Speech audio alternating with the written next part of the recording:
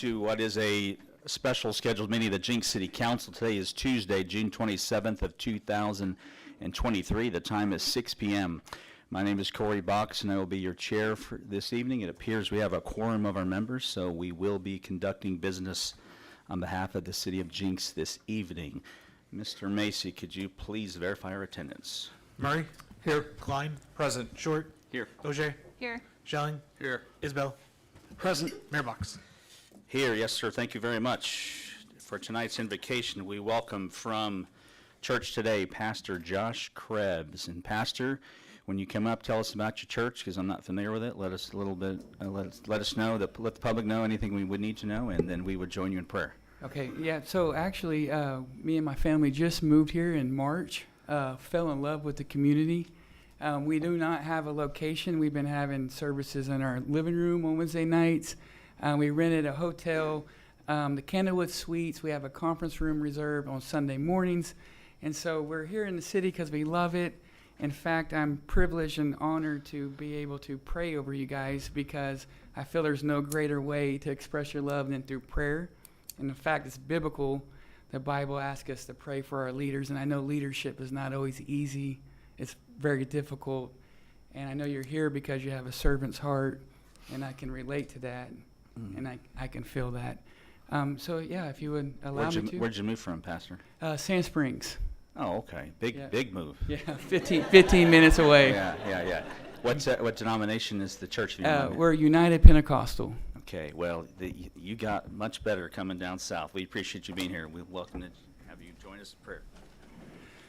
Lord, I pray over this meeting tonight that you would bless it, that you would guide every decision with clarity and wisdom. I pray over the leaders that they would have hearts of gratitude. Their leadership would be marked with humility, that their vision would be that of a lens of love. I pray over the community, over the schools, over the families, over the businesses.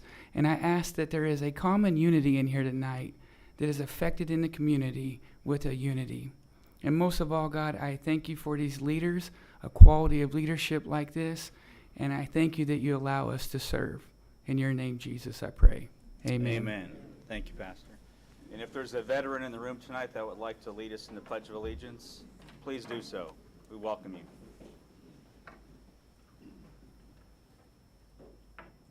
Okay, I'll do it.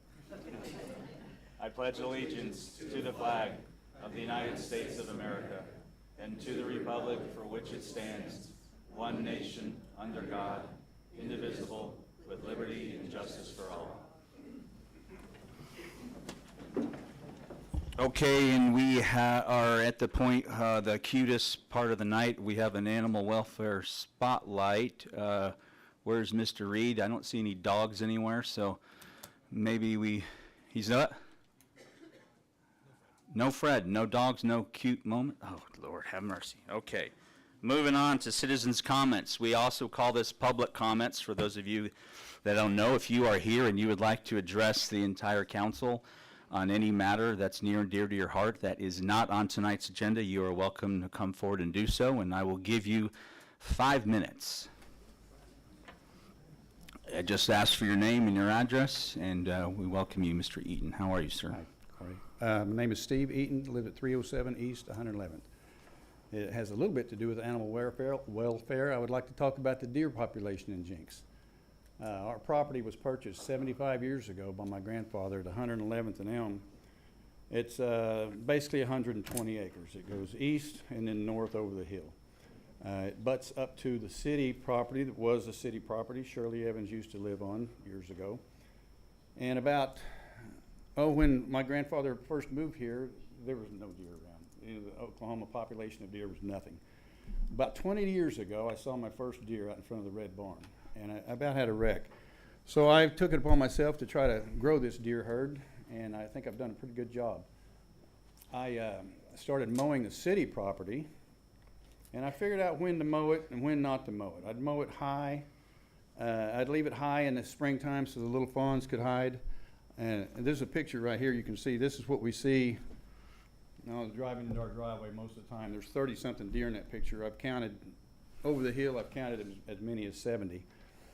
But we had some trouble with poachers and people sneaking in on the city property, so I thought, well, I'll fix that. I'll just let the grass grow so they can't see the deer. So the deer population, I know some people I've read they're worried about the ball fields and whatnot. I'm not talking about the ball fields right now, but I can assure you the deer population is in good shape. There are more deer. You see them out on next to Elm Street all the time. They're all over the place. I would like to request something from the council is not a deer crossing sign.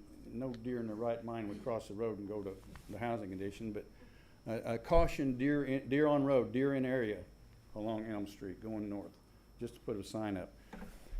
And another request, I don't know if you could pull this off or not, would be, you know, in Jenks it's legal to hunt deer with a bow. I would like to request that maybe you amend that to where it would be legal to hunt deer in Jenks on agricultural land. I don't hunt deer anymore, I could care less, I like watching them.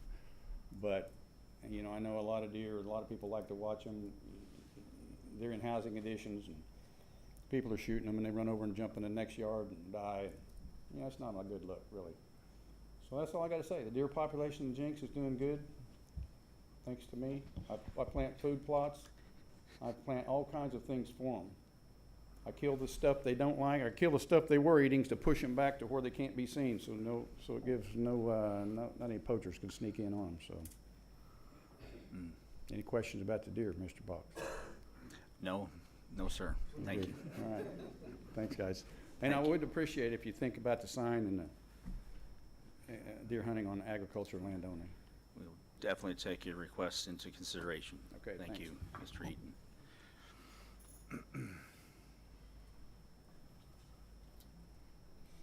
Anyone else? Public comment, citizen comment.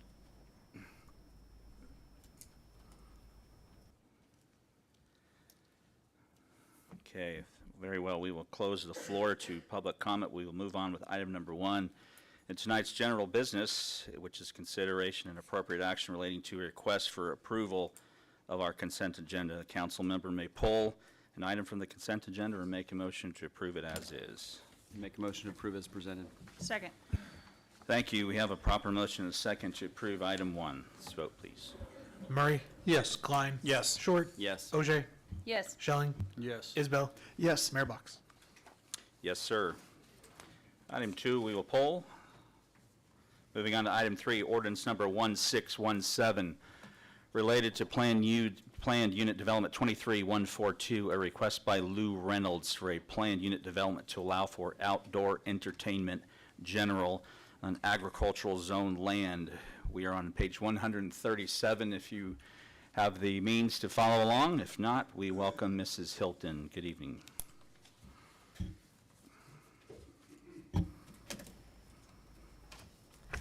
Thank you, Mayor Box, council, and staff. This is a request for JZ 23 PUD 142. This is not a change in the zoning.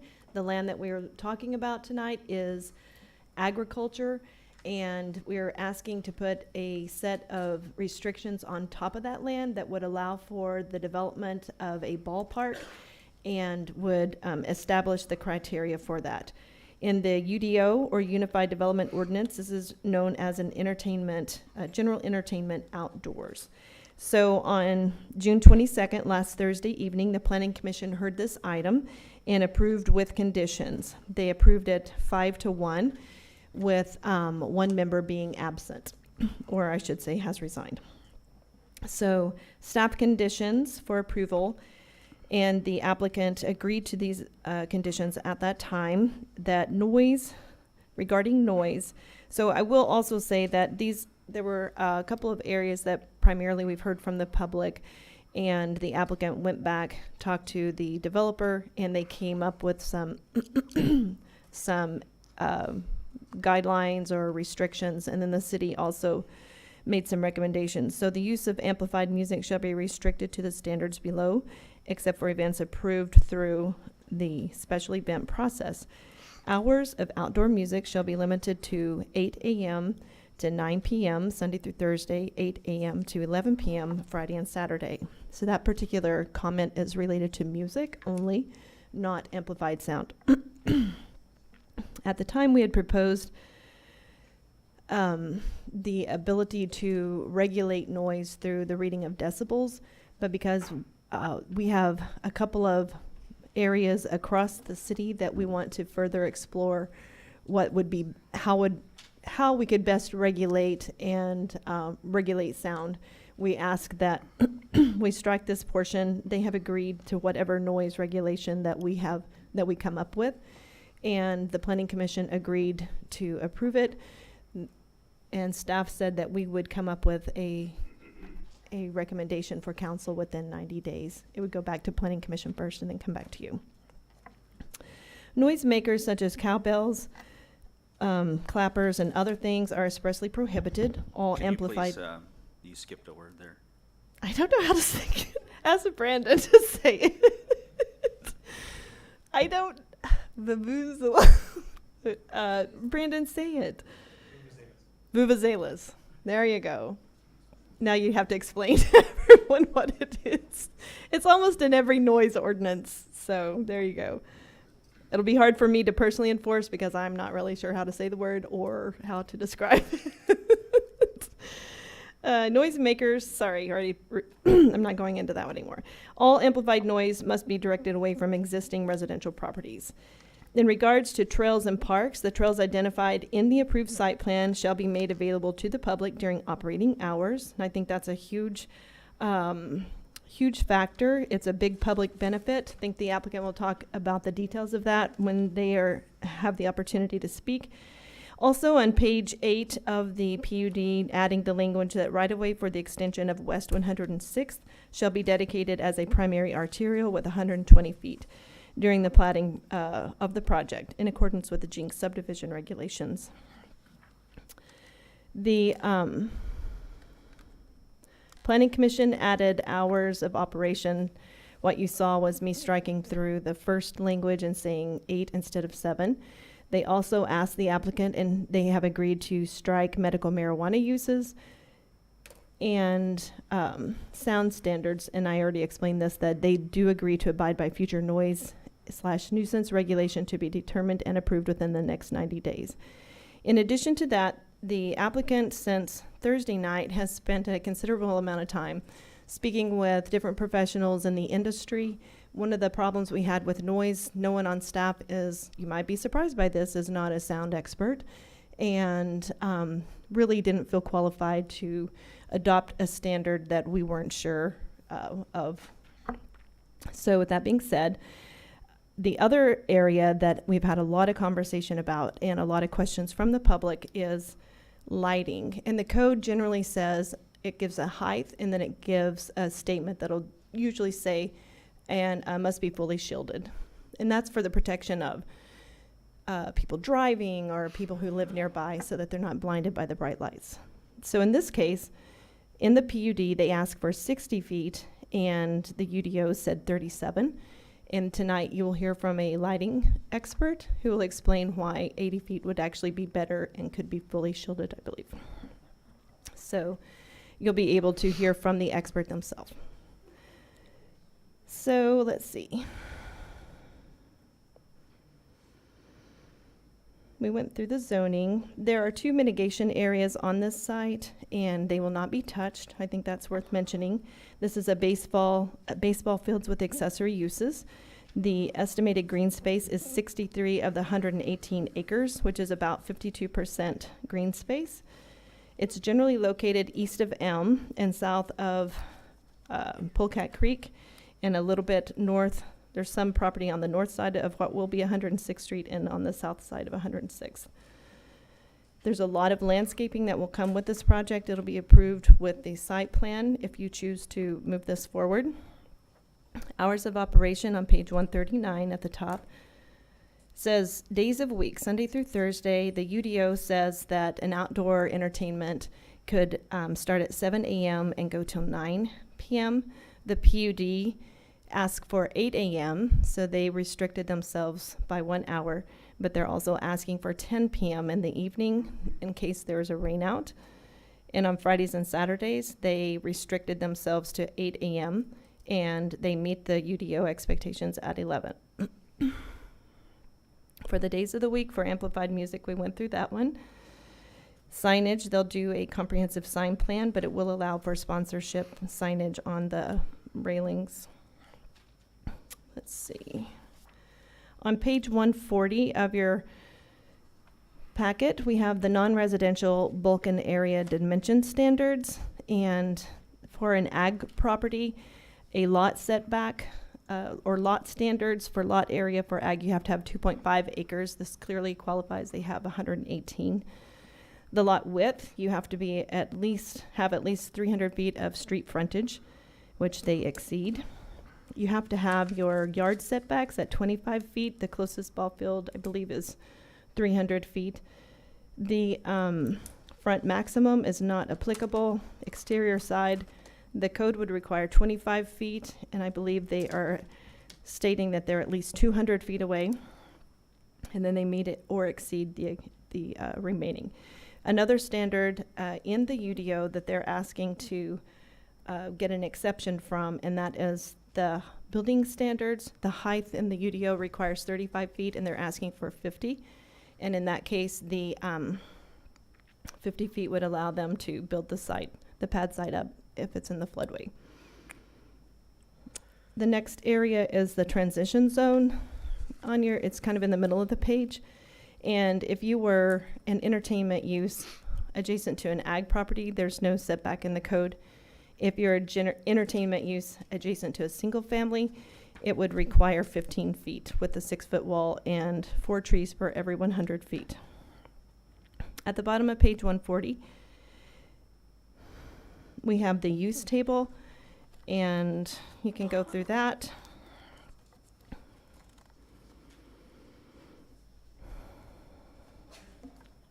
On page 143, it talks about a planned unit development, and it's to stimulate creative approaches to development of land, to provide efficient use of land, to preserve natural features, and provide open space areas and recreation areas in excess of that required, to develop new approaches to the living environment through a variety of type, style, and layout of buildings, to unify building and structures through design, to promote long-term planning pursuant to the Jenks Comprehensive Plan. And then there, under general provisions, it has a list. Some are dedicated specifically to residential development. And then standards for review. On page 144D are comprehensive plan alignment, placemaking, integrated design, public welfare, compatibility, impact on public facilities and resources, and archaeological, historical, or cultural impact, and the drives, parking, and circulation. I included the chart for the process, so you can see that at the bottom of page 8 of the staff report. With that being said, staff and Planning Commission do recommend approval of PUD 142. The applicant is present. They have some guest speakers with them. The conditions have been listed out. I will say at the bottom, you would probably want to pencil in for your motion.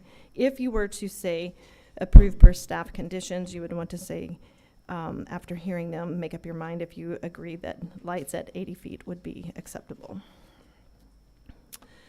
The next few pages are specifically the planned unit development document. It's called the Fields at Elm Creek Park. It's approximately 118 acres. You can see the site plan there. This is a conceptual site plan. They have 10 fields with 106th Street going through the middle and parking. Everything that I've already talked about. 152, page 152, they are asking for, the second category is lighting. Ball field lights shall not exceed 60 feet was their original ask. And you'll hear from the expert tonight who is going to request 80 feet. On page 157, there's an aerial photograph with the boundary lines. This is Exhibit A. Then you have Exhibit B that shows the adjacent properties and all the zoning in that area. Exhibit E shows the access and circulation. This PUD calls out the existing soils and topography, and then they have included a drainage concept. And with that, that concludes my portion of this presentation for the PUD 142. If you have any questions, I will be happy to try and answer them. Thank you, Mrs. Hilton.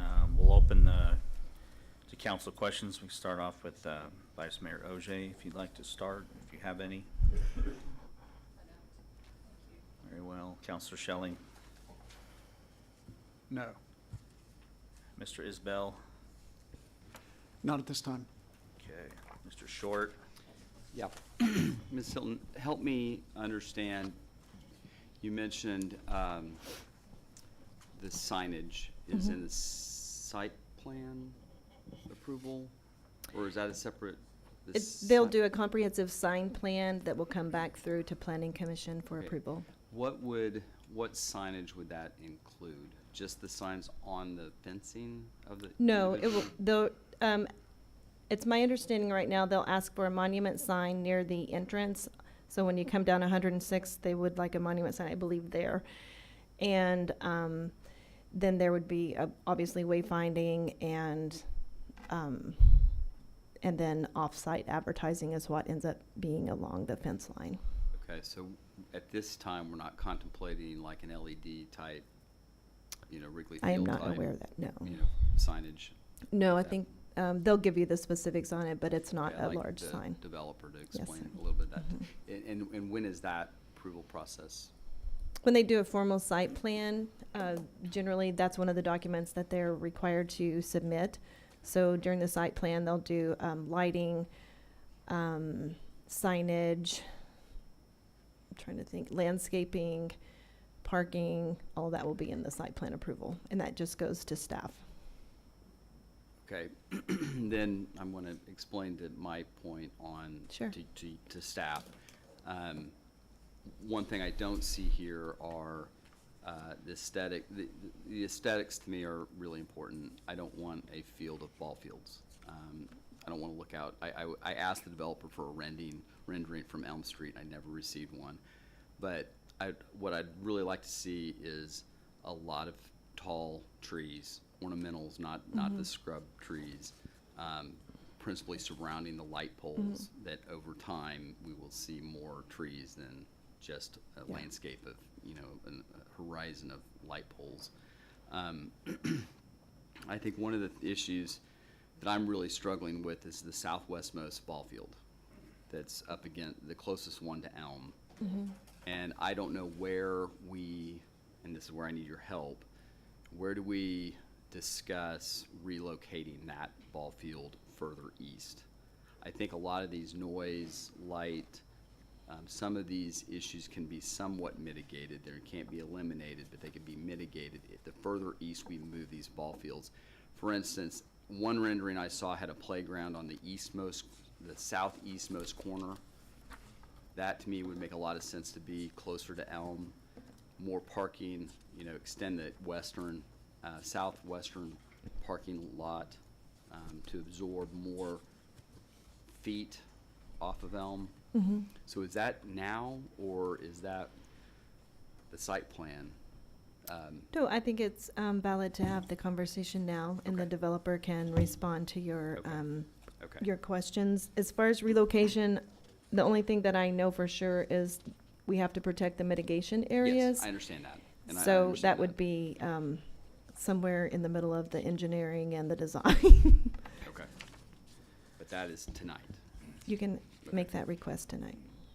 But then, so the aesthetics, though, is in the site plan that is not tonight. Correct. Okay. Sorry, I've got, No, you're good. someone else can ask a question. Anything else, Mr. Short? Probably. Okay, we'll come back to you. Mr. Murray? Mine was going to be about the signage too. I was kind of curious about that, but I'll wait and see kind of what's going to be proposed later on. Okay, and Mr. Klein? Not at this time.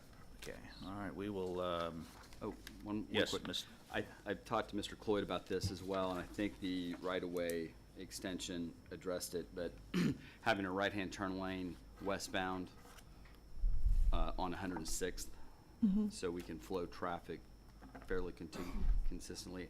I'd like to add that the developer provide dollars for the light the additional light cost, the signaling cost.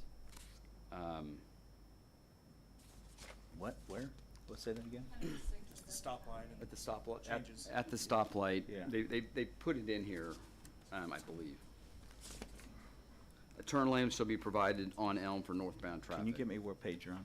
Yeah, 153. Okay.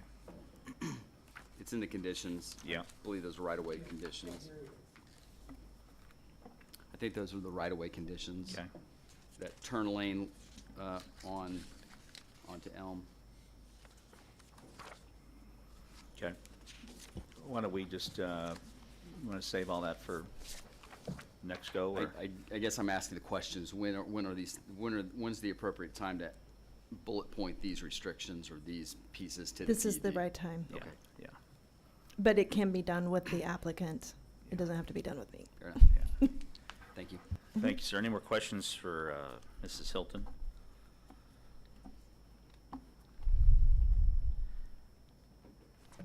I had a question for you, and it's the one I didn't write down. Give me a moment.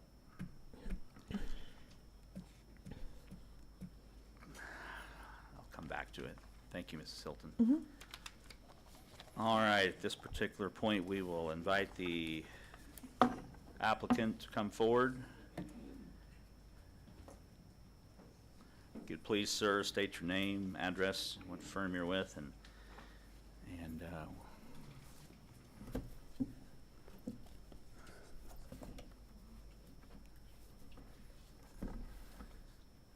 Mayor, councilors, I'm Lou Reynolds. My address is 2727 East 21st Street, Tulsa 74114.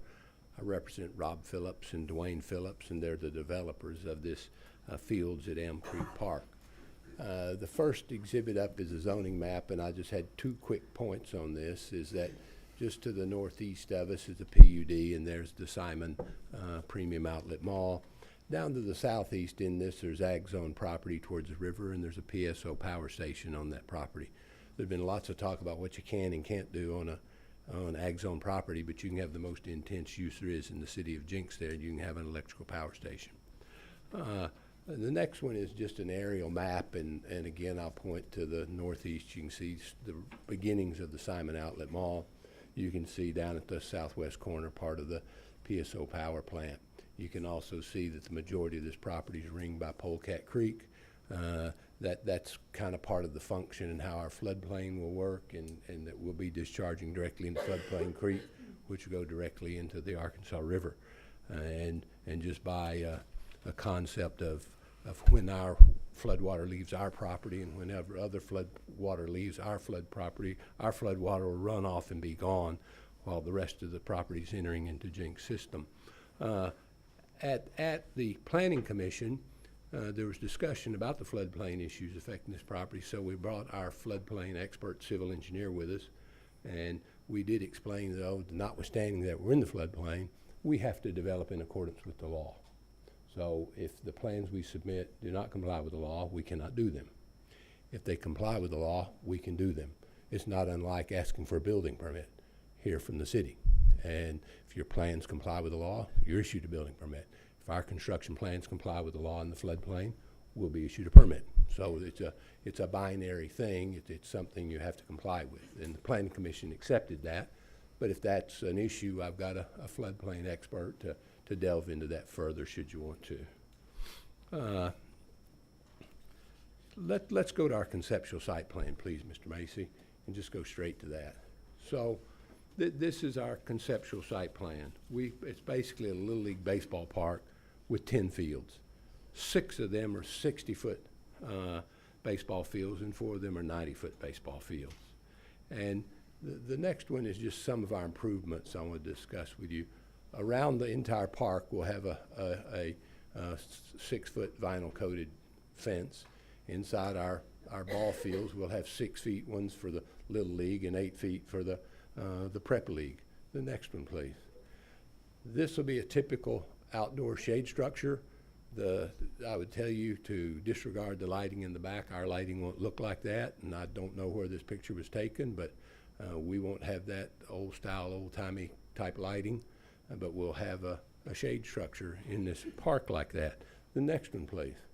This is a typical set of bleachers. There'll be one set like this on each side of the field. Next one, please. We've got some park furniture that we're going to set out throughout the park, so some benches and stuff, some with back, some without. Next, please. We've got 3 miles of walking trails in here. And in addition to the three miles, this will connect with the trail system along Elm on the east side, and you can keep going, and you can wind up on the River Park Trail, you can wind up in Tulsa, and you can keep going, but we will have 3 miles of trails throughout this project, and they'll have some lighting in it like that, and some landscape detail in some nicer places, some lighting like that. The next one, please. We're also going to have a playground and area in here, and this is a pretty close conceptual example of what we intend to have. This will be open to the public during the hours of our operation, and anyone can come here and use that, whether you're playing baseball or not. Anyone can come and walk in the trails whether they're playing baseball or not. And so it's a very, very kind of significant type improvement. You know, at this time, our intention is to keep as much of the existing landscaping as is available to us, because there's a lot of mature trees there, and we're going to try to incorporate all of that into our plan. We've agreed to come back later to the city with a plan. Now, I'm going to show you some elevations and things that I think affect all that, and some of the details as we move along.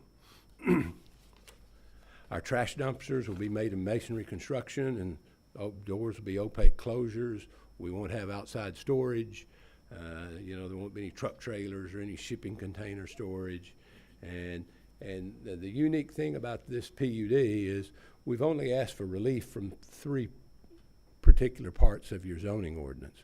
And in the circumstances of this property and this project, they're not really big asks.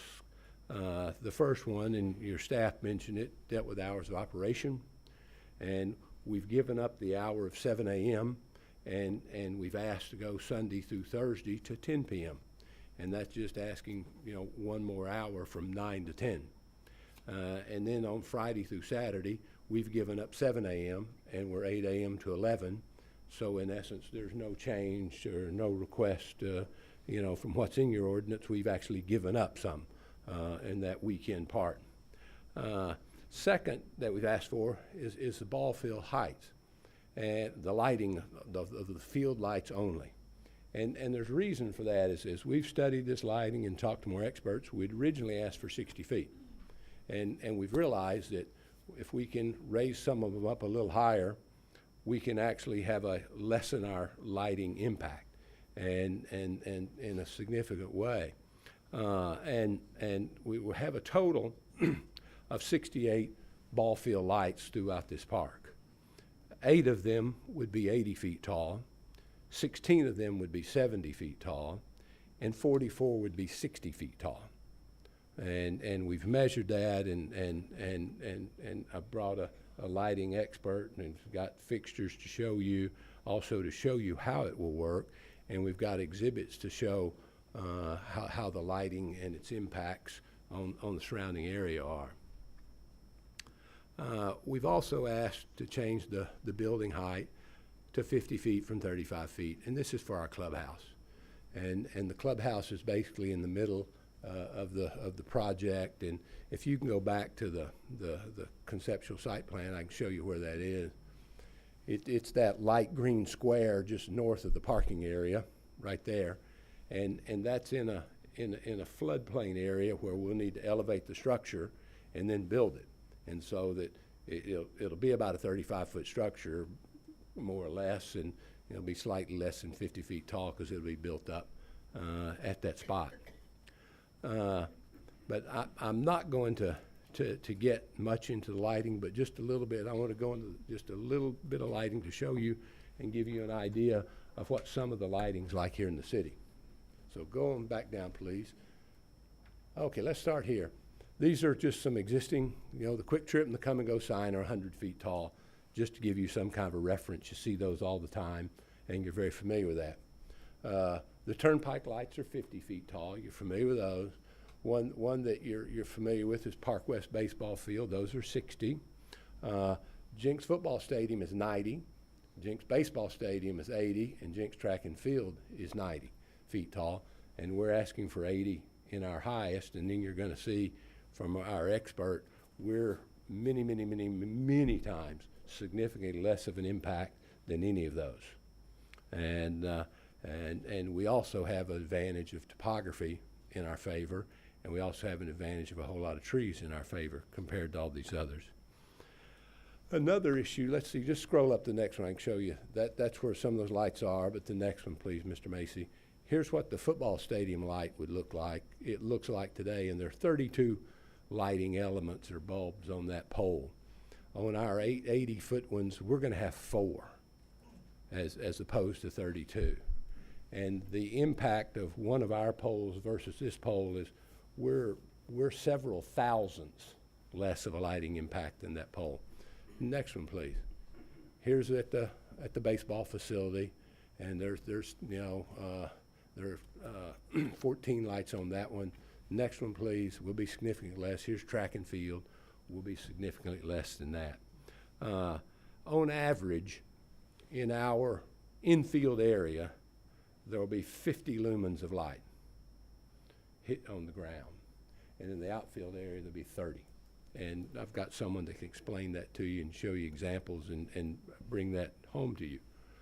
Another issue that comes up is sound.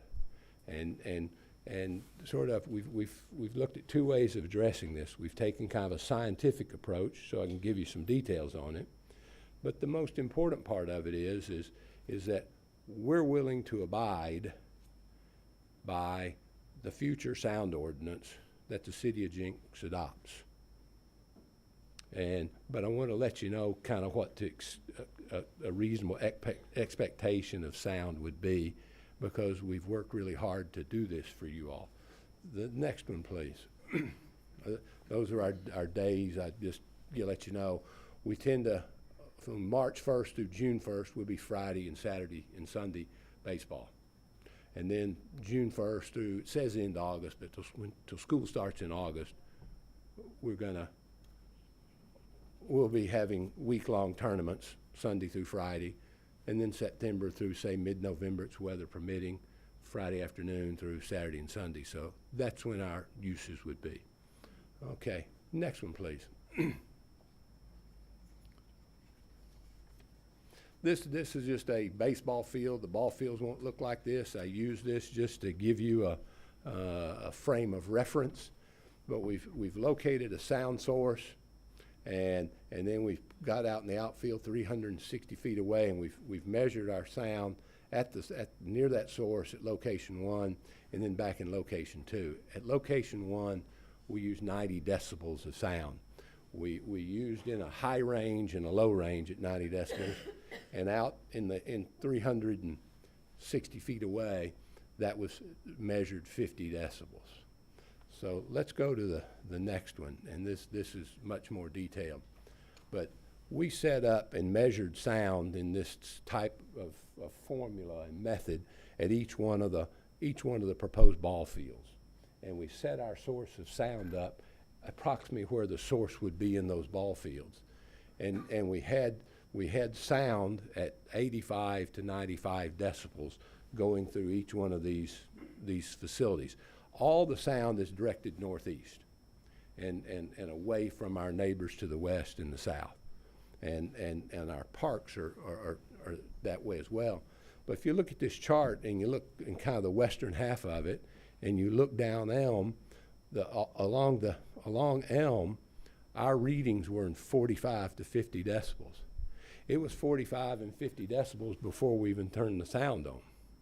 There was little report back from our sound measured in that, but it varies between about 45 and 50 decibels all along Elm. And you come back even further west and you move back to Stone Bluff, and we had similar kinds of readings in between the 45 and 50 decibels without us making any noise, and 45 and 50 decibels with us making noise. So we have a very minimal sound impacts, what we believe, and that's why we can say that we'll comply by your rule. You come up with a sound rule for the city of Jenks, we're willing to live with it. So, but I want you to know some science about it, some analysis, so that I don't expect whatever rule you come up with to have a huge impact on what we're planning to do and how we'll operate. We'll be able to operate within it. There's not a takeaway in that. Something else had come up in it. Let's keep going, just for spacing. So this is the south end of the park, and this is our most southerly field. And our most southerly field is 600 feet from the nearest home. That's two football fields between us and the nearest home. Our southerly field will be at elevation 611. And Elm is at elevation 635 there. And then that house is at 660. So our field is approximately 50 feet below the house, the level of it. It's 600 feet away. It's two football fields. That setback more than exceeds the setback required in your Unified Development Ordinance. So exceed your zoning code. We've asked for no relief there. We more than comply, and in a sense, we're more than double what your zoning code requires for these outdoor entertainment type uses next to residential property. The next one, please, and I think this simplifies it a little bit. This is just the black and white of that. On the west side, you have that first house in Aberdeen Falls, and it's at 660 feet. There's Elm at 635, and there's that first field elevation at 611. And we're 600 feet between us and it, and that just kind of helps you get that in scale. The next one, please. And this has Aberdeen Falls in the foreground and Stone Bluff Estates back up in the upper ground, and this is at our north fields. And I wanted to show our nearest neighbor in Stone Bluff Estates is 1,470 feet from that nearest ball field at the north end.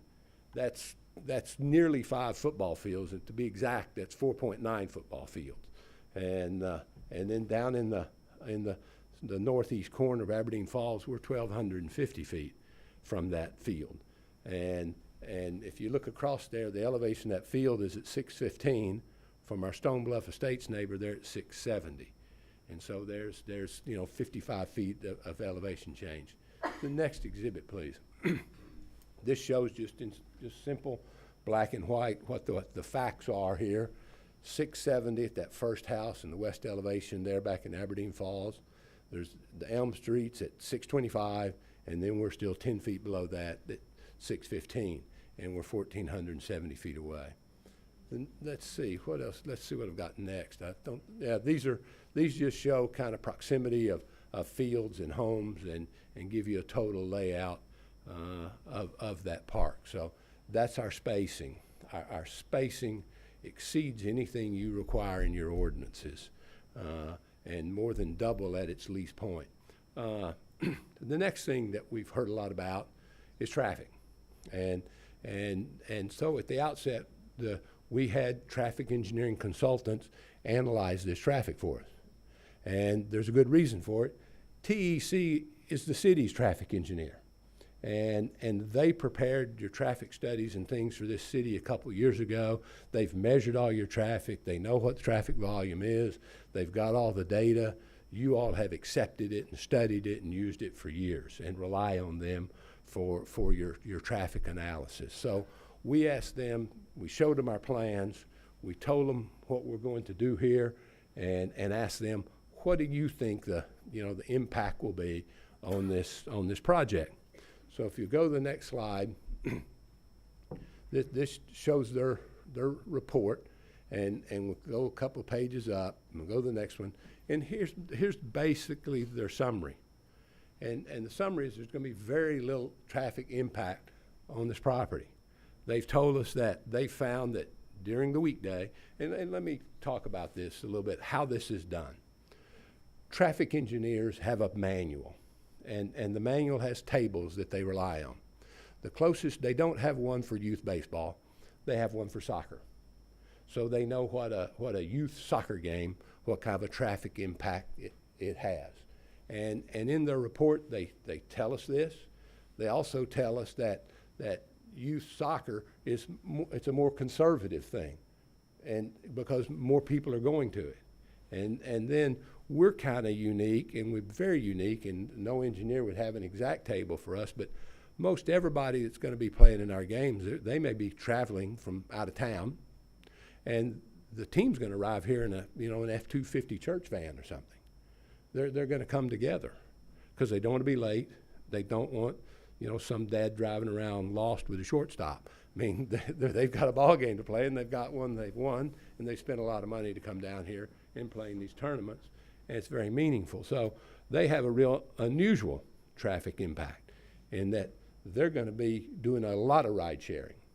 But they use this, and we can rely on this, and it works fine because it lets you know that during the week, they said that the fields would generate 713 vehicle trips, with 10 of those trips occurring during your peak morning hour. Now, they tell us that there's 27,400 trips a day out in Elm. And so 10 more in the peak hour in the morning is there's just no impact. They tell us that there'll be 146 more occurring during the peak PM hour. Again, no great impact, and they tell us that. They tell us that during the weekend, there'd be 4,049 trips, with 347 during, say, the Saturday peak hour. And so, again, not significant, and weekend traffic falls off from your week highs. They found that the vast majority of the site trips would be expected to occur outside of your peak hours. And that's significant too. And they also note that there will be proposed roadway improvements headed to the south, which will relieve traffic on Elm as you go south. They also talk about there will be a signal at 106th, and we know that there will be dedications of 106 going back to the east. And these all will work to relieve any traffic and improve the traffic situation in this area, and greatly. And they note that. There was some question about I don't know, almost accusatory about this traffic analysis at the Planning Commission level, and it wasn't founded on fact. And so we replied back to the engineers, and go to my last page, please. And this is the let's keep going. That's in the engineering report. They had our study in our fields. Keep going. It's at the very end. There it is. So blow that up, please. And so this is the principal traffic engineer, a partner in the firm, and she goes, I've reviewed this traffic memo prepared by Mr. Hawkins in their office and can verify the validity of the content contained therein. So here's your engineer that reports to you all and heads the Tulsa office of this company. The location of the proposed development was accurately described. The land use and site traffic generated traffic conformed to the published rates of their chip generation manual and follow standard engineering practices. This is a pretty strong letter, and saying, don't make more out of something that just doesn't exist. And they said the planned improvements listed are consistent with the information available from the Jenks Transportation Master Map. They probably had a hand in creating the map, but they know your traffic better than anybody. And they were easy to work with, and they've got the best data and very current data. And they're who you all rely on, and we felt they were the appropriate people for us to rely on too. So we've chosen them to do that, and they've told us there's just not a significant traffic impact here. We've worked with your staff. We've discussed and kind of rounded out and sanded off edges and things. We've listened, heard the neighbors to try to come up with things to make this a little bit better. And one of the things, kind of a little detail to think about, we're talking about sound too, but I want to drive this home. But our sound systems are designed to operate for each field and be in that field, so that when someone's coming to bat and it says, coming to bat is Dwayne Phillips for so-and-so, that the kid on the other field's batting, he's not having to hear that. So it's kind of generated to the field. And not to bleed off, this isn't like, you know, the football stadium. And at all, you can't compare us in sound to the football stadium. You can't compare us in lights to the football stadium. You really can't compare us to anything in lights, and probably in sound too, in any outdoor activity around the city. And because they've got these fields in other places, and they've worked out details of how this would operate, and we want to be a good neighbor. They want us to be a good neighbor. So these things, I think, are hurdles that we readily are able to get over. There was a little bit of talk about signage, and we're going to have a monument sign up to 20 feet. It won't be a changing message sign; it'll be a static sign, just you know, for lack of a better term, a monument sign at the entrance off of Elm. Inside the park, we'll have signs along the fence. Inside the fence, there'll be advertising in the fence like a ball field, like a ballpark. And that's the signage that Ms. Hilton referred to earlier. That's a little bit unusual. You wouldn't deal with that every day. And then there'll be wayfinding signage around the facility. But that's all the signage we're going to have. No changing message signs, no blinking things, et cetera. So we don't think we need that. We're in a park-like setting. And we think that that'll be a real nice way to address that. So if any other questions or something I might have left out, I'll be happy to try to answer them. All right. Thank you, Mr. Reynolds. Can you clarify, what is the last day of the season? The last day of the season, I'd say, is the middle of November. If you want to say November 15th, I don't have a day, but the middle of November. And the first day of the season? First day of the season is March 1. Okay. So how many months, how many days in between those two? I don't know, about 7 months, 7.5. Or is it Between November and March? Yeah. What's that? No, November. Yeah. And then we'll go to, well, see, there's a gap there. That's all right. I know the answer. I was just wanting. Yeah, there's a 3.5 month gap there. What do you expect is happening at the park between November 15th and March 1st? Very little. Okay. I think it'd be used with people using the walking trails and things like that. So the park is completely open for non-baseball use? During all our 365 baseball days times. a year. Those walking trails will be open, is my understanding, they'll be open at all times. Okay. Vice Mayor, any questions for Mr. Reynolds? No, I don't, not at this time. Okay, Mr. Schelling,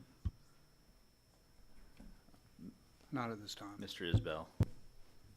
One question, please clarify the change in building height from what to what? It's from 35 feet to 50 feet. Thank you. And that's just to address the potential floodplain issues, to get it out of the floodplain. And you describe that building as the Clubhouse. clubhouse. What can we expect out of it? What are we talking about? Pro shop, A sales? pro shop, it'll be pitched roof, something, looks like a house. It's something that integrates into the area. Pro shop, food, bathrooms, you know, just a nice get out of the weather, get out of doors kind of thing that you'd expect for people using the facility. Okay. Do you have any ideas of what kind of music is being played? Not disregard. I've been to this park. I don't remember any music. So what's the purpose of the music, and what are the expectations? If you don't know, then we'll ask the baseball I guy. don't know, but I know someone I can ask to tell me. Okay, So, we can get that answer Yeah. tonight. Okay, I'm not sure it's terribly important. I just don't remember anything other than hearing the noise of kids, and occasionally if you walked onto the bleacher area, you could hear somebody talking about a name of somebody. I can probably address that real quick. Okay, Councilor Klein. So in the world of travel baseball, especially high-level baseball, each kid picks the music they want to walk up to the plate to hit to. Okay, So you have that going all game long. And it is a variety, okay. country, pop, rock, you name it. So we're talking So- from the moment they leave the dugout to they get to the. They each get about 10 seconds of Okay. walk-up music. Is the walk-up play- music typically the same volume as the announcer or the PA? Yeah, they don't go crazy with Okay. things. Usually it's handheld Wi-Fi, speakers and stuff like that, Bluetooth. Okay, They also play music between innings for warm-ups, things like that. okay. So it's kind of a busy music time, but it's a variety. Any other questions while you're got a hot mic, Mr. Klein? Actually, yeah, I've got one. First of all, I appreciate the developer and all your efforts in trying to work with us on lighting and sound and all those things. I'm a 26-year coach, and I've got a 9-year-old and a 13-year-old living the travel baseball dream. Yeah. And we're broke all the time. But it's a fun life. But I do have a really struggle with some of the traffic info. And the biggest one was it says 10 trips in the AM in peak Peak hour. time. Yes, sir. And I can't imagine that being a correct number. For example, when we have to play a 9 a.m. game, it is the expectation of every player to be there by 8 a.m. And if you're on time, you're late. If you're early, you're on time. Right. So now we're looking at 7:45. That's a minimum of 9 players per team, probably family members. Umpires will be rolling in there too, concession workers, et cetera. So I'm not sure how the data came up with 10 trips in the AM. I don't know if you have any more No, expansion on I that or don't not. have any more expansion on it, but they use their equation from soccer. And that's why, like I said, you can get into parts where they arrive in a van, they don't arrive in a van. Our games have staggered start times. All 10 don't start at the same time. And things like that, and that's Well, how they again, get through I'm it. liking wanting hearing about all your efforts put into sound and lighting, et cetera. But one of our main issues of our citizens is traffic, and Yes. especially during those rush hour times. And again, this is not a 365-day-a-year thing. Right. I get that. There's a lot of baseball being played when school is not in session in the mornings. Right. And that's a good thing for our traffic. But I'm just not sure how they came up with 10 trips in the AM peak time. Unless we're playing very late morning games, then that would make sense. Coach Klein, Counselor Klein, I think there might be a nomenclature. He's hardcore coach. Got there an hour early and they're still late. Good Lord have mercy. I think there's a nomenclature thing going on here. I don't think it's 10 more cars. I think it's probably more like 10 per hour during the peak time. I really doubt anybody's got the nerve to tell us that there's only 10 more cars coming Yeah, in the I'm morning. not That makes understanding. no sense. I'm not It- trying to super minimize it. No, but no, I think even there's, if we have 10 fields, no, there's okay. more than 10. It's got to be more than 10 cars. I don't know how this is being described, but there's yeah, probably it's not some making. I mean, if twist that's of engineering in here. one that doesn't- trip per team, or Yeah. if that's one, whole game field trip, because Yeah. if that's the case, we're looking at hundreds of cars in the AM, and I just want us to be clear on that, because if that's 700 cars in our AM peak time, that is a bit of a headache, Yeah. considering what we've got right now, until Yeah. all of our streets out there get widened out. So, Mr. Reynolds, what we'll do is we'll circle back around to you, and if you have a question you can't answer, then I'll allow you to Certainly. bring forth your You team, bet. and we can see if we can get an answer. I think the council and the folks want to be Sure. more than satisfied before they depart this evening. You bet. Would you like to hear from my lighting expert? Not yet. I'd Okay. like to hear from Mr. Short before, and Mr. Murray. No, my comment, and I agree with the lighting and the sound is just wonderful what you guys are trying to do. And I understand traffic's going to be an issue no matter what. You can't, it's hard to compare apples to oranges, and I know you couldn't find a baseball complex that would fit into this mold. But if any of you have ever gone across the river to Metro Tulsa Soccer, when it was 2 lanes and they had probably 20 to 30 fields, that's a traffic issue. Yes, sir. They've expanded it to 3 lanes, so at least they have what I call the suicide lane. People could make left turns out of it. We've got 4 lanes, and we're even talking about devoting a right turn lane in and out of there and stuff. So we're trying to make the steps further. And I appreciate you going that route, but just, you got to look at, if anybody in here has ever taken their child to Metro Tulsa Soccer, they know what we're talking about on yes. And so, yeah, but we still like to look at, we're trying to address what our Jenks residents and citizens are talking about traffic issues, and what we can do to try to help eliminate that, we're trying. And part of the bond issue is helping further south, but that's going to alleviate a lot of backup. And so what you've done, I appreciate, and I know people are kind of hooked on the traffic part, or, oh, that's soccer stuff, but, you get what you can. Yes, sir. And so, as long as they understand it's not an apples to oranges, but at least it's a concept of soccer is a sport, there are people going there, and there's multiple games, so Right. thank you for that. Yes, sir. Coach Klein, how many kids are on a typical team, one of your teams? 12 And how normally. many on a soccer team, anybody know? It's comparable. Okay, so not there's just as slightly. many kids and It's- parents and grandparents. it's a good Is comparison. it a pretty good? Yeah. Okay, It's not football versus tennis or something like that. It's a good comparison. okay, very well. Counselor Short.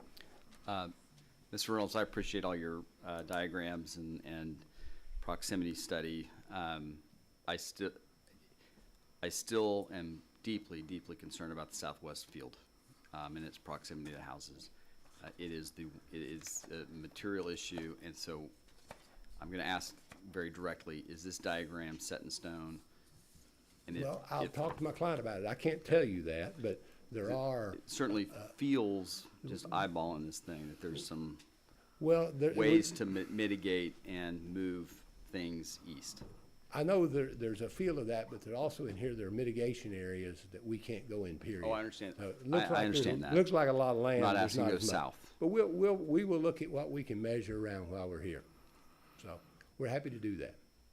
Yeah, I agree with you, Counselor Short. You take the southeastern field, and I'm just looking at the map. I don't know what's in the way. Move it over to the right, pull the other one down, pull that one down, kind of pinch and zoom, copy, paste, right click, right justify, wrap the text tight. I think you can move it over. That's some engineering there. But I almost think you could take that field, if that's of your concern, kind of pull it up into the northeast to where that orange area is, and then kind of push everything across. And I would not be opposed to that as well. The only thing I'm opposed to is we bastardize this plan to where it's not usable as baseball. If it's not a baseball park, then what is it? Yeah, so you can't have balls flying over the fence and hitting another kid in another park because they're sort of put on top of each other. And also in that process, remember, we are we exceed the 300-foot requirement of your zoning ordinance of spacing. Well, You're I 600 feet completely, away. with I just want you to respect, be with mindful of that. respect, I Yes, sir. totally, I understand, I hear what you're saying. I'm just expressing the Yes, sir. deep concerns. We'll look what we can do. And Kevin, are all the trees in this rendering, they're actually there, aren't they? These Yes, aren't made sir. up trees. Those are mature trees. You know, what I really want to see is trees surrounding the individual ballparks, so it's not an ocean of light poles. I understand the trees, the native trees that you all are talking about along Elm. Those are fun. That's not what I'm talking about. I'm talking about surrounding, and you know, I'd like to express this to Ms. Hilton again. You know, there are ways to landscape to buffer the aesthetics of a bunch of metal poles. It's at 80 feet, you're never going to get a tree to 80 feet. But if you can somewhat mitigate the landscape and the horizon with some taller evergreen type trees that are going to be green all year long, I think that's what I was expressing. I understand. I mean, right now there's not a tree one that's worth a hill of beans inside the field right now. Yeah. It's all the exterior trees. That's not what I'm talking about. I'm talking inside the park itself. Yeah. To help shield and buffer and provide some aesthetics to the individual ballpark. Well, as it is currently, if you look out there, there's 3 large oaks that in all likelihood are going to become baseball bats. But other than that, I would agree with you that the large majority of these trees, should they actually be a true representation of what's really there, totally in favor. You got to keep as many trees as possible. And that would go for anybody building a neighborhood in this city, for that matter. So, any other questions, Mr. Short? Last call. Any questions for Mr. Reynolds? Mr. Reynolds, if you have a sound, light, or any kind of expert you Yes, want to sir. bring forward, please bring forward. You bet. Come on up, Rico.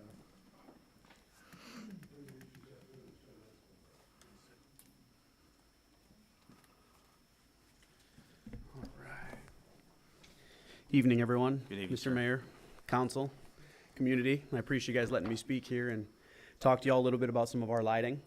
Mr. Macy, if you could pull up our, perfect. Your name and organization, please. Absolutely. My name is Rico Velasquez, and I am with Musco Sports Lighting, and I myself live in Yukon, Oklahoma. Just a brief introduction to myself. Again, my name is Rico Velasquez. I've been with Musco for a little over 6 years now.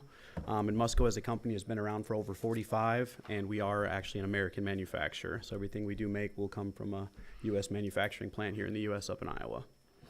I just wanted to start off by touching base on a little bit of terminology, just to make sure that everyone's on the same page and we're all kind of talking the same language. The first term is foot candles. Foot candles is just how much light is on the field of play or off the field of play, depending how you want to look at it.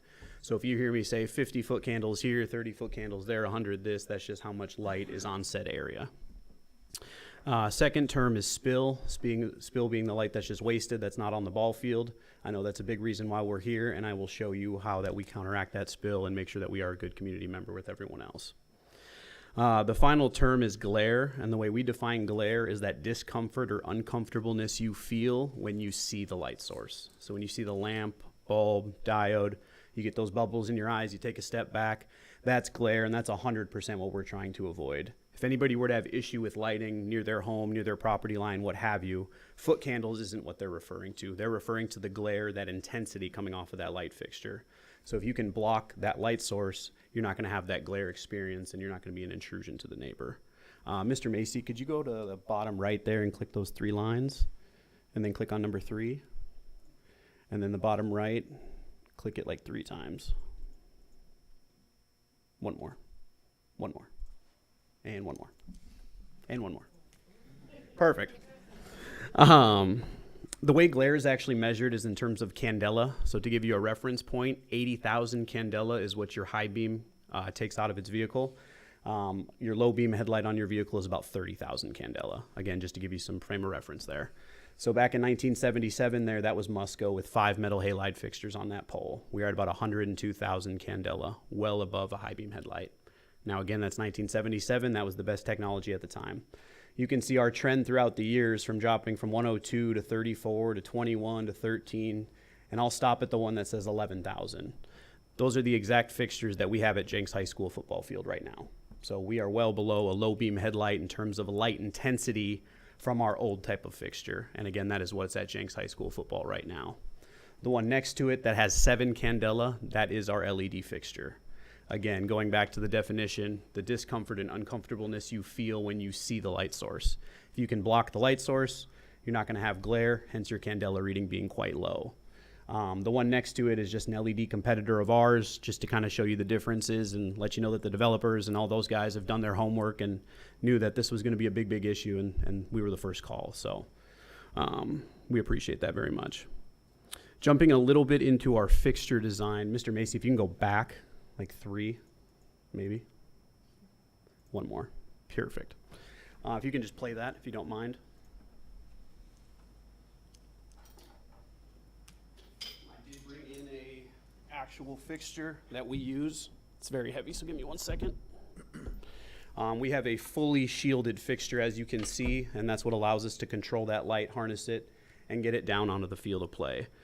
There was some questions that were asked previous to this meeting, and I'll just make sure I get those answered right off the bat.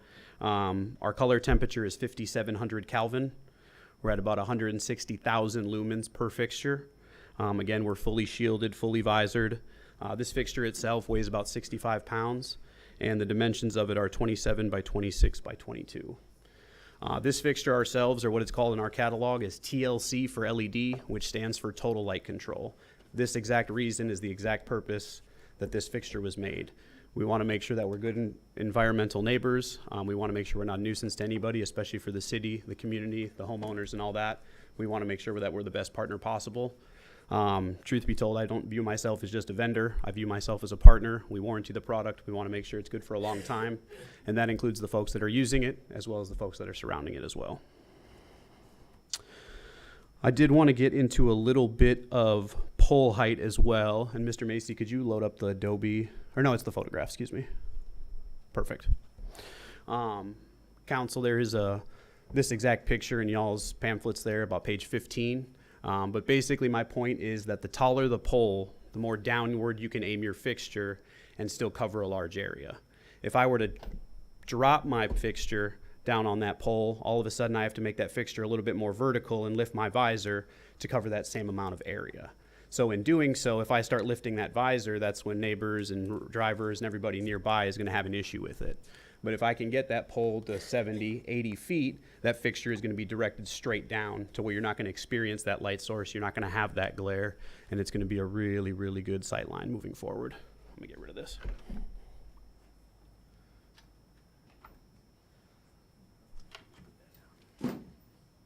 So truth be told, besides the fixture and the way it's constructed, pole height is by far the second most important thing in making sure that we're not a nuisance or an intrusion to the environment, anybody's homes, anything like that. So if anyone has any questions or wanted to get in further detail on pole height, certainly let me know.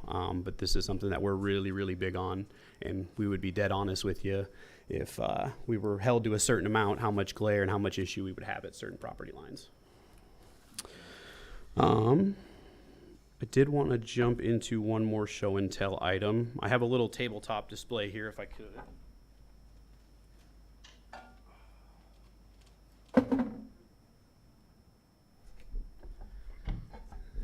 Council, do I have permission to turn it on and blind you for a second? Aim it that way. I'm going to do both, if that's all right. Don't look at it directly, but just kind of pay attention. So obviously you got light going every which way. How It's can going we up. not look at it directly? You just told us not. It's going up into the sky. It's going every which way. But this is just a kind of a decent idea to give you an idea of what we do as far as controlling that light. So Mr. Short, your entire area right here is completely lit up, as we can see. So lucky you, right?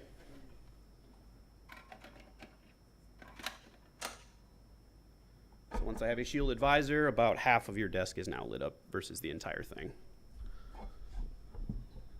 You guys can actually look at it now without actually having any sort of issue. So that's kind of our whole point with this LED stuff, is to make sure that we're being a good neighbor to everyone involved.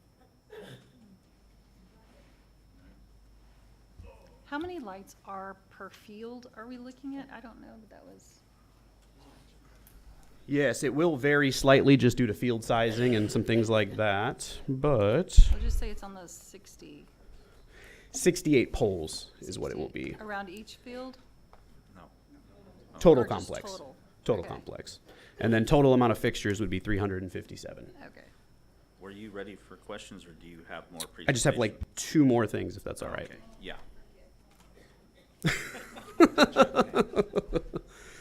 Mr. Macy, could you go back to the 3 lines on my sheet and click on number 2? And you'll want to go like 2 or 3. One more, and one more. If you can scroll that all the way to the right. So this field right here is a private school in Arizona. What ended up happening is they bid out the project. They ended up going with low bid. If anybody is very familiar with Arizona, you have to have very, very stringent spill light requirements. They will not let you do anything due to all the astrology, all the sciences, and all that stuff they have out there. So unfortunately, they didn't play a game on this field for 2 years. They came back to us and said, hey, Musco, could you put your fixtures onto these poles? And Mr. Macy, if you could forward it back, that's the difference. So that visor is actually controlling the light, making sure it's on the field of play, and also making sure we're controlled off-site as well. If you could do one more over. Now this is a good example of a complex per se, right? Mr. Macy, if you could scoot all the way to the right. That's traditional metal halide lighting. So that's the old generation of lighting. You know, it is what it is. There's glare everywhere. There's light going every which way. This is not what you guys want to see, obviously, nor do the neighbors, the city, anybody. If you move it all the way to the left, that's our goal. You can see the parking lot's pitch black. You can't see much light off the field, hardly at all. And again, this is doing it with our 70, 80-foot type style poles. Again, I know a big concern is aesthetics and making sure it's not a ton of light poles and all that looking, but we want to make sure that that field's lit perfectly and that we're not an intrusion to anyone else along the way. I did have some design metrics that I can leave with the council to review. And if we wanted to go back to some of the definitions, I took a spill test per our metrics here at the center of Elm Street, or the center line of Elm Street. And as far as horizontal foot candles, meaning what would actually be on the ground, we were at 0 at the center of Elm Street. Vertical foot candles, being what you would kind of see visually, kind of looking up and down like that, was also 0 at the center of Elm. Okay. And then finally jumping into candela, which I feel is the biggest proponent in measuring light and making sure that we're not a nuisance to anyone. Again, a high beam headlight is 80,000, a low beam headlight's 30,000. At the center of Elm, we are 6.3 candela. That's it. 6.3 candela. We have a high of 21 and a low of 0, which in terms of candela being measured by the thousands is obviously very minuscule, if anything at all. Truth be told, I would say streetlights would cause more candela issues than our lighting would on Elm or anywhere near it. A couple references I'll leave y'all off with before you start questions. We did Bricktown Ballpark, One Oak Ballpark, ASA Hall of Fame, Taft, Union, Bixby, Jenks, Muskogee, Broken Arrow, and OSU Baseball. Our company name is Musco Sports Lighting. We do a little bit of airport lighting and things like that, but 99% of our business is sports lighting. That's all we do. So we feel like we have a very good understanding. I don't feel we would have any issue in making sure that we are not being a nuisance to anyone involved. So I appreciate y'all's time. Thank you. So which, have you ever been clapped for before? I have not. I appreciate that. Thank you. Thank you. It's which field closest to us is a good example? You said Jenks is the best example of the technology that will be on display if Ripken becomes a thing. I would go to Events Park in Broken Arrow. Okay. Anybody familiar? All right. So there's not.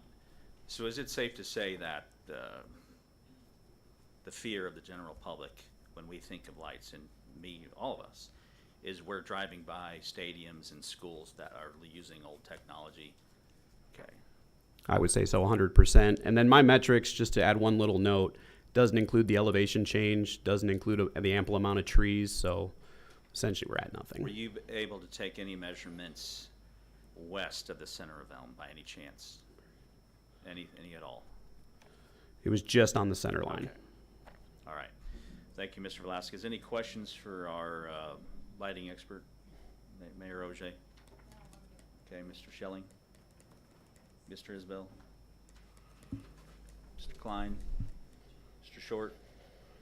And Mr. Murray? Well, you mentioned parking lot lights, and that may not be the area we're looking at, but that's going to be, because when you show the one out there, it's like, okay, wait a minute, people are going to park and walk to their cars in the dark, and that may be something the developer has a different light for. So I just wanted to make sure that we're not leaving people walking in the dark. No, absolutely, absolutely. Okay, thank you. Last questions. Do you have anything else you can demonstrate that might alleviate some of the concerns of going from 60 to 70 or even 80 feet? Anything other than that little drawing? On me right now, no, I would not. But I could certainly find something and get it in your guys' hands. And are these poles, are they all going to look like this? Yes, sir. You can't get black or maroon or any other colors? We can get different colors, Okay. but black, white, and gray, like it is there, is a standard. Anything else would be an additional cost. Okay. Mayor. Yes, sir. So back to my tree question, is aesthetics. I'm assuming if the trees were far enough off of the light, that won't affect your illumination. Perfect. Okay. Yep. We're not going to clap for you when you leave. That's fair. That's fair. All right. Thank you, Mr. Velasquez. Appreciate y'all. your time. Mr. Mayor, if you have any concerns about floodplain at all, my floodplain engineer would ask them. We're going to discuss what we can a little bit about moving the fields, but one of the things I do know is moving the fields affects the floodplain, and they've been set in accordance with the floodplain ordinance so that what you see right there is a permittable set of fields. Is he or she willing to give us a summary of their conclusions? Certainly he is. Right now or Yes, sir. afterwards? You'd be happy to hear it. He's happy right now.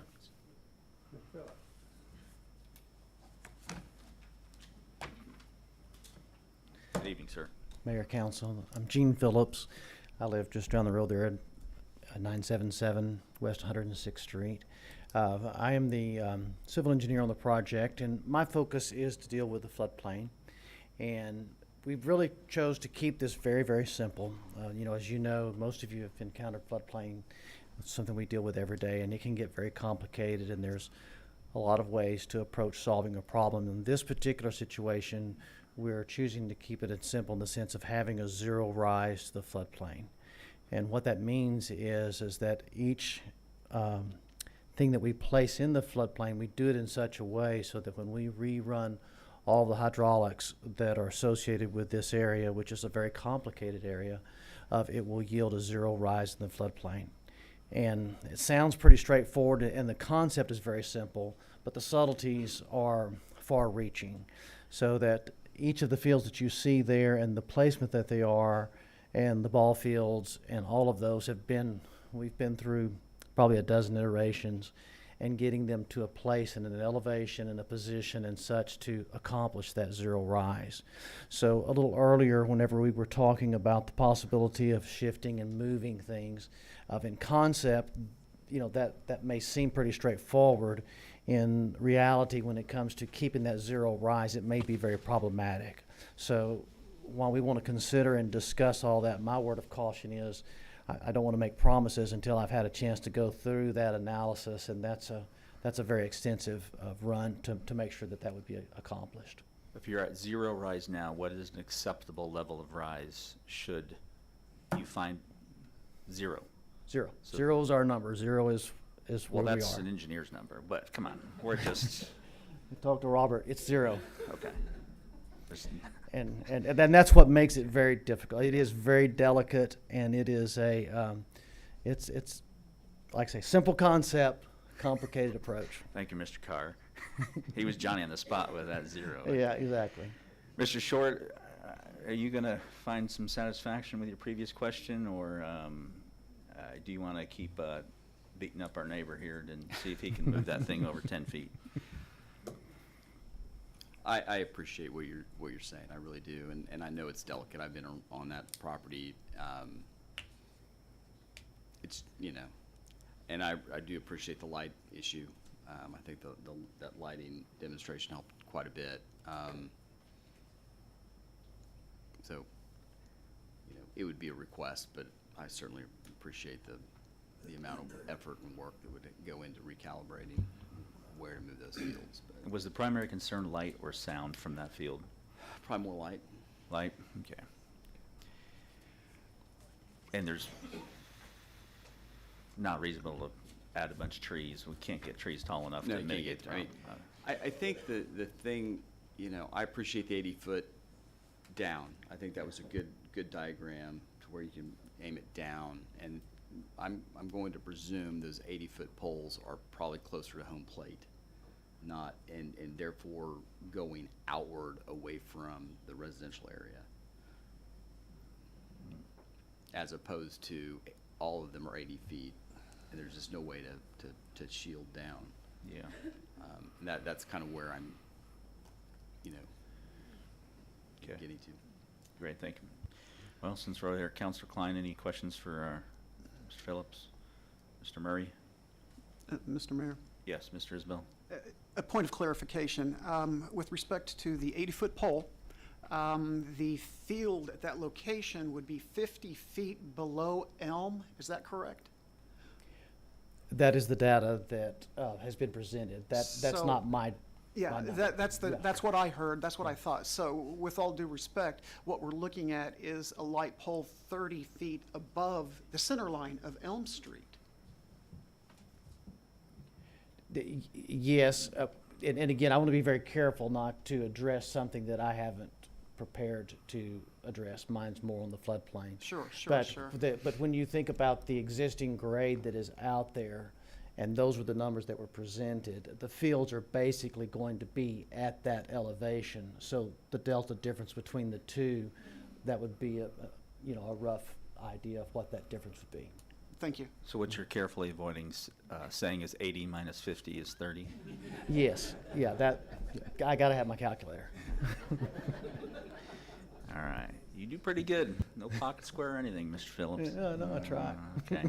Any other questions for our neighbor, Mr. Phillips? Very well. Thank you for your time, sir. Yes, sir. Have a good evening. When you see me on the street, it's all in good fun, Mr. Phillips. Okay, I think it's probably a good time. We're going to go ahead and open the floor to the public. We're going to go ahead and, this is council. We're a lot friendlier than the planning commission. We're going to give you 5 minutes. I would ask, though, that if you're coming forward to simply say, I'm for or against this, do that at the beginning. If you have any additional intelligence, any information, any points that we haven't heard before, we'd love to hear that at the beginning. If you want to green eggs in hand for 5 minutes, we'd ask that you not do that tonight. I think it's the same rules that apply that when we did this last time. So with that being said, we will go ahead and invite whoever would like to speak first, and we will get underway. The floor is open to public comment as it relates to item number 3. You're the first contestant on the, thank you. Good evening, ma'am. Good evening, council members. My name is Jennifer Wiseman. I live at 10610 South Gum Street. I appreciate your service today.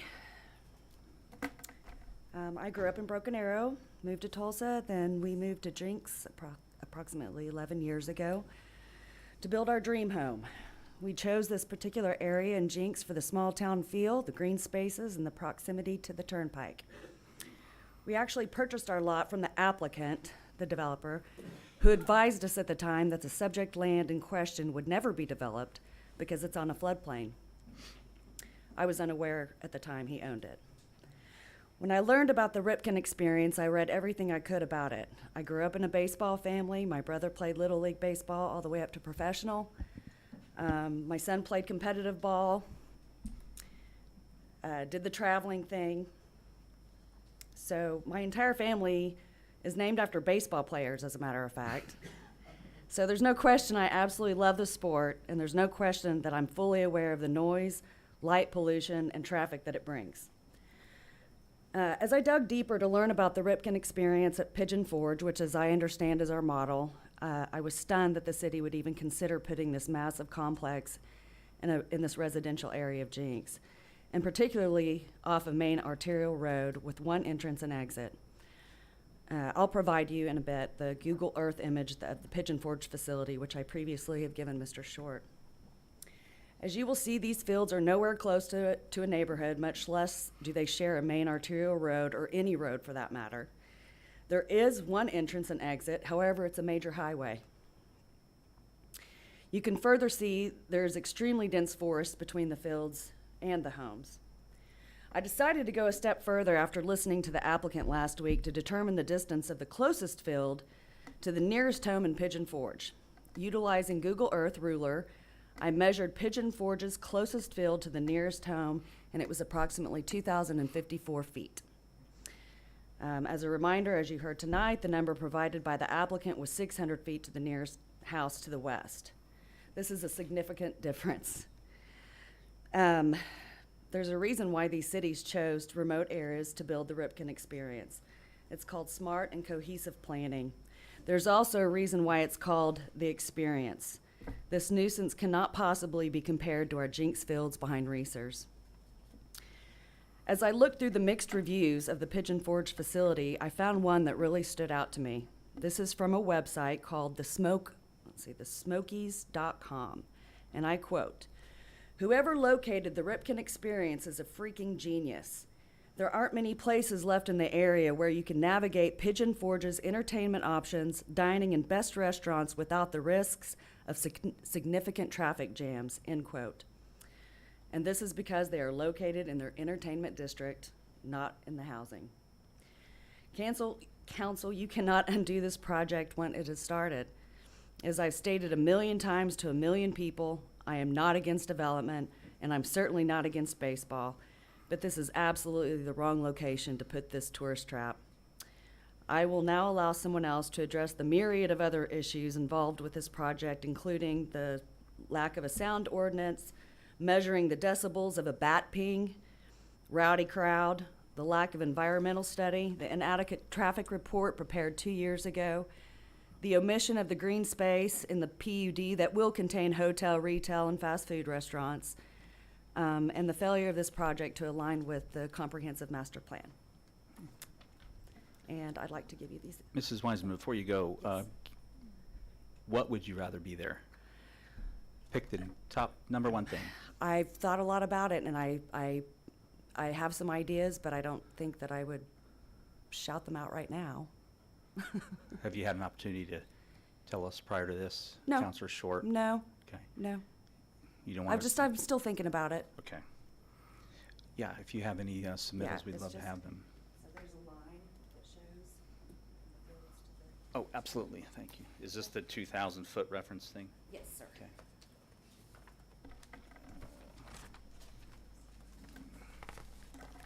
Thank you very much. Thank you, Mrs. Wiseman.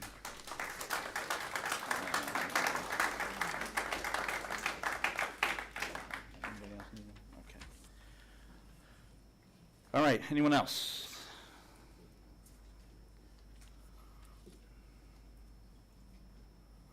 Good evening, sir. Hi, my name is Sam Mather. I live at 11902 South Juniper Court. Lived in the Jenks area for over 10 years now, raised my kids here, and I really love Jenks. I'm in favor of the ballpark, and I just like everybody to know why. I tried playing baseball as a kid, played t-ball, I struck out, was so humiliated I quit. Hated baseball ever since. I was raised in the area of Paint Rose. Baseball players were gamblers, and they squandered their careers. I moved to basketball, so that was my sport. Then I played slow pitch old man ball, and I actually was really good, and I kicked myself because I was like, you know what? I had some natural talent. When I had a son, I wanted him to be able to have the chance to choose baseball or basketball, whatever he wanted. And because of the parks that we have in Jenks down the street from us, he's been playing there all along. Now he's looking at that time coming to an end. He's 10 years old, and he's starting to age out of that park. Having another park where he could do competitive baseball keeps that option available for our family, so I'm not having to travel all over the state, because I just can't do that. I don't have the funds or the means to do that sort of a thing. I admire you for doing that for your son. Baseball for me doesn't come down to the sport. I've tried to love it my whole life. But one person that has always stood out to me as an incredible human being is Cal Ripken. He is the kind of man that I want my son to be like when he grows up. He's an ordinary man. Yeah, he's a pro ball player. He's way more gifted than I'll ever be. But he's a guy who got up and went to work every day, worked his butt off. Not just because of the money, but because of his love for his job and his duty to entertainment. There's very few professional athletes with that kind of mentality. And I want to instill that in my son. It's so hard for me to keep my kid off of screen time. It's Fortnite all of the time. And I thank God for baseball, because baseball is one of the few things I can look at my son and say, hey, while he's playing Fortnite, you want to go in the backyard and throw some ball? He said, yeah, let me just get off this game real quick, Dad, and we'll go out there. I'm like, praise God for baseball. Something magical happens when you throw back and forth with your son and you look each other in the eyes. For me, it's not the traffic. It's not the lights. I live a little further down the road. The lights won't bother me. But the traffic's a big deal for me. But not near as a big deal as the fear I have of raising 3 young children in a generation that is addicted to screens and social media. And I am looking at this baseball field as a salvation to our youth in Jenks. If we can't get them outside, we might be losing them. How many of us, it's an epidemic right now of emotional disorders and mental disorders and social disorders. Has anybody ordered food lately from a teenager and they can't even look you in the face? I'm like, what's wrong with the dysfunction nowadays? It's because they don't do things with their families. They don't do things outdoors. They don't do things face to face. They do everything on a phone. So when I think about noise pollution, what's the noise I'm hearing? Fathers, sons, mothers, daughters, families. When I hear of traffic pollution, what am I hearing? Families coming to be together. And it all boils down to one moment this last spring I had with my son at the baseball field across the highway there. It was freezing cold. All the parents are freezing our rears off. It was wind chill down probably below 20, misting, raining, blowing. I mean, we're just like, why are we out here? This is complete torture. You know, we're just freezing. We're looking at the baseball field, and our sons have their hands in their pockets. My son's an outfielder, and he's just like this, trying to warm his hands so he can catch the ball if it comes. And I turned to a dad next to me. I said, I hope our kids know how much we love them. That we're sitting out here freezing our butt off. And he's like, oh, man, let me tell you, that's the truth. And then I looked out there, and I saw our kids freezing their butts off for us. And a thought came to me, they're out there entertaining us. They want us to be proud of them so bad that my son's willing to stand out in the middle of a field freezing his rear off. He didn't get to have a coat or gloves on. And I want him to know how much I love him and support him. Wild horses couldn't drag me home from his game. And those are the moments that bring healing, that bring family, that bring unity, that heals communities, that causes kids to grow up well and families to stay together. When you look and you see your wife freezing her butt off too, because she loves your son so much. I'm like, makes you love your wife more, makes you love your kids more, makes them love their families more. And we have to get out of our house and off of our screen to have these types of family experiences. And we've been blessed with this opportunity to have a worldwide famous ball player in a park to come to Jenks of all places. Man, I'm just afraid that if we let this slip through our fingers, we might be kicking ourselves as this gets made down the road or a nearby town. We have a chance to bless our kids and bless our community. And that's why I'm for it. And I understand the concerns, and they're all legitimate. Everyone's concerns are legitimate. I just want everybody to know this. I'm an avid stargazer. I hate light pollution. I moved out to Jenks because it was so quiet. It's not quiet anymore. Okay. So can't see the stars anymore. But I want to raise a son and my daughters outdoors. Thank you, And Ms. that's what I'm Mather. for. Before you Thank go, wouldn't be fair if we can't get it done. What do you want there? What would I want there if you can't get it? You make a decision, Okay. because it's going to be something. If you don't have to answer, but this is the reality of what we know.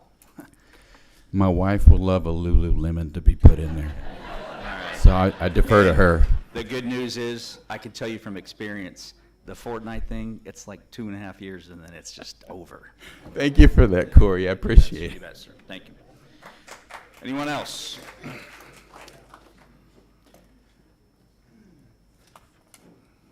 Good evening, sir. Good evening, Mr. Mayor, council members. My name's Alan Robinson. I live at 10614 South Forest Avenue in Ward 6. I appreciate what the previous gentleman just said. A lot of emotion there. I can relate to that. I would sum it up. You're going to hear the other side, by the way, obviously. Right project, wrong place. And some of that, not against baseball, just against the location. Lot of problems. Appreciate the applicant trying to solve some of those, but I'm still not convinced it's going to give us the quality of life that we moved here for, and we paid good bucks for the properties that we live in. You guys are probably familiar with this, but just wanted to go on the record for people in the audience to know that what I was going to talk about tonight is that 2 codes of ordinance conduct of the city of Jenks, this PUD is likely in conflict with. Chapter 14, offenses, Article 3, offense against peace. Section 14-3-6, Part A, disturbing the peace of others, insulting others. Disorderly conduct is unlawful for any person to disturb the peace of another or others by violent, obstreperous, or improper conduct or carriage, by loud or unusual noise, or unseemly, obscene, offensive, or abusive language, or to insult another or others by such conduct or language, or to conduct himself in a disorderly manner. This PUD obviously doesn't address all of that. It doesn't come under all that, but some of it does. The proposed use includes loudspeakers at every ball field. The website of the operator promotes music and player announcements as each player comes to bat. And we've talked about that this evening, that there's multiple kinds of music, cracks of bats, all sorts of noise. This will result in a constant loud and unusual noise, some as close as 300 feet to the center line of Elm Street. 300 feet to the center line of Elm Street, which is immediately east of residential homes. The back door of some of these homes will be within 500 to 600 feet from this nuisance, which will operate from 8 a.m. to as late as 11 p.m. on many nights. Second item, section 14-3-9, part A, loud noise or music prohibited. It is unlawful for any person to disturb the peace or quietude of any part of the city by operating, having operated, permit to be operated, any contrivance, whether electric or not, with or without a loudspeaker, in such a manner as to emit loud noise, music, or words. However, it shall not prohibit religious bodies from playing chimes, bells, carillons, and other religious music. This ordinance reinforces in detail the expected nuisance that this PUD, Cal Ripton experience, actually promotes as part of the PUD. I just thank you for your consideration as you make your decisions that affect many residents in the city of Jenks. Thank you. Mr. Robinson, you want to take a crack at it? You know, I guess I've thought about it some. By the way, I don't have anything specific, but I always felt like something over there more natural, a nature park, outdoor play area, whatever. I mean, we already have some ball fields, and I understand these are different ball fields than the ones we currently have, but anything that would be quieter and maybe more in confluence with our quality of life that we look for along Elm Street. I know that's not very specific, but you get what I mean. I appreciate you answering the question. Okay. Because we've always wanted a dialogue, but this is a safe place for us to do it. So Yeah. Thank you very much. Yeah, you're Appreciate welcome. it. Thank you, sir. Thank you for your time. You bet.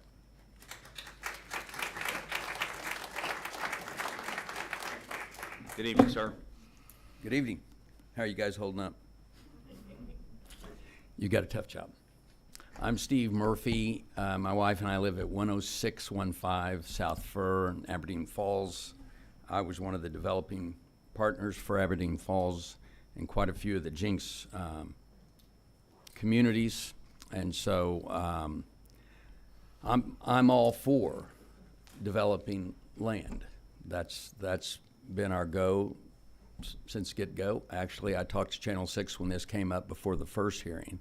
First words out of my mouth were, I'm fine with Dwayne developing his land. Everybody should be able to do that.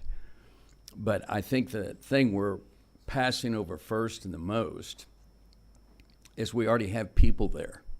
And it's your job to protect what we already have. And it's certainly not the job of the city or anyone else to go, you all should have known better than to be there. You should have known we would do this. That's not something that should ever be said to your citizens when it's your job. After we zone it, that's what zoning is. It's this protects that, this protects that. I've been developing in this city since 1997. That's what we've done. You tell us to move it over, we move it over. There wasn't any questions about that. And so, as much as, Mayor, it sounds like a good question of what we should do there, it's a floodplain. Everywhere else, you tell us to stay out of it. Everywhere else, you tell us to stay out of it. But all of a sudden, there's something you want a lot, and so you go, well, what else are we going to do with it? Stay out of it would be a pretty good idea. We already have a mall there. Matter of fact, I'm really in favor of it, and I'm not saying stay out of it. I'm saying move it over. Protect what we already have. That's the second most important thing I'm saying. The first thing is traffic. 1.5 miles every day it backs up. 1.5 miles. I've seen the traffic study the city has that says actually worse than that is acceptable. I assume that's traffic planners that have planned Dallas where just about everything's acceptable if you're looking at Dallas. But that's not what the people want, and that's not what you would want. And they back up 1.5 hours every day. So the last place that you would bring this traffic is 106th and Elm. Why in the world anyone is not considering taking that to the service road that's one way, 2 lanes, unobstructed, and instead of doing that, you're looking at bringing the traffic to 106th and Elm, where we have the second biggest traffic problem we have. And you know that's not getting better. And I've heard paving it out to 131st makes it better, but there's not an expressway at 131st in Peoria. So honestly, guys, that does not make it better. Those cars need to stay close to the expressway. You need to take that traffic and have a limit of no access on Peoria. If you did that one thing, I would be for it. Keep the traffic off Peoria. We can't handle what we have. And I'm telling you, that is a huge mess, and that affects lifestyle tremendously. And I've yet to have the city explain to us why that traffic has to come to Elm with that service road that has no traffic on it whatsoever. That makes no sense whatsoever to me. Now, the thing about the field heights, I heard that. I don't understand the math. It's certainly not 50 feet below the street now, and I don't believe it's going to be 50 feet below the street, so I don't know how you math that. But I don't understand the importance of the field level. If you're going to put the speakers 60 feet up in the air, then that's what's important. So the speakers are going way over Elm. I don't know where they gauge the light. He talked about when you gauge the light, sir, on Elm, at what height did you gauge that light on Elm? Okay, what about the houses 60 feet up in the air? Because they're going to hear it and they're going to see it tremendously. The higher you take those lights, you're now higher than the houses out there. Pardon me? Not true, sir. That light shines straight down, and the speakers aren't 60 foot above grade, they're 6 foot above grade. Miss, I can say one thing, we're gonna let the guy in the white hat come up here and take his beatings later if he wants to. But we're trying to keep track of all these questions. I Okay. hope you guys will help me and Sure. we can get them addressed. We all know. I know how far you can see Jenks football field lights. You can see them from Riverside Drive when you go down there. You're going to see the lights. Good night. When they're 90 feet up in the air, you're going to see them. The glare is a different issue, and I do appreciate your lights, and I don't understand it, so I trust everything you said, except I thought you figured that light at 3 foot off the ground when everybody else is going to be 60 feet up in the ground. And so those numbers mean nothing to us. And we all know 3 feet in the traffic is not going to make any difference to us. But if you've heard one thing that I've said tonight, please do not bring that traffic to Elm. Put a limits of no access. Use the service road we have. That one stretch of Elm, I don't know what to compare it to. You have a turnpike, you have a stoplight, you have a bridge, and you have another stoplight. There is no way to control any traffic from the turnpike to 106th, and you're going to dump that out. And then the last thing I would tell you is whatever that 10 cars means, I don't know what 10 cars means, but you know this and everybody knows this. When you have games, you have the people from the game that just ended there. You have the people for the game that's getting ready to start there. And you have the people for the game that's next. So you multiply all of that times 3, times however many fields you have, and you have a number that is far beyond any number people want to talk about. You do. And that's why we're getting these numbers of 10. Lou's good at what he does, so he says 10 or whoever said that to us. But that doesn't, we know better than that number. We all know better than that number. And so I'd rather not use experts. Let's use our experience we have in life, okay? Guys, thank you for what Mr. you Murphy, do. you're good at what you do too, so I'm going to hit you with an extra question. Come Where on. would you move it? East? Oh, the ballpark, just move it a little bit to the east? No, I didn't say a little bit. Move it east. To where? Well, there's quite a bit of land between Elm and the river. Who owns it? I don't think that's an issue. Okay. When I'm developing land, if I need 25 more acres, I go buy it. Okay. And if the guy goes, I know you need it, so I'm going to charge you extra. I got you. Okay. I go buy it. What do you think would be the most appropriate use of that property? I don't think that's a fair question, but I did say earlier, I think floodplain is a big use for that property. And so, and I would say one other thing. when we talked about moving fields, because I think, honestly, I do not mind. I've told our group, I don't mind those ball fields being there. I think it's wonderful, and I think that works great with that mall. The question for Mr. Phillips that was doing the floodplain, well, that talking, I think the question to ask him is, are you saying you can't move that and get to zero? I thought I heard him say that's difficult. But he's good at difficult things. I know him. He's real good at difficult things. I think all those fields can move and we can still get to zero. It's a matter of how you do it. Okay. I'll give you this commitment. He and I will push him to move or find a way to make it work. But in the end of the day, I can't question the engineer any more than I would question our own, and I wouldn't question you when it comes to development either. So, but you have my commitment. He and I live right next to you, so we're facing all these same concerns you are, and probably everyone else. So I think you and I will make the commitment to push and see if there's any possibility. Traffic by far is the biggest problem, and I still have not heard why we can't take that traffic north and keep it off Elm. Okay. Thank you all very much. Thank you. Appreciate you.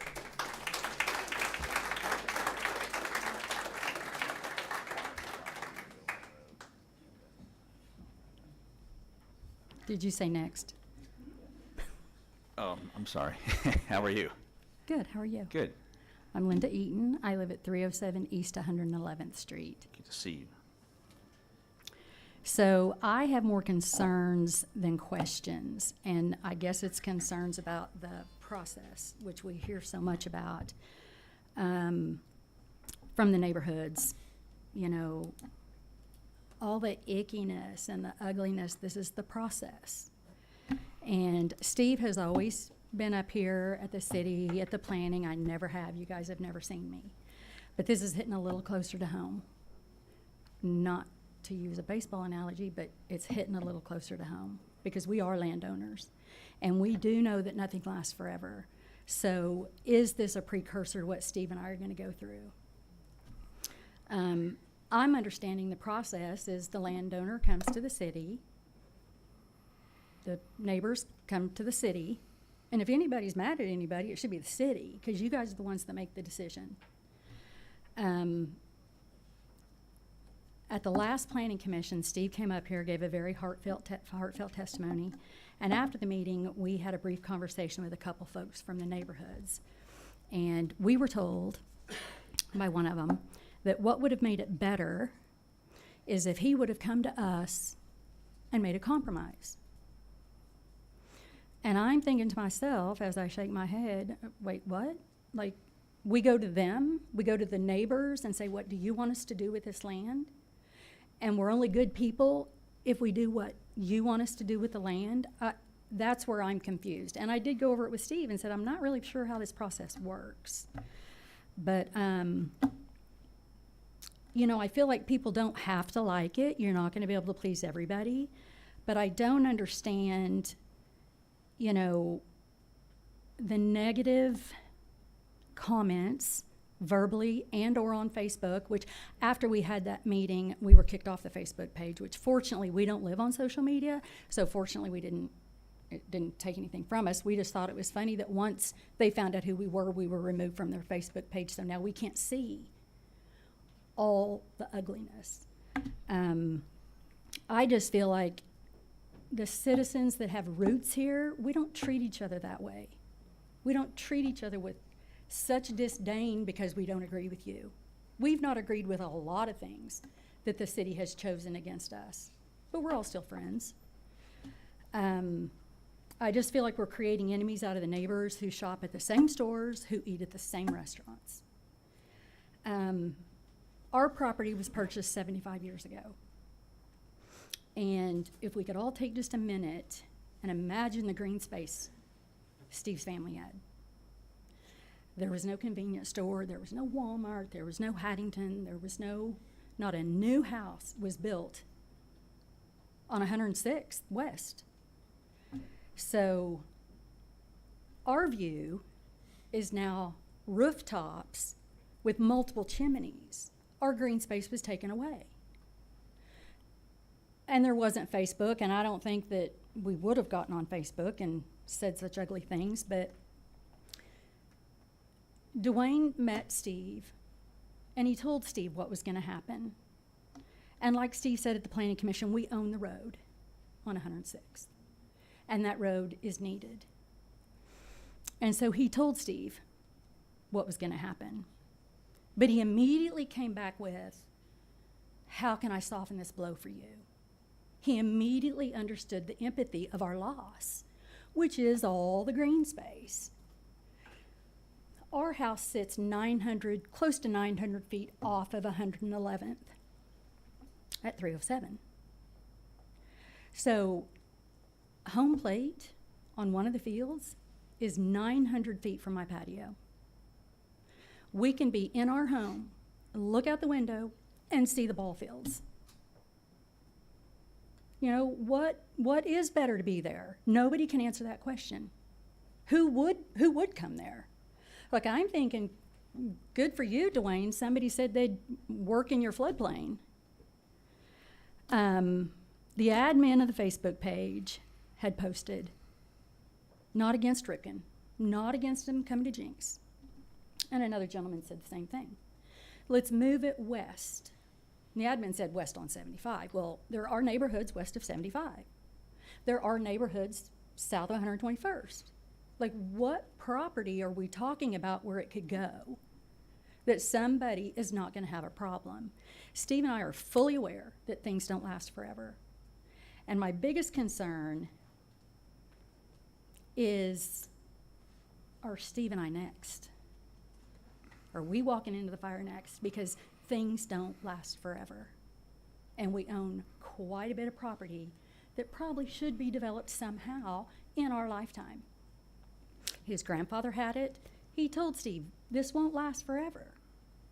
And people come in and know our property doesn't have a for sale sign on it. So why, when you build a house, would you say, oh, well, maybe sometime down the road, maybe this will be for sale? That's up to the landowner. So I actually, think that talking about the traffic really should be squashed. The city said they'd take care of that. The lighting, he said he would abide by the ordinance. Now we're going to talk about the crack of the bats. Now we're going to talk about the turf. I just think it's time we not lose any more focus and let the man make use of his property that adults and children can enjoy. You can't please everybody all the time. And I'm really disappointed in the citizens, how we treat each other. And I say, And don't ask me what I think of go there, because I'm gonna forgive I'm you not for that sure one. who would go there. in the future, should you and your husband have the pleasure of doing battle with some future council, I might recommend that you leave your husband at home. You might recommend what? That you leave him at home. We really enjoy you. We love him, but no. So just, yeah, we like you, man. Well, this is the first time I've come. And I also want you to know that I was removed from the communication as well. I don't. And here's the deal. And I can't Right. spend No- hours reading things, but People that don't live behind a keyboard don't care. But unfortunately, in today's society, that's the way people communicate. They don't meet you at the grocery store and say, hey, let me tell you what I think about you, or send you a letter. It's all on Facebook, and I think it's so tragic that you can put out all these false truths to gain followers, virtually or in person. okay, thank you. You know what I mean? Yeah. So nobody has talked about my house. Nobody has ever mentioned it. It's on the map, but nobody has ever mentioned it. We're all talking about all these people.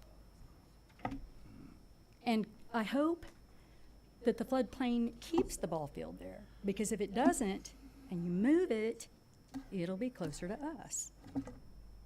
We don't want all the ball fields right out all our window. Like, one is good, maybe two.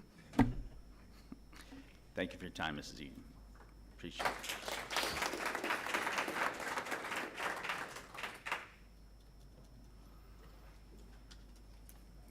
Here comes the atomic cowboy. That is How right. are you? Mayor Box, Council. Thank you for letting me speak tonight. I will say this, and I'm not trying to get into a. Sorry, but, your name. Oh, actual Justin legal Little, name, 10531. not the nickname, yeah. Not my nickname, not the cowboy here, but 10531 South Coa. Thank you, sir. Jinx. And I am on Facebook, but I also got out in the streets and walked and talked to folks for multiple nights, having conversations in the neighborhoods to see what people thought about things. And I had a prepared statement, but there was a couple of things that kind of took place earlier that I wanted to, hopefully you guys will give me some grace because I'm not going to be as prepared as I probably should have been, but there are a few things I want to talk about. First thing, there's a conservative political commentator, Ben Shapiro. He has a saying that says, the facts don't care about your feelings. You know, and Mr. Klein, I appreciate you making the comment about the cars, because the fact of the cars, we all know, is not going to be 10 cars that are going to be impacting our traffic during those key times. We also understand that those key times, although we talked a lot about in the morning, most of those key times are going to be between 4 and 6 o'clock in the afternoon. And those cars will be turning into the same area that we're all coming home with from, off of the turnpike and that areas. But I do say I want to appreciate you bringing that up. I was out of town for the Planning Commission meeting, and unfortunately I was unable to attend last week. But I did download it, watched it at the airport on my way back into Tulsa. And going back to the Ben Shapiro statement, one of the things I kind of gathered from that and the previous meeting was, we don't care about the facts, we care about the feelings. And that was my impression. It was the opposite of the Ben Shapiro conversation, because the Planning Commission was asking for specific information multiple times, specifically around traffic, going back to the one on April the 20th. Traffic again on Thursday. Other things were brought up. And it was kind of interesting to see the dynamics of getting the motion set. But with that motion being set, it still passed without them knowing that they didn't have the information they needed. They were questioning the information, and they still made the attempt to push it up to you all to do that. Number one, I don't think that's probably good business for the Planning Commission to do, because you rely on their advice to make your decisions. And if they didn't have the proper information to make their decision, which it was well articulated that night, I think that they did you all a disservice. But based on the previous city council meetings and some of the comments that were just said, I know how this body feels about social media.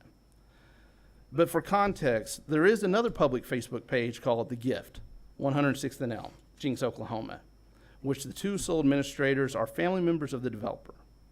On this Facebook page, one of the administrators publicly pointed out, just FYI, those who are fighting to oppose the Ripken experience kicked the developer off their website.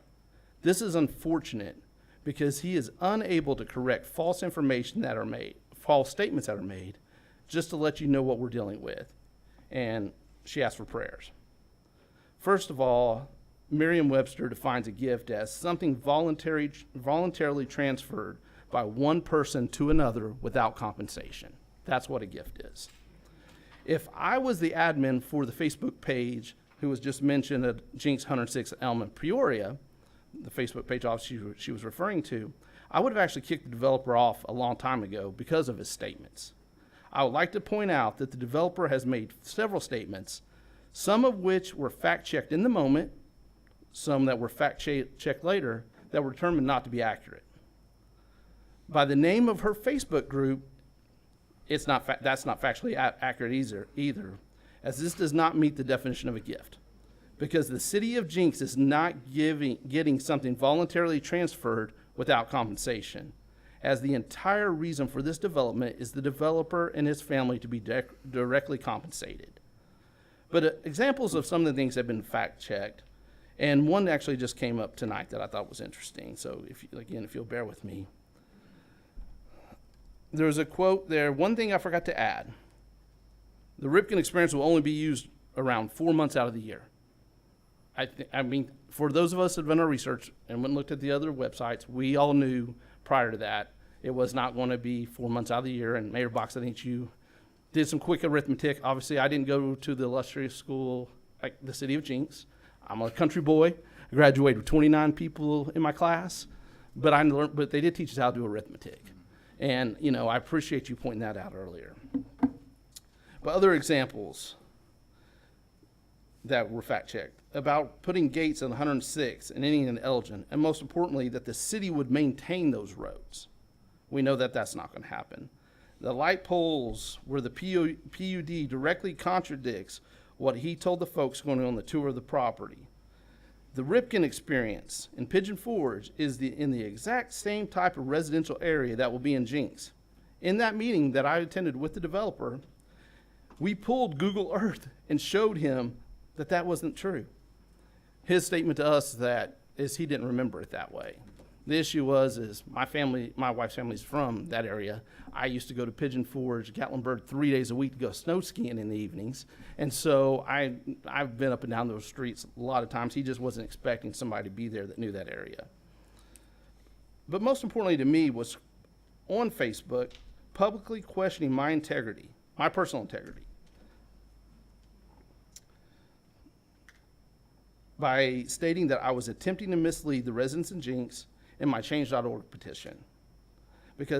And the reason why is because I used the same document that he presented to the city, and by the way, that was the only document at that time that was given to the public, and he stated, the site plan you're using is not correct. Please don't form an opinion on misleading information. Get the facts. I can go on, but obviously my time's over, so I'll make this really quick. So what I want to know about this gift that's being portrayed is why is that 5 acres being separated from the other parcels? What did the feasibility study say that the public has been requesting? The developer told us that night when we met with him that he needed the 5 acres of commercial development to make the Ripken experience work. Did the feasibility study indicate that? If these gifts are truly not connected, who is going to police the parking lots to ensure that nobody is parking overnight in the spaces directly attributed to the gift of the Ripken experience? Are those folks going to have to repark their cars in the parking lot that is going to be attributed to the gift of the commercial developments we're going to get prior to them checking in their hotels? Mayor Box, in the city council meetings I've attended, you tend to ask, what is your question? I take that as bottom line, what do you want to know? And what I want to know is what are the results of that feasibility study? In conclusion, I'll say as a resident of Jenks, this is a gift that is being given at an inappropriate time, a place, and manner. I would urge you, the council, to re-gift this and put it in a more appropriate time and place. That was good, bro. Thank you. Hey, it is. That's what you want to know from me, right? I've talked to you, well, Mr. I mean, Stroud. you guys are all my neighbors. Right. So, and I appreciate before that. the lawyers got involved and I got banned and all these things, we had cool conversations. So what are we going to put there? I've given you ideas. Dos Vientos, California is a great example. That's something that would serve the residents of Jenks. Yeah. I know somebody spoke earlier about having their kids come play baseball there. The reality is our kids aren't playing baseball there. Our teams can't afford what the fees are to play there on a regular basis. This will be something they drive by while they're sitting in traffic, drive by and watch the rich kids come over here and play ball. I mean, that's what the reality is. Well, I appreciate you. But Dos Vientos Farms is a great area that has great shopping, great true local commercial. Yeah. Not we're gonna have somebody put up a Marriott or I don't think Marriott was the one that was given to us that night. I thought it was more like a Holiday Inn or something like that. That's going to be locally owned. Something like that. There are some neat things that you can do with that property to keep the majority of it to be green space that could be true walking trails, and then give the ability, if we could ever get to a place that we could walk down 106th Street, folks could walk down there and enjoy that. That was the neighborhood I lived in. We lived about almost a mile from where that city center was that I brought up to both of you all. We lived there. We walked down there every day. We walked down there multiple times a week, went and got a coffee, went to the wine bar. Did the owner see the vision or was it just us? I've only spoke to you guys. I've had one conversation with the owner. We can talk offline about. There's some reasons I choose not to speak to him. Well, you know what? I could say I give you.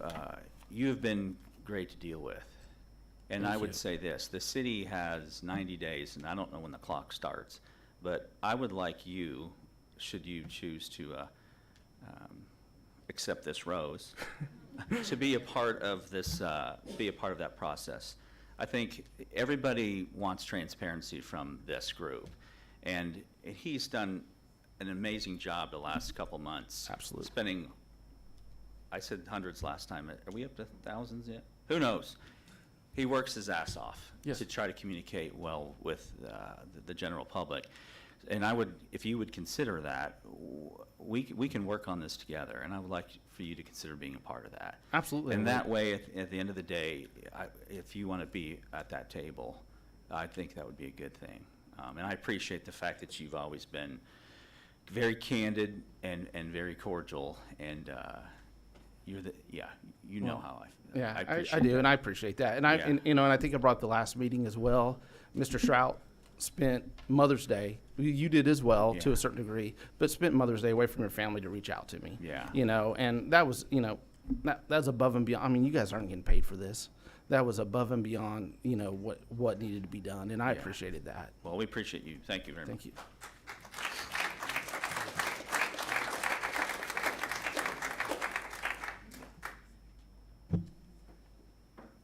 We're going to go ahead and take a 5 or so minute recess. I'm going to be as liberal with the recess as we've been with the time, so let's call it 5-ish minutes. Okay.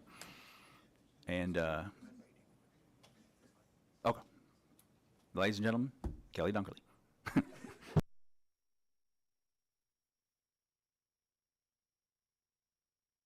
My apologies. Okay, would you mind waiting for the recess? Absolutely. Thank you, sir.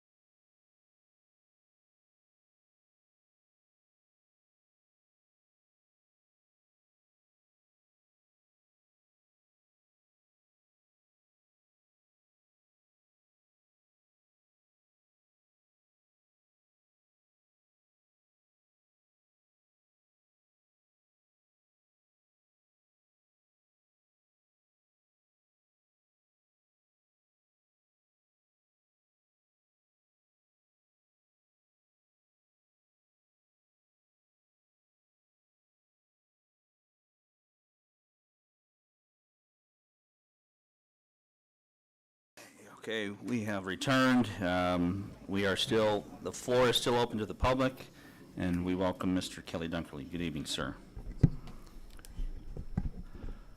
Thank you. Kelly Dunkerley. I live with my wife, 11310 South 4th Street, nearly 20 years. Drive Elm every day, so I'm very familiar with that. Very interested in that roadway, hoping that it improves, and it is, and the citizens have voted to expand that road, and the work is happening. I see it every day.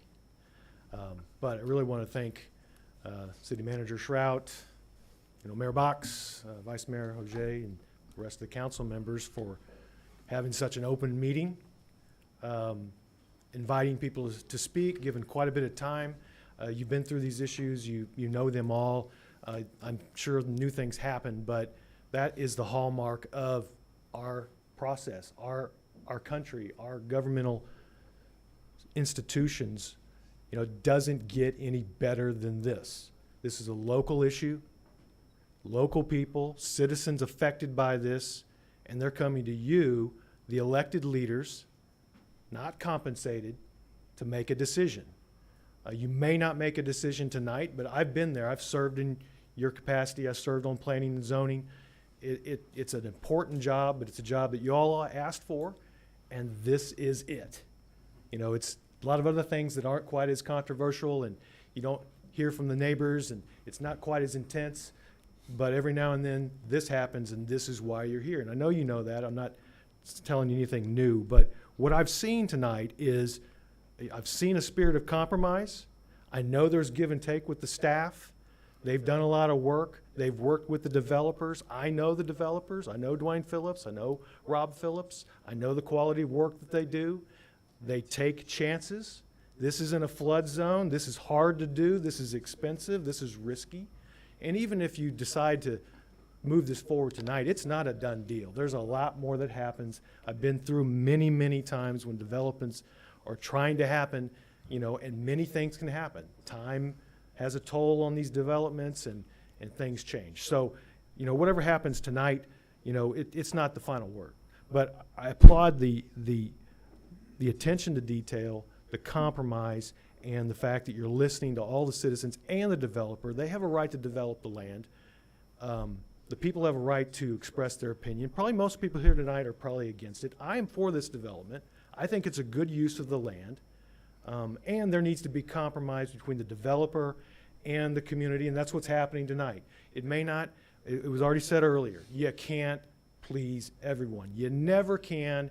I've been through these battles before. It's always going to be something that doesn't work for some people. And some of these issues are really tough. They're never 100% one side, 0 the other. It's 80-20. Sometimes it edges more to 60-40, and you all have to make the decision. What is the decision? You have to balance it.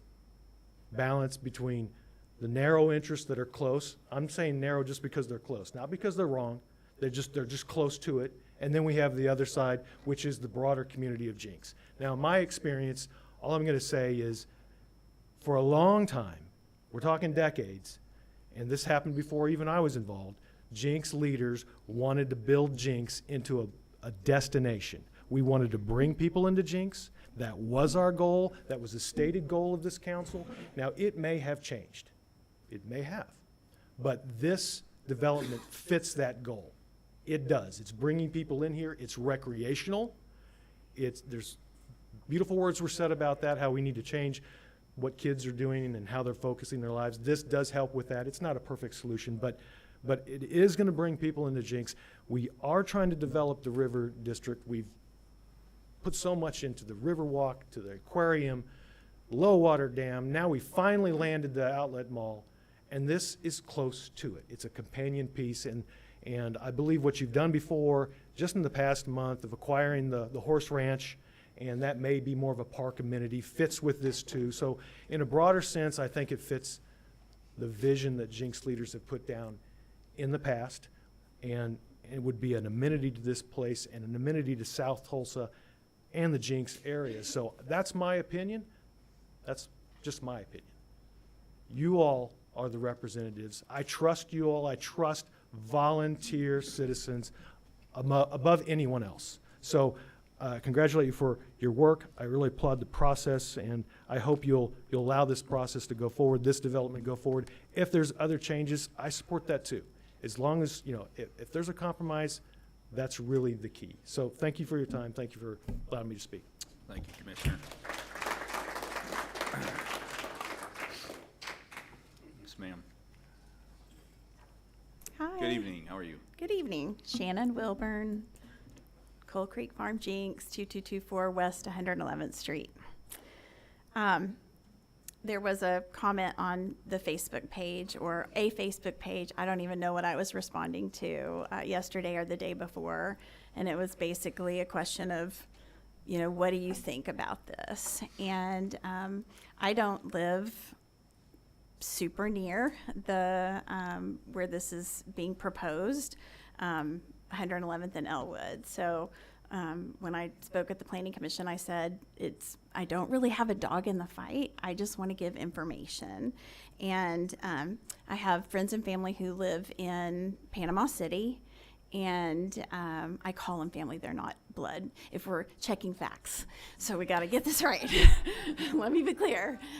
Friends that feel like family, and they were involved with bringing that, or I don't even know if they were for it or against it. I think anyway, it doesn't really matter. They went through the process of bringing the Ripken experience to Panama City. And one of the kids, he's 26, I think, at this point, lives within a quarter mile of the Ripken experience in Panama City. So I want to read my response to, I think that the question that was asked on Facebook yesterday about what do you think of this? That's probably not exactly what the question was, but this was my response. Said, it feels like a very well thought out use of space to me. It will be something that our community can use on occasion and will bring tax dollars and revenue to the city for improvements. I realize that some are saying that it will be a nuisance, especially those living at 106th and Elm, which is absolutely,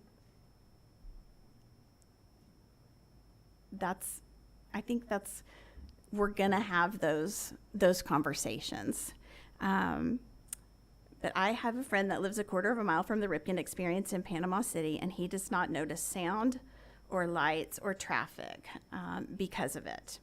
I know that it's human nature to fear the unknown. I'm just thankful that we have developers that have means, resources, and strategy to think through what progress for Jenks could include. This project, unfortunately, has had negative publicity from a select and loud segment of Jenks. Honestly, I think those that are in favor of the project are keeping quiet because they want to still be friends with their neighbors and are not choosing to have unnecessary conflict. Or maybe that's just me. It's hard to get up here when you know you're in the minority and you have friends who live at 106 and Elm. I'm sure it's really difficult for you guys.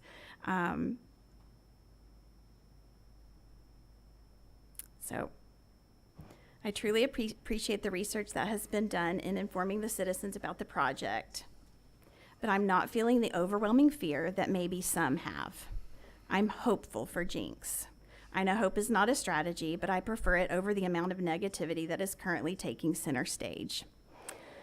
I'm left wondering if any one of us spent the amount of time on a systemic problem like homelessness that has been spent on this one development project, we may have solved homelessness. Again, I'm thankful for the information, and that wasn't really meant to get a reaction. It was just meant to, we've spent a lot of time on it. I mean, even you guys have spent a lot of time on it. The Planning Commission has spent a lot of time on it. The poor people who live at 106th and Jenks, it's overwhelmed their life if they wanted to let it for the last few months. And, but again, I'm thankful for the information and facts from both sides, truly and genuinely. I love my Jenks neighbors on both sides of the issue, and I'm hopeful that baseball won't tear us apart. And I texted our friends who live in Panama City, the ones that live very close, because I was like, oh my gosh, if I'm going to get up there, oh my gosh, if I'm going to get up here and speak in front of my neighbors, in front of the city council, I need to have my facts straight. Their names are Jacob and Grayson. And I said, Jake and Grayson, how far are you as the crow flies from the Ripken experience? And what's your address? Because I wanted to look at it on a map. And this was at 7:02 tonight. He gave me his address. And he says, as the crow flies, I don't know, probably less than a mile. And then he sent me a picture. And he said, actually, probably not even half a mile. And he said, and we hardly know that it exists. And so I have the picture if you want me to pass my phone around, because I know I didn't submit anything for the PowerPoint, but it just feels like maybe sometimes we need information to combat fear. And I'm thankful that we've had that tonight. Lots of people have, the experts, the subject matter experts have given us something that we really don't have to be in fear over this project. Now, I know we don't have all of the answers, but. You know, and I would say, Shannon, somebody brought your post to my attention the other day, and my wife and I are binging on Ted Lasso, so I appreciate you harnessing your inner Ted Lasso and finding a way to be kind and articulate and rational in these last couple of weeks. It's much appreciated, and we thank you for your contribution tonight. You're welcome. Thank you.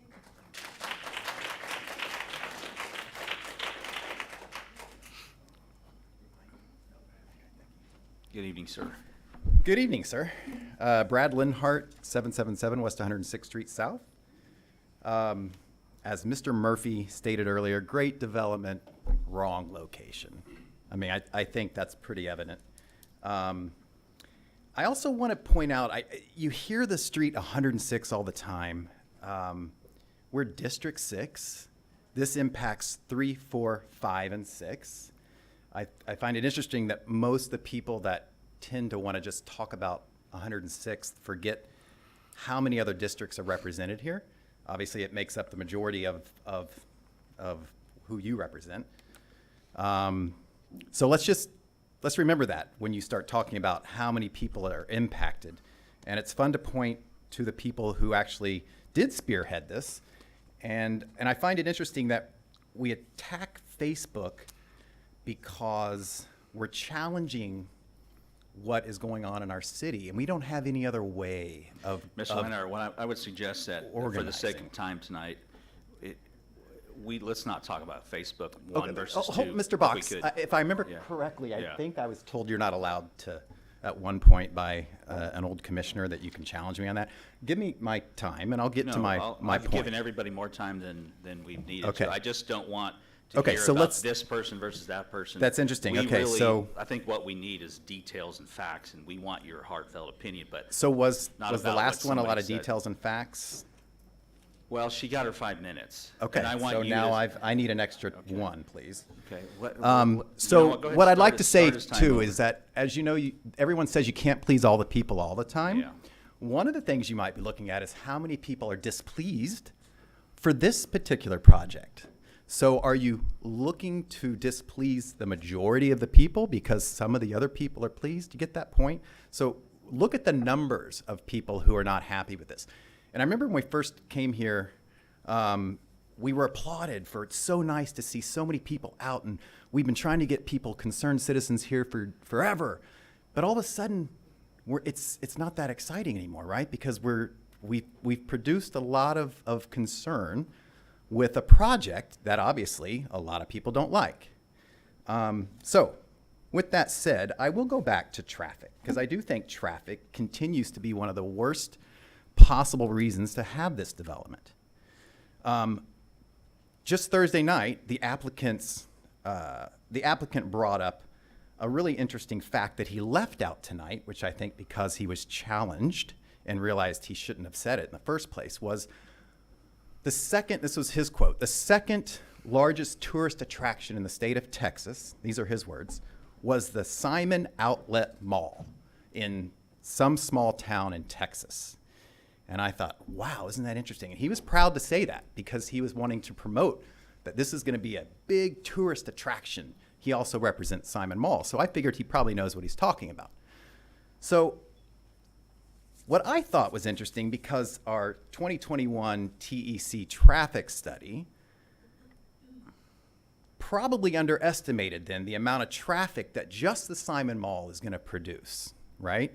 So if that's the second largest one, and he said next to the Alamo, so you guys go figure. But he didn't bring it up this time because we said that means we underestimated the amount of traffic that our new outlet mall is going to bring to Jenks, which means we have no idea what kind of traffic we're going to have. And now you're wanting to bring in a large entertainment complex that happens to have baseball fields. Let's be real.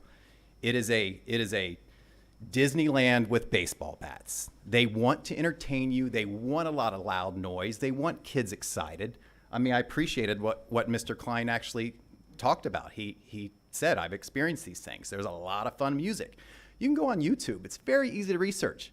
I don't know if you have. One of the planning commissioners actually said he hadn't even, I don't think he'd even seen the website yet. And I don't know how he couldn't have. I mean, we brought this up back in April. But at any rate, concerned citizens have done their research. And it's clear some people don't like to be challenged. And it seems to me the people that don't like to be challenged are the ones who are promoting the project. And I know that you love our democracy. You're all about, we should have our right to speak up and our right to challenge. That's what we're doing here. But to constantly sort of bash everybody and say that, oh, those at 106th, it's interesting to me that they do that, because who's going to profit the most from this? The ones that are being challenged and the ones that seem to be upset. So at any rate, I've got a minute and a half left. I did bring up the fact that all the hot spots for our traffic accidents are all on Elm Street, with the exception of, no, I take it back. It's all on Elm Street. The traffic leading east off of Main is the first highest traffic spot. Everything else is Main and Elm, 106th and Elm, 111th and Elm. It's all Elm. And again, Mr. Murphy, we've hammered this home several times. I know Ms. Weissman also brought this up. And what can we do? We can face you guys and continue to tell you what is wrong with this and how you've underestimated what's going to happen. But you tell us it's good for Jenks, it's going to be fun. Listen, if you've got to get your kid off the phone, go to Veterans Park like I did. There's skateboard park, there's biking all over that place. You can go to, so focus on the traffic, fix the situations that we already have, then come back and say, what should we do now? And by the way, we did ask the developer, we said, what would you do if you didn't do the ballpark field? And you know what he said to us? I'd put a pot growing field on there. That's what he said. So that is now, does that sound like somebody who wants to negotiate? So we actually had concerned people that said, well, shoot, I don't want a pot growing field. So if that's what he's going to do, then I'll just go with the baseball complex. That's not somebody who wants to work with you. It's somebody who makes threats. Thank you.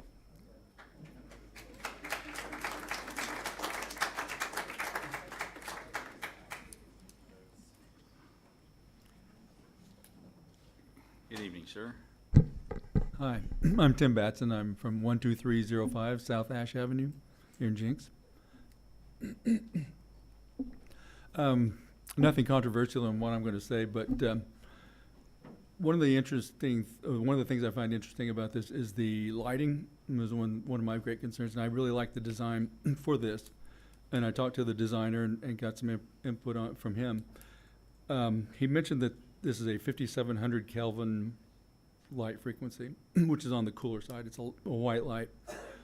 And I'd asked him if they were able to make it a warmer light, a lower frequency. And he said that is a possibility. And I would like to maybe recommend that we look toward going toward a warmer frequency, mainly because it'll make it a little more pleasing in the background, even though we're eliminating a lot of that glare and the reflection. That will help. It also helps with wildlife and moths and things like that. So that's kind of my input. Okay. So. Did you want to weigh in on what can we do? Yeah, about 8 years ago, Southwood Nursery was talking about putting in a demonstration farm. I remember seeing that on their website. Don't know whatever happened to that, but I mean, something like that, I'd be all for that. I don't think that just leaving it as ground is a viable option. If we do leave it as green space, it needs to be restored because, as I'm sure a lot of people noticed, it's basically covered with Bradford pears, and that's what's going to go back in there if we don't do it. If we just leave it. So. Question for you. Sure. Is the cooler light more? I mean, let's think about the kid in the outfield. Is cooler light conducive to? Well, basically, and this would be. I'm not an expert. In fact, I'm not a lighting guy at all. But I kind of researched it a little bit out of my own interest. But from him, it makes it very clear. But I think photography is one of the issues that he mentioned. That, but there is some leeway as to how far down you go. But I think you can still go warmer and still get some of those benefits. Okay. From what I've researched. And you're Mr. Batson? Yes. Thank you, sir. All right, thank you. You bet. Appreciate your time. Good evening, sir. My name is Burns Getchell, 10503 South Coa Street. Just to start off, everything I've learned about local politics, learned in 8th grade social studies. So if I sound uneducated, you can thank Councilman Klein. I grew up here in Jenks. I was born and raised here. Professor Klein. Coach Klein, as we called him then. He's the man. You had the title for him earlier, but I grew up here in Jenks, and my wife and I are moving back here, and we're building a house. We'll probably be pretty close neighbors to you and Councilman Short up on 106th and Elm. A few things that just to kind of look at. I don't know if we can get the graphic back up of the lights, because I thought the lighting expert had some really good points, but the 80, or this one says 70 versus 40, where I would look at this and ask you guys to kind of consider this, because I don't think the numbers on the 50-foot elevation change from the ball fields to Elm was correct. Those 70 or 80-foot lights are going to be eye level for the homes that are on those hills, where Councilman Short, I think, had good points. At 35 feet, I think you absolutely could cover those with trees. I don't think they would be nearly as visible, especially not if they have a covering on the top where you could look down on them and not see anything. So I'd ask that you guys consider that. It was not something I heard brought up, so I thought I'd bring it up myself. Secondly, on the traffic, the 10 cars, I think, was a good point. Even more so, the 4,000 cars on the weekends. I don't know, in Mr. Reynolds' opinion, what he deems significant, but that's a pretty subjective term to me. I would deal with anybody that says a 15% increase is insignificant. I think that's incorrect. 15% is very significant, especially when you're already dealing with roadways that are backed up and can't handle what we already have. So I think anybody in this room, if they took a 15% pay cut, they would probably deem that significant. So just another thing to kind of consider. As far as I'll sacrifice some time to keep things on schedule, but as far as your question of what else could we do there, the biggest thing I would say, something for the people at Jenks. I don't think this attraction has anything to do with the city of Jenks other than tax revenue. The walking trails, let's call it what it is. It's sidewalks to the baseball fields. It's not walking trails. There's a park. I agree. There's some equipment. It sounds like we may be getting that across the street at the ranch anyways. I think that's a great use for the ranch. I don't think that calling these walking trails something for the city of Jenks is really fair. I think it's a way to try and justify a way for a developer to use his agricultural land and get a payoff for his investment on it. Other more feasible things, Look at a par 3 golf course. Look at something that the people at Jenks can actually use and enjoy. But this development is for the residents of Texas, Kansas, Arkansas, Missouri, and the people that are going to travel to come play. It's not for the kids in Jenks to play baseball on. Yeah. Hey, what was your first consideration has something to do with the height of the poles? Well, I think the 35-foot recommendation, I think, can actually be covered by trees, because you can actually grow a tree other than a redwood to that height. But I also think that every home, and in that graphic, I know there's more light spillage that goes across the fields, but if all those lights are facing to the northeast, they're not facing at any homes. They're facing at Polecat Creek. They're facing at the trees at Polecat Creek.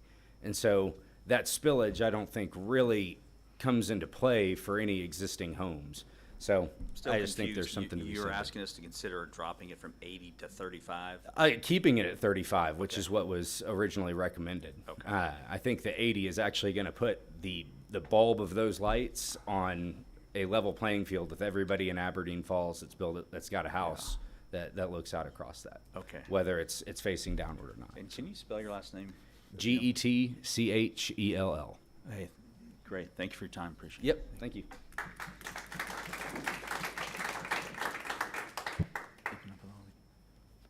Hi, my name's Roddy Roberts, 702 West 108th Street South, and I don't know if you want to start my time yet. I just want to say something. I know some of you in the room, and some of you are old friends with my brother, and I want you to know no matter what happens, you'll always be welcome in my home, and still be friends. But that doesn't mean I wouldn't be disappointed. I'm against it.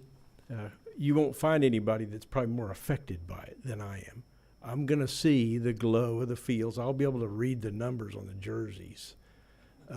I can hear families talking on the walking trail.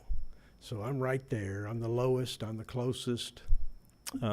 We talk about lumens on the grass. There's a glow off these fields. We talk about loudspeakers and music. Crowd noise is bigger than that. Would you say anything about crowd noise, Rodney, at the games you've been to? So it hasn't really been addressed, but there are moms, dads who tend to get a little bit loud here and there. But I'm just There's saying, kids who tend to get a little bit loud here and there. Yeah, the crowd noise. So if that kind of fluctuates, Yeah, but if it you're is a around one- factor. I yeah, mean, we can't just talk about music. No, if you're around one of these fields, the crowd noise is really bigger than anything else. And so, and you know, I'm not. Although I will say the crowds are not large. Yeah, not large, but it is something to boy, they're consider. loud, you know, and because I've been to some of these tournaments, and I got a grandson plays baseball, but it's a deal where you got to have some for, you got to have against, and I'm against some things that read out of Jenks city law. You know, the ordinance is a unified development ordinance. Talk about PUDs. 16-9-8A6, promote long-term planning pursuant to the City of Jenks comprehensive plan, and that gets with right thing, wrong place. Placing a national recreational attraction on agricultural open space land, direct conflict with the comprehensive plan. Loudspeaker systems, crowd noise, light poles, we can talk about how high they are. We didn't talk about the glow off the field. You could see it in the pictures. There's a burden of providing evidence and persuasion to any development. It rests with the applicant, and you've heard a lot of that tonight. You're going to hear the best aspect of that. You're going to hear the best version of that, but it's created a large public outcry beyond just me who's it's my backyard. Dwayne's been to my house, and I really respect he and Janet. I hope always we're friends no matter what happens. But we've been forced to spend funds to deal with this and try and make sure that we're not taking advantage of site development allowances, the creation of traffic and noise and light nuisances is incompatible with RS1 joint zoning. I don't know how many people you got to figure out how it impacts. It impacts me, number one. Is 1 enough? Is 10 enough? Is 100 enough? That's a tough decision that you guys got to make. But I believe it clearly violates that that law. Modification standards, other than, you know, the tax benefit, the fellow before me made a good point. Who's this for? Is it for the city of Jenks, or is it for people outside? It's diluted by tax incentive rebates to Dwayne, and no benefits to the community or president's proposal. I would say little benefits. And lastly, landscape, you know, conservation, visual enhancement. Everybody's had opinions about that. These are in the bylaws. The PUD preserves and enhances existing landscape, trees, and natural features, rivers, streams, ponds, groves. It's going to displace flora and fauna, wildlife that inhabit that. I've been out there. I've helped somebody find a lost dog out there. I was trespassing. I'm sorry. Is there a policeman in the room? I was trespassing on your land, Dwayne. I'm sorry, but helping them find a lost dog out there, and it's a rich place. But consider my comments and understand the gravity. I believe this appears to, if we make a decision tonight, it appears to be a rushed decision to me. There's a lot of things that are, you know, would have to be penciled in, as we talked about. This decision, voting yes on this, would negatively impact people directly next to it and all down the corridor. And they really are, you can see from this crowd, some of your most passionate citizens of Jenks. Some of the best supporters. My wife and I, we eat every chance we can in town. We buy stuff at Carberdine's. Every chance we can, we spend money in Jenks, and I think it's worth listening to us. But no matter what happens, I want us to all be friends when it's over. Thank you, Dr. Roberts. That's You, what I have. And well, so you know the applicant. Do you want to give him a suggestion as to what he can do over there? That would be well, more you know, appealing? I've lived in Tulsa most of my life, and our house has been all the way under in a flood twice. Mm-hmm. Everything in it, all the cars, you know, and so I'm kind of a floodplain needs to stay floodplain kind of guy. Yeah. I know there's more impact than, say, the upstream from something like this than you can probably plan on, because I've seen it happen. And you know, if it wasn't going to stay floodplain, I'd sure love to see. You know, I don't know the names of the place in California, but I go Utica Square, something that has a lower light impact, a lower sound impact, some kind of suites. La Cantera, and anybody been to La Cantera in San Antonio? Some outdoor, you know, kind of Utica Square type shopping. It's quiet. Still lots of people come and go, and you need to solve that traffic problem that Steve was talking about. But I'm not an expert, not near as much of an expert as some of the people have spoken. Yeah. But regretfully, I'd have to be a no on this. Thank you, Dr. Roberts. Thank you.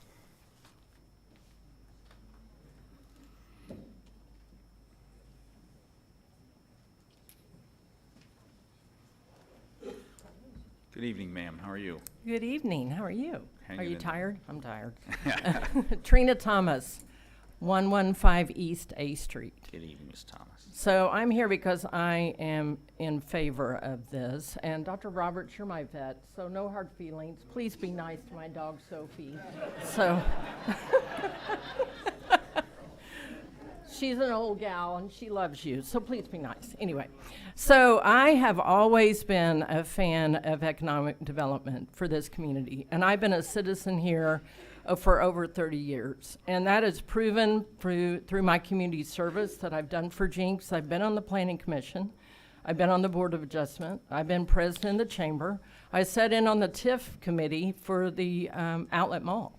So I have always been in favor of community development, and also as a career, I was the area manager for PSO for several years. So I negotiated contracts with the city and worked with the city for many things. So this is not in my backyard. I live in downtown Jenks, but I've never been a fan of that mentality for the reasons I just listed. But in terms of anecdotal experience, I live in probably the most noise-dense, traffic-dense, maybe not Elm, part of Jenks. And I've lived there for almost 25 years. I literally have the football field in my backyard, literally. I'm on A Street. And Now I have Maggie's Jukebox in my front yard with live music every night. Thank God it's great music. So I need to tell you, I may be an anomaly as a citizen here in Jenks, but I literally live in a noise and traffic bubble. And I can't imagine a greater quality of life than to live here. And you don't see me here much because I believe you're doing the right thing. I know you do. I know the job. I know the homework you do. I know the citizen calls you get. I know the Facebook messages that you get. I used to get them. And I believe that you're going to make the right decision, whatever that decision is. I hope it's for this development. But if it's not, that land is going to get developed. You know that. You have said that publicly. You've asked, what would we do if we didn't? I don't have an answer for you because I think we've got a good solution. But it may not be on your watch if you don't see this through. You may not get to see through what may happen to that. And you'll get to drive by, if it's something else or not, and go, what if? What if? And if somebody else decides to do this, if this doesn't go through, you may not get the quality of developer that you have right now that's willing to make the concessions, willing to bring the experts, willing to do the work that you are asking him to do to make it palatable for the greater good of this community. So I hope you'll consider yes. Thank you. Thank you. Thank you, Mrs. Thomas, and thank you for your years of service to the city of Jenks as well. I owe you an apology, my friend, and No, not I yet. will give Not it to you yet. later. Name's Steve Eaton. I live at 307 East 111th. I figured I'd try to defend my name. It's just fun. Yeah. Have you ever felt like you're in a lawsuit with a lawyer gets up and does the shotgun effect, just shoots you with everything in the world and hope something sticks? Well, that's kind of what I feel like is going on right now. You know, first it was the park. The city gave away the park. Then it was the traffic. Then it was the sound of the baseball bats. Then it was the chemicals. We're talking about chemicals, talking about lighting. The chemicals, everything, if you hear about the chemicals tonight, all the chemicals that they use, I use quite a bit of them on that field. I've probably sprayed more chemicals on that field than 10 housing additions up there. All the chemicals are EPA approved. You know, they're all EPA approved. If you want to get that picky about chemicals, don't spray your yards. Everybody sprays their yard with chemicals. Brandon, could you bring up that site map, please?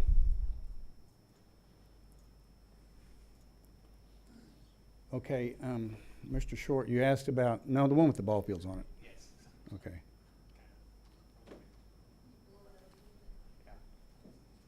That's good.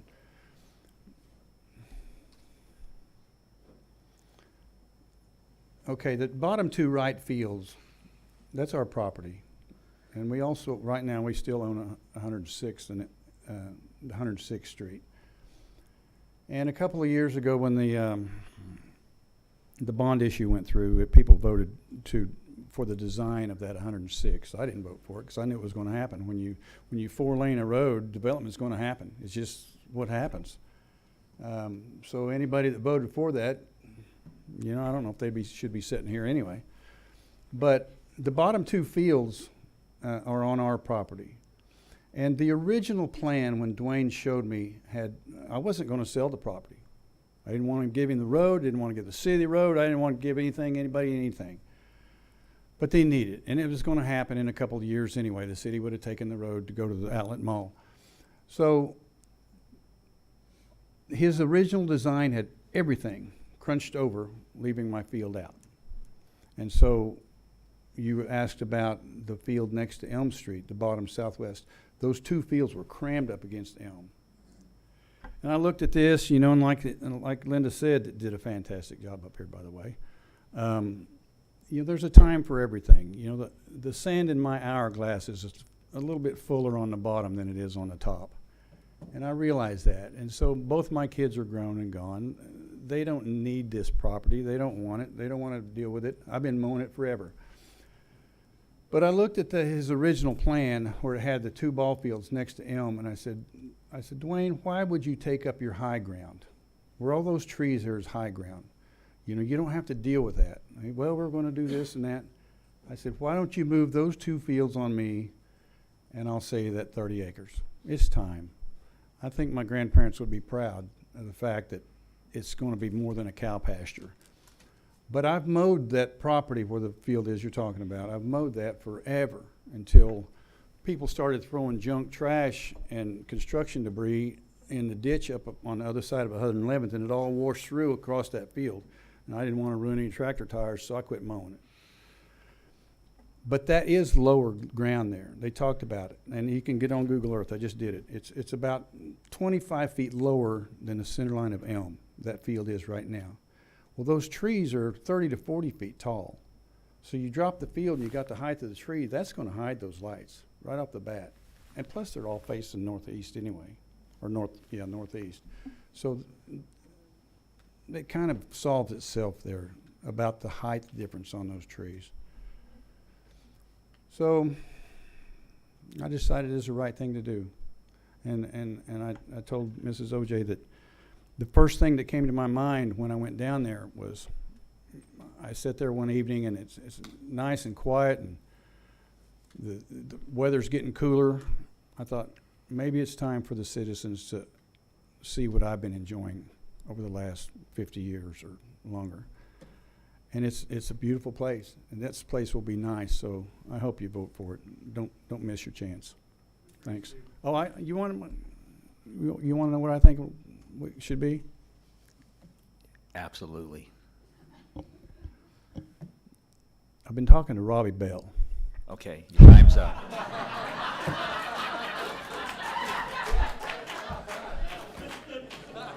And we've got a deal worked out. You got 30 more seconds. All right.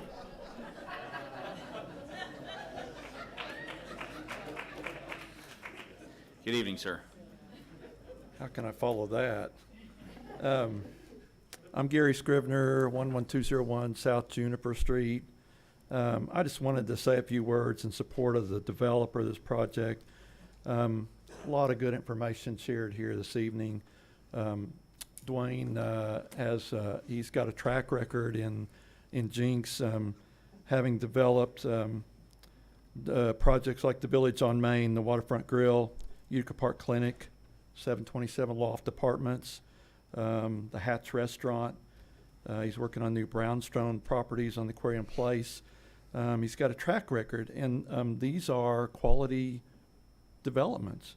Also, the residential areas, the estates at Stone Bluff, the brook at Stone Bluff, again, quality development projects. So I just wanted to toss that out there that he's got a track record in our area of developing quality projects. He and his family live a half a mile away from this project site. So any traffic that we have, they're going to be in the middle of it as well. So I just wanted to throw that out there. We've talked about different usages for that land. Dwayne could sell the land to someone else, and then maybe we'd be talking about to somebody that doesn't live in the area, doesn't have any interest in what things going forward or living here amongst us and whatnot. I'd rather work with somebody that lives in our area. They dine in our area. They go to church in our area. I think that's a much better solution for us. You want to take a crack at it? I don't think that's pretty funny, Robbie Bell. We've all been so accustomed to that just being a green space there, and so I don't really have another solution for that other than the ones that have been mentioned. But yeah, so I think this is a good project. Thank you, Mr. Scrivener.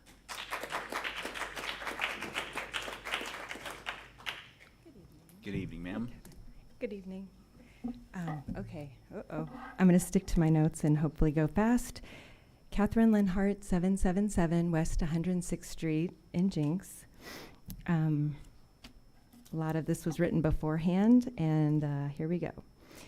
I find it misleading that the two parts of the Ripken experience were separated, and an attempt has been made to sway us into thinking we're talking about two parts independent of each other, when we all know this concept was supported as a whole when it was introduced.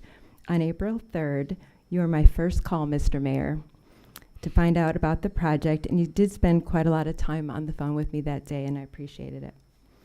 I have yet to find a statement in the Horizon Jenks Comprehensive Plan nor Unified Development Ordinance where it mentions the River Entertainment District being brought to one of the main arterial corridors to the housing. In fact, the UDO has the district north of the Creek Turnpike, and the Comprehensive Master Plan talks about the mall as being the big regional draw. It goes on to include river-facing entertainment being just that, and I can tell you I can't see the river from Elm Street. Why bring commercial to this area? Well, the answer is simple. A TIF was created, and the TIF became the incentive for the developer to bring this project to the area. And what about those incentives? Has the ratio for incentives versus revenue been sorted out for Ripken experience from the rest of TIF C? I've requested the feasibility study, and even in redacted form, it has not been made available. The developer brought this property as agriculture. It's a real estate play, and he assumed the risk, something I said to both, I don't know how to say it plural, Mr. Phillips and Mr. Phillips, or Mr. Phillips is okay. But when we met for a tour on the property. Last week, we witnessed the Planning Commission having deep questions and concerns about the project, but because a date for continuance could not be chosen, approval with conditions was determined, a condition that could not even be met until the future, that being sound. Why would PA sound systems be allowed outside the hours of operation? The PUD application suggested 75 decibels, and if you look at the Yale chart, it's like a vacuum cleaner. A crack of the bat can be 120 decibels. Would that be a fine given per at-bat? I mean, it just sounds so ridiculous, and even the city planner, said herself, it is hard to enforce. As far as the lights, it's a cumulative effect. When driving down 106 towards Elm, you can actually see the MTSC soccer fields. And I think I heard a counselor say there's 38 fields. It's actually 12, and of course some of them are broken up into smaller pieces like 7A, 7B, whatever. But it's still not 38. A quick comment about the traffic. We've been told the mall traffic will utilize the Texas turnaround so that anyone able to think critically could imagine this dilemma. When you're trying to get on the turnpike at Elm or the Texas turnaround is happening, what happens specifically at that X on the ramp? I don't know if that's been specifically studied because we focus on the intersections. Okay, Comprehensive Master Plan does talk about floodplains as being a desirable feature in Jenks. We know that this development lies within the 100-year floodplain as well as the regulatory floodway. The current application omits any discussion of the impacts of construction within the regulatory floodway. When informed of this omission, the Planning Commission did not request or gather any meaningful information on this issue. The Planning Commission and this council must know that PUD number 142 would result in construction within the floodway. And that was part of the issue. When we were looking at the green space, we couldn't account for the 52%. Did it include the ball fields or did it include the little corner? And we all know what's going to happen on the corner. Approval of this PUD application without this information would be arbitrary. So what do we have before us? Some omitted aspects of the application. It is widely acknowledged that the application for the PUD leaves out planned commercial aspects of the development, such as the hotel, restaurants, and retail, supporting the Ripken experience on the land in question. Also, this project has grown in acreage, including Polecat Bottoms, since the Economic Development Project Plan was developed, making it a lot closer along Polecat Creek, more, I don't know if the term is linear, but along that Polecat Creek. What happens when we fail to ask questions? Poorly informed decisions based on inadequate analysis can lead to reliance on bad information by public and private parties and even subject municipal level decisions to judicial review. Flood risk can be managed, but at the end of the day, it is impossible to anticipate all the consequences of the proposed development and evaluate the risk because we don't have all the information. In addition, the EPA is in the process of regulating those PFAs that I tried to pronounce last time, per and polyfluoroalkyl substances. It doesn't sound very organic, and they're not. They're forever chemicals. And even the PFA-free turf has been proven to contain these. These have not been mentioned in the application. I've heard it. Sorry, I have to switch. Oh, well, I appreciate that. Trying to get on my good side, Corey. You know, the developer had every opportunity to host a public meeting. I'm going to say the district reps could have proactively reached out to their districts. It's no surprise to me that these approaches were not taken in lieu of the response we have seen over the last couple of months. It's very easy to say the city wants engagement, and when we're engaged, then we are made targets to discredit us for discussing this issue. Instead of a formal presentation or even the website the developer told us he would put together, you know, like the renderings people are talking about, and I realize that's probably in the site plan, but all of those things would have really been proactively approached so that people wouldn't have to piece together the information. And one thing I have very much repeated throughout this process is that I feel like I'm on a podcast. I don't know if anybody's seen Murders in the Building, but it's about discovery as they're listening to a podcast. I feel like that's been the adventure I've been on, because as I found things and talked like with Mr. Shroud and both the Mr. Phillips, you know, I'm trying to put it out there and so people can be engaged and informed. So, in summary,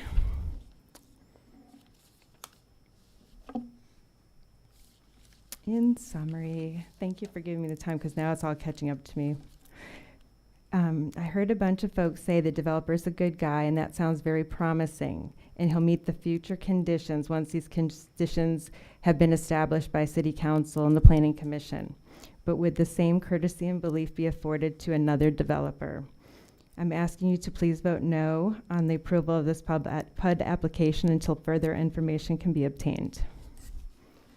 Before you go, what further information? By the way, Well, we're I got you going the to list. try to figure out how to answer a lot of these questions. I do have a It'd copy. be great if somebody wrote them all down for us, but what further information would you say you need?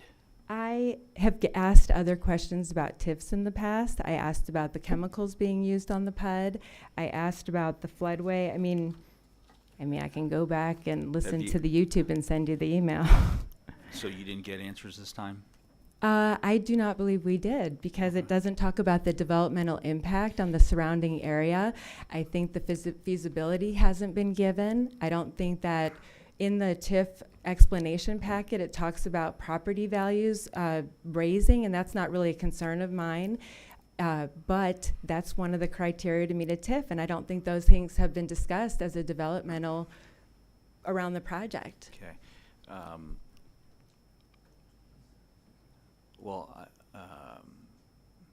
We can continue to work on getting some of those. Maybe we'll get those questions answered tonight. We haven't heard from either of these two, but we're going to sooner or later close the floor, and we'll go back and forth with each other, and hopefully we can get some of these answered.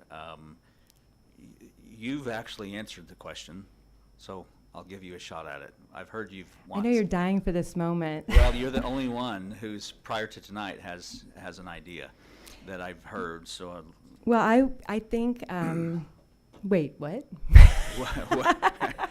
what do you want? Oh, well, Chris and I have this discussion. What would you Sorry, like him Mr. to Shroud, do with his property and I have this outside discussion of a lot. baseball? Well, I'm glad you asked. I actually went and met with a philanthropist foundation, a community foundation in Tulsa. You could probably rearrange the letters and figure that out.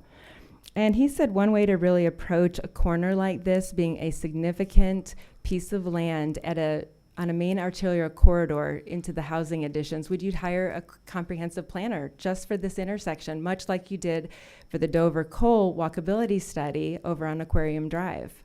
That's what they did at the Gathering Place. They basically had a competition. And I think why this kind of leads into this is not just a simple case of a property owner owning property. This was JPWA land parcel, 38.8 acres, swapped or in exchange in escrow currently for 0.46. public is involved in that decision, because then City Council expressed support for a resolution and an ordinance for the Ripken experience. In addition, you then obviously had incentives with that organization. So it goes beyond truly just a property owner. And, you know, as a property owner, I can't do everything I want.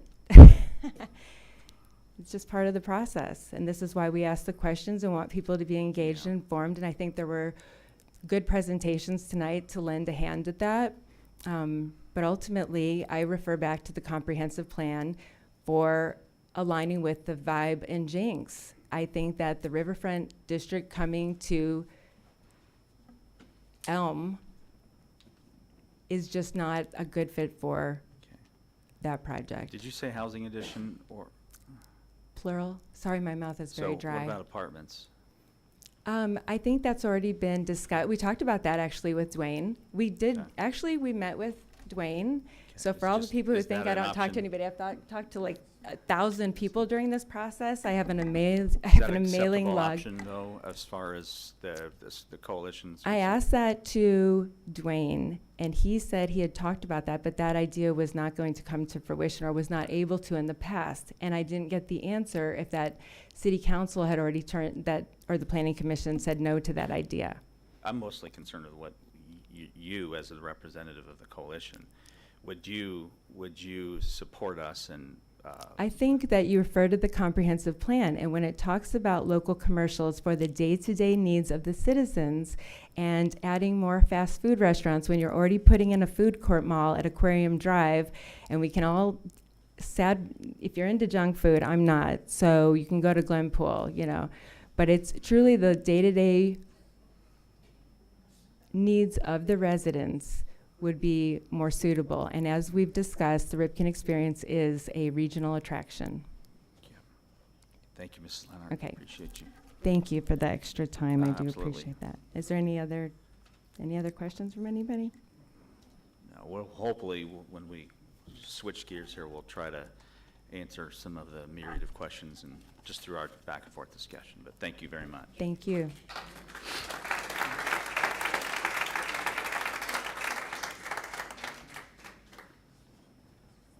Good evening, ma'am.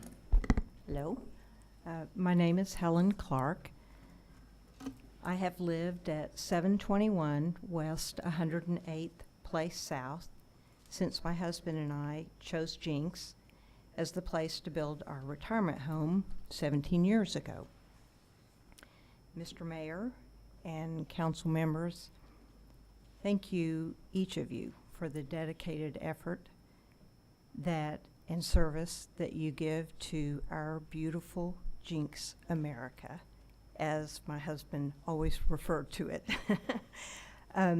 My comments relate to the Jenks Code of Ordinances, Section 16-9-8, Planned Unit Development, and more specifically to paragraph D, wherein the 8 standards for PUD review are cited. Now, I hope this doesn't have some green eggs and ham. I'm not sure about that, and I'm late in the order of speakers, but I want to address 4 of the standards which I believe the proposed development fails to meet. So on that note, I am not in favor of this development at that location. The last sentence of paragraph D reads, and I quote, "No application for a planned unit development shall be approved unless the City Council finds that the application meets all of the following standards." Standard 1, entitled Comprehensive Plan Alignment, requires the PUD to be consistent with the goals, objectives, and policies set forth in the comprehensive plan and other adopted plans and policy documents of the city. The proposal alters the entire property from agricultural and open space to commercial use, directly contradicting the comprehensive plan. Standard 4, entitled Public Welfare, requires the PUD to be designed, located, and proposed to be operated and maintained so that it will not impair an adequate supply of light and air to adjacent property and will not substantially increase the danger of fire or otherwise endanger the public health, safety, and welfare. So back to the issue of traffic on Elm. Substantial traffic at the intersection of 106th and Elm will adversely impact police, fire, and ambulance response times in the city. Standard 5, entitled Compatibility with Adjacent Land Uses, requires the PUD to include uses which are generally compatible and consistent with the uses of adjacent parcels. If the uses are not generally compatible, all adverse impact must be mitigated through screening, landscaping, public open space, and other buffering features that protect uses within the development and surrounding properties. The buffering proposed is without substantiation and recognizably inadequate regarding noise and light nuisance, particularly as one of my neighbors, Mr. Roberts, had cited from the back of his house. Declarations of landscape buffering from trees is inaccurate as the existing trees are not tall enough to obstruct light or noise from surrounding properties. Last, Standard 6, entitled Impact on Public Facilities and Resources, requires the PUD to be designed so that adequate utilities, road access, drainage, and other necessary facilities will be provided to serve it. The PUD is to include impact fees as may be reasonably determined by the City Council or the City Engineer. These required impact fees are to be calculated in reasonable proportion to the impact of the PUD on public facilities and infrastructure. No impact fees are disclosed. Disregarding the noise and light nuisances, the traffic impact on the city cannot be served effectively by an access onto or on Elm Street. The proposal must relocate traffic access to the north or east to resolve the impact, including the cost of those new roads and bridges. Because of the expectation of high volumes of attendance, an impact to police resources as well as emergency services must be funded on an ongoing basis. Thank you for your consideration. Thank you, Mrs. Clark.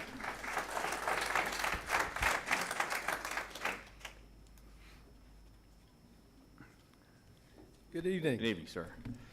John Dorman with the Spencer Fane Law Firm in Oklahoma City. Our firm represents the Jenks Coalition for Smart Growth. Obviously, my clients have done a much better job of articulating their views, so I'm going to be pretty brief.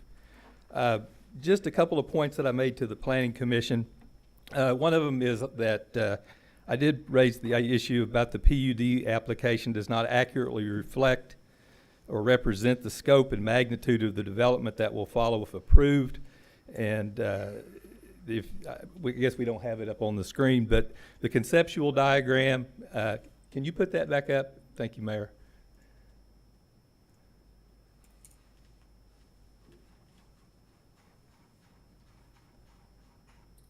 I'll get it up for a second. Well, you got a lot of documents on there to look at. There we go. Okay, right there in the northwest corner at 106th at Elm, that's shown as green space right now. And everyone in the room knows this large green space is going to be is not going to remain that way. This is slated to become the home for a hotel, restaurant, and retail shopping area. In fact, you have that item. I think it's 2 or 3 items down on your agenda tonight, and you'll probably get to them about midnight at the rate you're going. So I've been there. Anyways, this omission from the conceptual plan is significant because the council is unable to view the entire development as it will finally be constructed. It denies you the opportunity to conduct a full review of the proposed project. So obviously we have an issue with that. You're not looking at everything here. And my experience with these is that when the developers come in, they bring you the full development and then they explain how they're going to phase the development in. But you're not getting that opportunity here, and neither is the public. And so we're seeing this in bits and pieces. Secondly, just briefly, and you've heard this before, but I'll add my comments with this. It doesn't comply with the comprehensive plan. On page 66 of your comprehensive plan, it specifically singles out the Polecat Creek floodplain for preservation as a green space for outdoor and recreational activities. And I think, as I pointed out the other night, neither outdoor nor recreational are specifically defined in your plan or in your zoning code, so we kind of have to guess at what that meaning is. I would submit to you that parks, nature preserves, trails, even ball fields designed for the local kids to play on would certainly fall into this category. But large 100-acre commercial developments like the Ripken Experience with hotels, shops, restaurants, large parking lots, sprawling ball fields, lights, music, and nonstop loudspeaker announcements do not. This use is more akin to amusement parks and racetracks. Those types of uses are normally placed in industrial and commercial type zonings, not in ag zonings, and I would submit that that would be the more appropriate classification for this. I do have one other point, and it's simply this. Should you pass Ordinance 1617, the next item on your agenda is the adoption of the emergency clause. And state statute, specifically 11 OS subsection 43103, provides for the effective date of ordinances and the use of an emergency clause. And per this statute, an emergency clause can be used whenever implementation of an ordinance is, quote, necessary for the immediate preservation of peace, health, and safety. The statute further provides that such emergency measure must state in a separate section the reasons why it is necessary that this measure become effective immediately. The draft ordinance in your packet does include a separate section for an emergency clause that reads as follows. Section 5. Since the immediate operation of the provisions of the ordinance is necessary for the preservation of public health, welfare, and safety, an emergency is hereby declared to exist, and this ordinance shall be in full force and effect from and after its passage by the City Council. Nowhere in this clause does it indicate the reasons why the adoption of the emergency clause is necessary. This is just a boilerplate provision that merely restates most, but not all, of the language of the statute. It also adds the term welfare that is nowhere to be found in the statute. Where is the threat to public peace? It doesn't say. What's the threat to public health? There isn't any. What's the threat to public safety? None here. Unless you can articulate such a reason, you cannot adopt this ordinance with an emergency clause attached to it. Because all Ordinance 1617 does is amends the zoning map by permitting an additional use and establishing a few conditions, none of which require immediate implementation. In fact, most of the conditions are contingent upon future actions: adoption of a new noise ordinance in 90 days, compliance with the floodplain regulation whenever they are, whatever those regulations are, and when they get to that stage of the development. Remember, this is what the developer's been telling us all evening. It's what he told the Planning Commission. Nothing that the developer has publicly told you or the Planning Commission requires that the council adopt an ordinance that goes into effect immediately. Also, a developer's need to move quickly on a project is not an emergency. It's his problem, not the city's. Contrary to what you might believe, a city council does not have an inherent power or authority to declare an ordinance effective immediately. It is only through this statutory process that the 30-day period before an ordinance may go into effect may be avoided. Similarly, a city council cannot choose to invoke an emergency clause for the sole purpose of defeating the public's constitutional right to seek a referendum on an ordinance. If the city council cannot articulate how an ordinance is necessary for the immediate preservation of peace, health, or safety, it cannot invoke an emergency clause in this instance. I urge you to deny Ordinance 1617. However, should you choose to adopt it, I respectfully request that you do so without declaring an emergency. This concludes my comments. Thank you. Thank you, Mr. Dorman.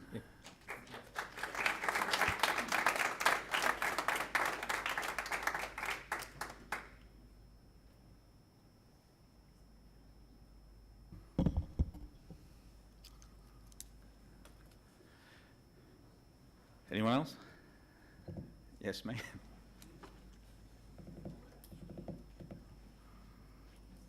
Good evening. Good evening. Welcome. I am Hillary Green. We currently live at 3738 South of Xanthus, and we are soon to be members of the Jenks community. We're moving to South Gum Street next month. Welcome. So I'm currently pregnant, and I have given my husband Brian very explicit instructions at 39 weeks on the nose, take me in for an induction, roll me off of the elevator into the epidural, because it's a long time to be pregnant. I am uncomfortable. The Jenks, the Ripken experience is set to run for 38 weeks. That is a long season, y'all. That is a lot of time to be dealing with traffic and noise and whatnot. So I do have just a few questions that I would like to hear the developers' thoughts on. One, what are the assumptions of how many teams participate in the tournaments that are underpinning that traffic study? What are the numbers going into that traffic study? So to kind of wrap my head around what living so close to a Ripken experience would be like, I just looked up like what's happening over at Pigeon Forge. They've got 8 fields. So last week, and Father's Day weekend, 2 weekends ago, I guess, there were 64 teams playing over 3 days. Next week, July 2nd through 7th, they have 65 teams. I'm just having a hard time understanding how, with our 10 fields, with potentially as many as 72 teams, how does that traffic actually work out? I also have questions about the stadium noise. So while 85 to 90 decibels sounds really good, I also worry that that these kids who are paying so much money to have this major league experience might get shortchanged if they are limited in their decibels. And I just don't really see that 85 to 90 as being reasonable. And just doing simple math, the 75 decibels at the outer edge of the property does line up with what a normal stadium would sound like about 300 feet away. You extrapolate that out and you're at about 69 decibels at Aberdeen, 63 beyond that. So I'm just wondering, why can't we have an acoustical engineer actually take a good look and figure this out? I have 2 small children in addition to this one. They go to bed at 7 p.m. and 8, trying for 7:30, but it's usually 8. And that's pretty early, so I am concerned about these later hours of the of operation. And I did notice that school here starts at 7:45 for some kids, 8:30 for others. And I'm not sure if we get the noise wrong. I really do worry about, will these children have adequate sleep? I obviously care a great deal about sleep. So those are my questions. And I guess I just have one more thought. So the Aberdeen Ripken experience has 9 fields, 8 fields. Myrtle Beach has 9. Pigeon Forge has 8. Why do we need 10 if we're really, to be clear, like I am against this, but why does Jenks need to be the biggest Ripken experience out there if we are concerned about that corner field so close to Elm and we are concerned about the floodplain? Why not take a couple of fields away? Thank you, ma'am.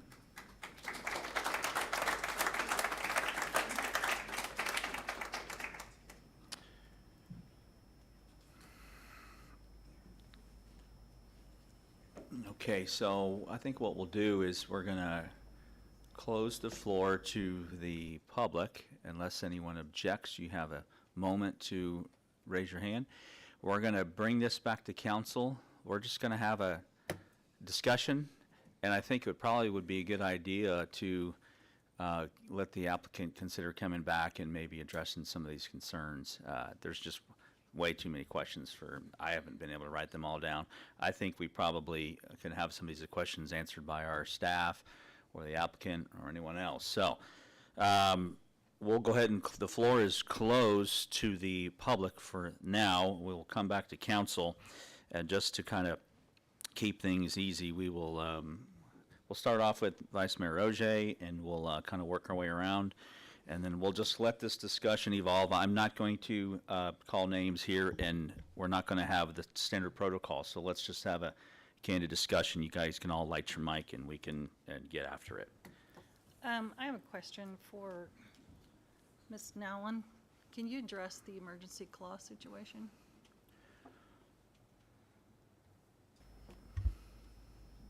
Yes. So, I think Mr. Norman accurately read the state statute, and as he said, that wording is reflected in our emergency clause with the exception of welfare, and I believe he is correct.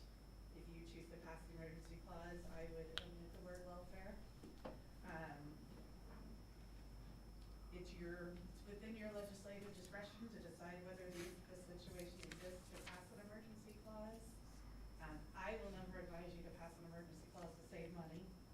I'm also not going to advise you to pass an emergency clause to avoid a referendum or petition, which I don't think anyone here is thinking or posturing. I don't think anyone here is thinking or posturing themselves in that way. You need to decide in your legislative discretion whether those circumstances exist. If you have a reason you want to articulate, you can. You don't have to. That could come into play later if there is a referendum, but that's not your job here tonight. Did that help you any? Okay. Mr. Shrout? I would just say if there's the concern that the emergency clause is related to stopping a referendum petition, I think that, that's not true at all. And if you were concerned that people would think that, then don't pass the emergency clause if the ordinance were to be approved, just to show. Thank you, sir. Anything else, Mayor Ogier? All right, we'll just go down the line then. Well, I'm really waiting for. Oh, okay.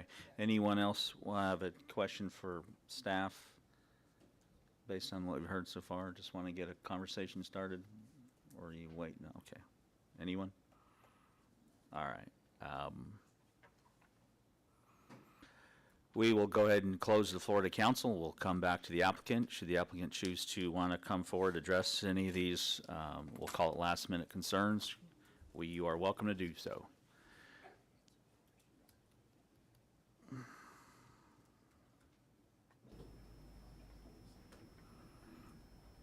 I'll give you all time to think that through. Just a minute, Mr. Mayor, we're discussing one of the issues that's come up. See if we can address it with the council.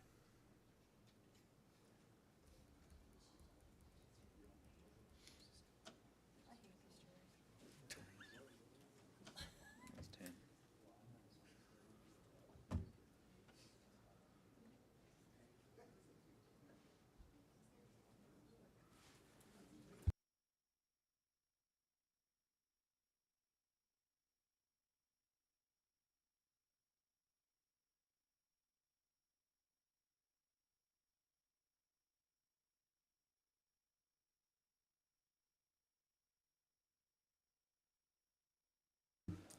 Okay, we're going to open the floor back up to the applicant's representative. Mr. Reynolds. I know there was lots and lots of questions from our public, maybe a few from us still to be answered. If you can make your best effort to, we appreciate it. Certainly, and I'll try to keep it just short and direct. Would you put up the last page of the traffic engineer's report, please, Mr. Macy? I apologize, I have my keyboard macro.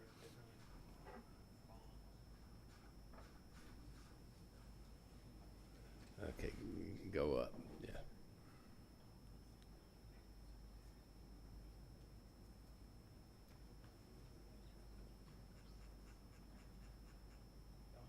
right there, and let's blow up on the on the last line.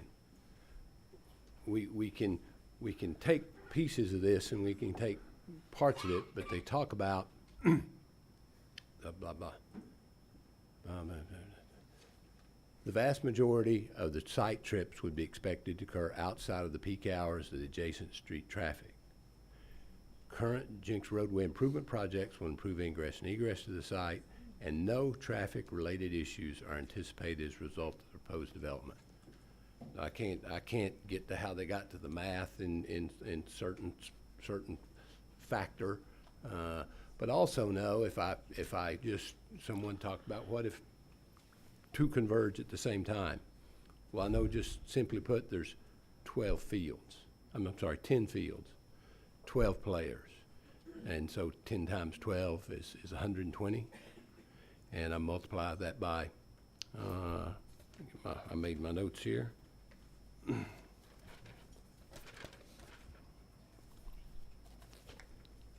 getting to. We had 12 times 2 is 24. So that's and a team times 2, there's 24 players, there's 10 fields, there's 240. And there's 240 times 2, that's 480 cars at a max at one time. And so that in this big 27,000 trip cauldron, and you talk about, we looked at, say, on the weekend there were 4,049 trips. That's 333 an hour if you divide that out. These in themselves aren't big numbers, and this is how your traffic engineer comes up with the no traffic related use are anticipated as a result of the proposed development. And that's how they get to that. They're looking at this in a big concept. They've got the numbers, they've reviewed it, they've looked at it. They've gone back and looked at it a second time, as we stated in the letter, because of some criticism about it the first time. And the principal in the office says, I stand behind it completely. So I don't feel like traffic is a significant issue. And we've put the professional qualifications out there, and they put it in writing. Lighting. We've had a lighting expert in here. We've seen the cutoff. We've seen that lighting is not going to have an effect, and it cuts off at Elm from this plan that we've got. And when he did his analysis, he doesn't take into consideration the trees and things that are there already. This is just flat and open. So our lighting is not there. Sound. We've analyzed sound. There's some testimony about the speaker being 60 feet in the air. It's 6 feet in the air, not 60. And 6 feet in the air was what was done on the program to show the impact of sound in that area. And it was showing no discernible change at the property line. But overarching, we're still willing to say we'll live up to the sound ordinance you all approve. And there's no, great future date or anything like that we're willing to live by the law. And so if something's slightly wrong with what we've tested, we'll live by the law. And that seems fair. Jenks doesn't have a real sound ordinance by any stretch of imagination, but we'll live by the rules. And that's easy. It's also dealing with flood. We'll comply with your flood rules. We've spent a lot of time citing this, and that site that I've given you, that would comply with your flood rules. And it's hard to balance and move them around a little bit, because as our engineer said, I would have to go back and readjust and recalculate every bit of this to say that we can do that. He can't just say I can push it over 50 feet and there's not an issue.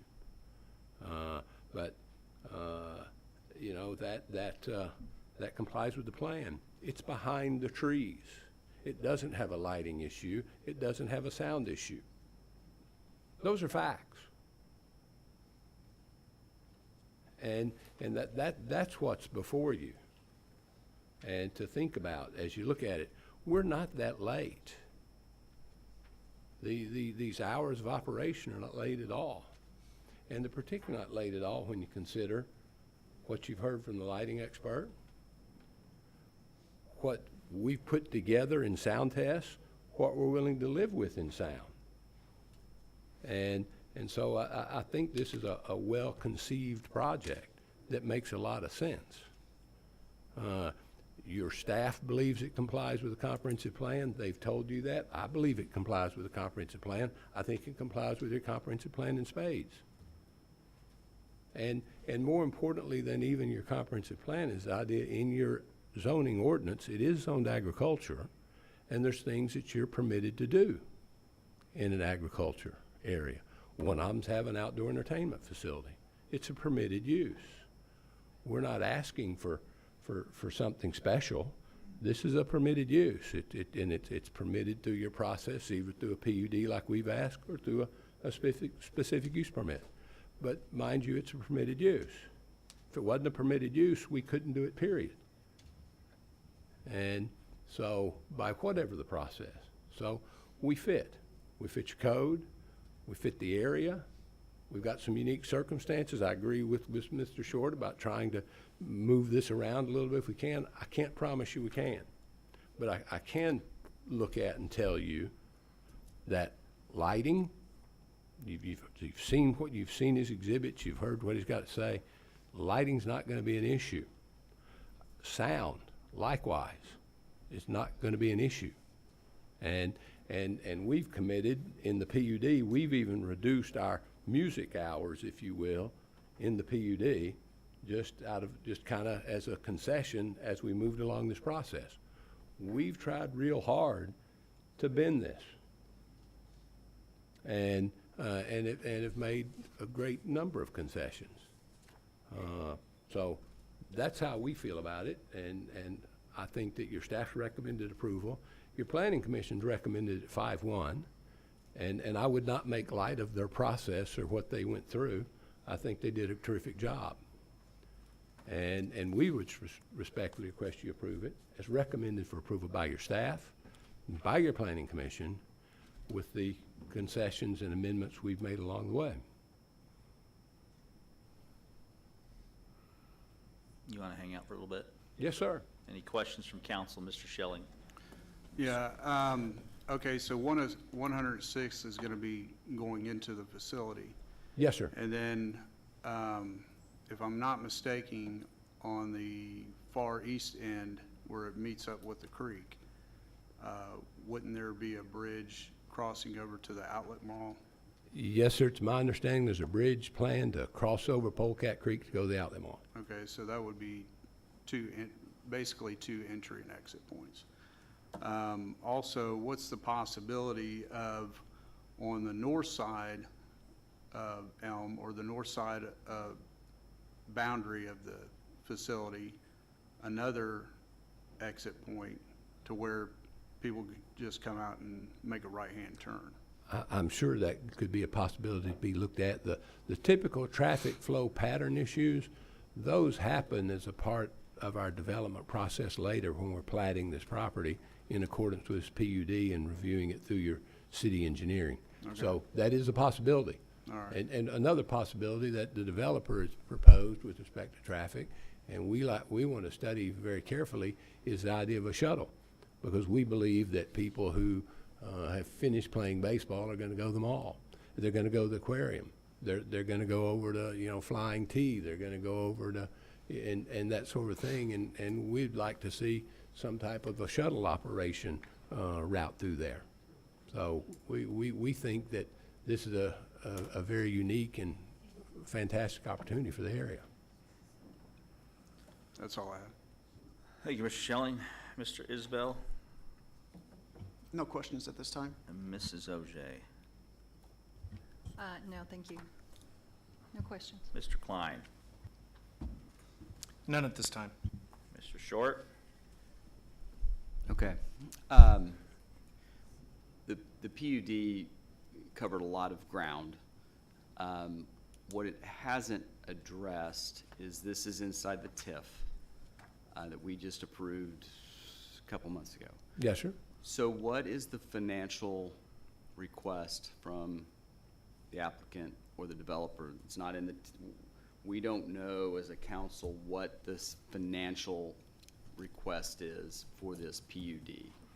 So do we have the sense of that? I do not have that, no, sir. In your experience, if the request was not in alignment with council approval, what happens to this project? I'm not sure I understand your question, Mr. Mayor. Well, if, you know, there's a lot of steps left in this process, and we can approve a PUD or not approve it, but ultimately the dollars and cents have to still come back to this desk. Yes, sir. With all of us. Mhm. In your experience, have you seen this happen before? I mean, I think you know where he's going with this.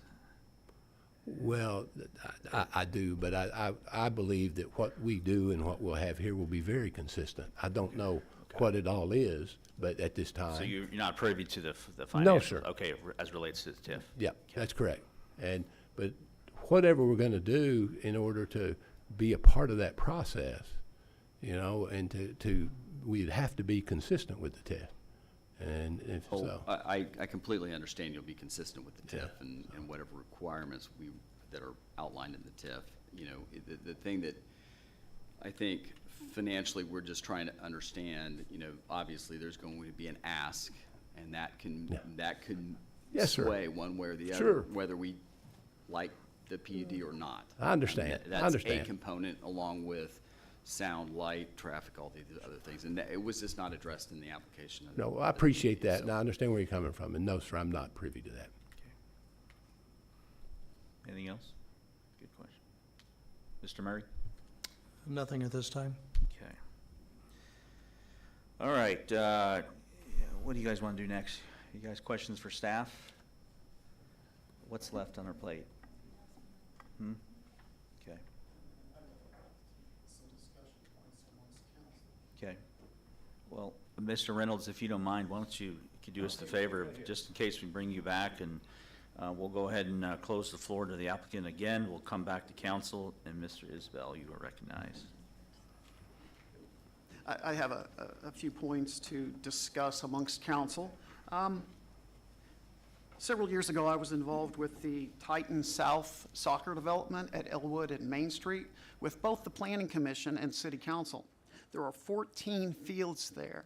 And the concerns with that development from the community, those that lived close by, were sound, light, animal welfare, and traffic, as well as some comments about trash, debris, unsavory citizens driving into our city, things like that. I've heard several of those same issues here. We were just finishing the expansion of Main Street when that development went in. So we addressed the traffic issue. We are currently in the process of expanding Elwood to deal with traffic issues. If, I'm just saying if, after this development, we have traffic issues, we as a council, we as a city will address those. We will take care of the traffic issues as they arise. When last we met, we spoke with the fire chief about emergency response times, and he did not see that there would be an issue with public safety and emergency vehicles through that area. With respect to traffic, I do want to mention that these are children playing baseball, and with that, they will not be in school. Therefore, we will not have school traffic during the day when they are here playing. So in retrospect to the traffic study, people won't be coming in during rush hour during school days. I would assume that they would be here just June, July, and August. They would play in the evenings, play on the weekends, but there would be shared use of the roadway from school traffic versus baseball traffic, for lack of a better term. We as a city have stated several times that we are a destination city. And a colleague of mine told me yesterday that if we were not a destination city, excuse me, let me back up. We are a destination city. 20 years ago, we built the Oklahoma Aquarium to make us a destination city. And this feeds hand in hand with us being a destination city. People to come see what a wonderful community we have. Come and see our restaurants and businesses and outlet mall. It does complement the outlet mall, which was stated earlier. I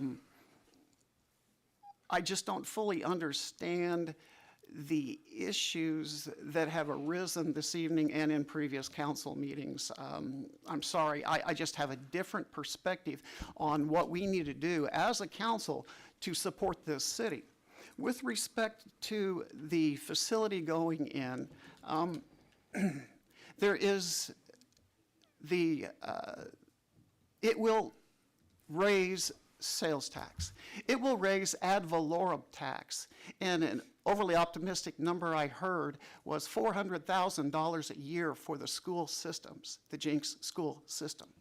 And with respect to the kids, our children in this city, I am in favor of anything I can do to raise money for our school system. I've got 2 kids, 3 grandkids that go to the went to and go to the Jenks school system, and I think this is a positive, very positive implementation of the limited available space we have in this city. Again, going back to the Titan South development, there were people against it and worried about traffic and trash and lights and sound. And to this day, I live, I'd say, I don't know, 300 yards from Titan South, and I do not hear anything. I do not hear the roar of the crowd, or they have portable lights. They're there in the evening. I do not see the lights. The lights are not an issue for me personally.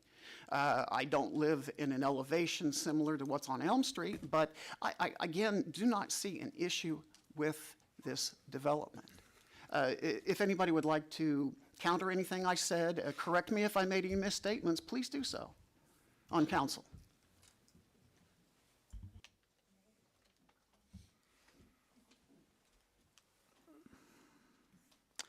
Doesn't look like anybody has a rebuttal for you, Gary. Anyone else? General comments? Mr. Short, hit that light. I think we've hammered this thing out pretty good. We've had some experts come in. I'm not rebutting Councilman Isabel at all, per se. I do, many of the issues that I have, it feels like it's now down to staff. So Ms. Hilton, I really am going to lean on you on signage, on landscaping, on those aesthetics that are really important. I live right there too, and I am somewhat concerned on the timeline. I understand sports. I've played sports all my life. I know that certain things can get in the way, like weather, rain delays, et cetera, but I would like to consider, and I don't know where I do this, is to shorten up that last, timeline from 11 o'clock. That's pretty late for a neighborhood. If there's going to be an impact, to be out there, and frankly for kids to be out there at 11 o'clock is a little aggressive. I think where I really fault at this point, I don't know where we worry as a council what the financial incentive is. I think that's probably, and of course I bring everything back to finance, but that to me is where the rubber hits the road on this project. Outside of the issues that have been raised, outside the issues I've expressed to Ms. Hilton on a go forward basis, and that's where I'm most disappointed that is the biggest piece of that truly impacts ad valorem. It truly impacts sales tax. It truly impacts and causes the emergency piece of this, relative to the public welfare. The public welfare piece, you know, how quickly can we get this done to improve sales tax, ad valorem, et cetera, and that component is just blank in this document.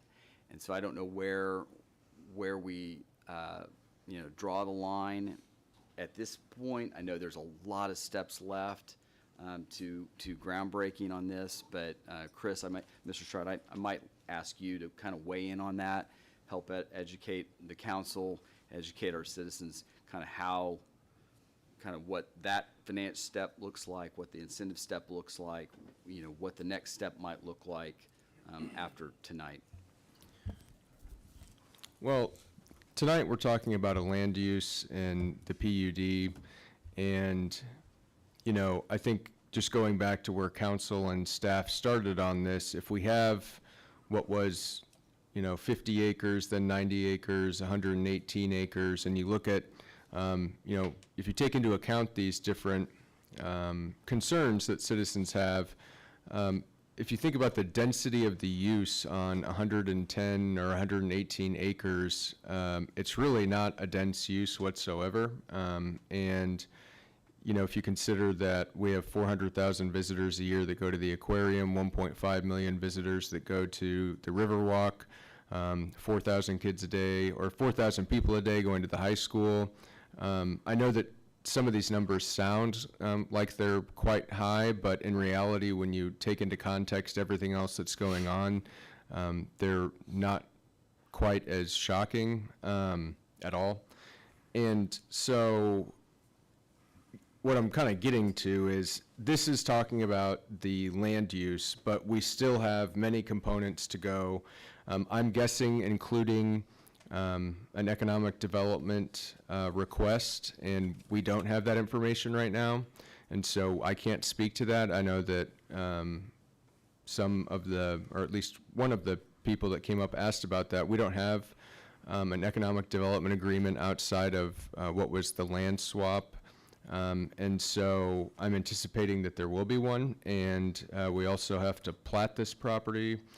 We have other considerations related to landscaping, related to the noise ordinance. So, I mean, although I think staff is still supportive of this idea of what we consider a recreational activity along Polecat Creek, there's still a lot to figure out. And, you know, I think that the mayor has asked everyone what they would like to see on this property, and I really can't imagine a less intense use on this property than what is being proposed here.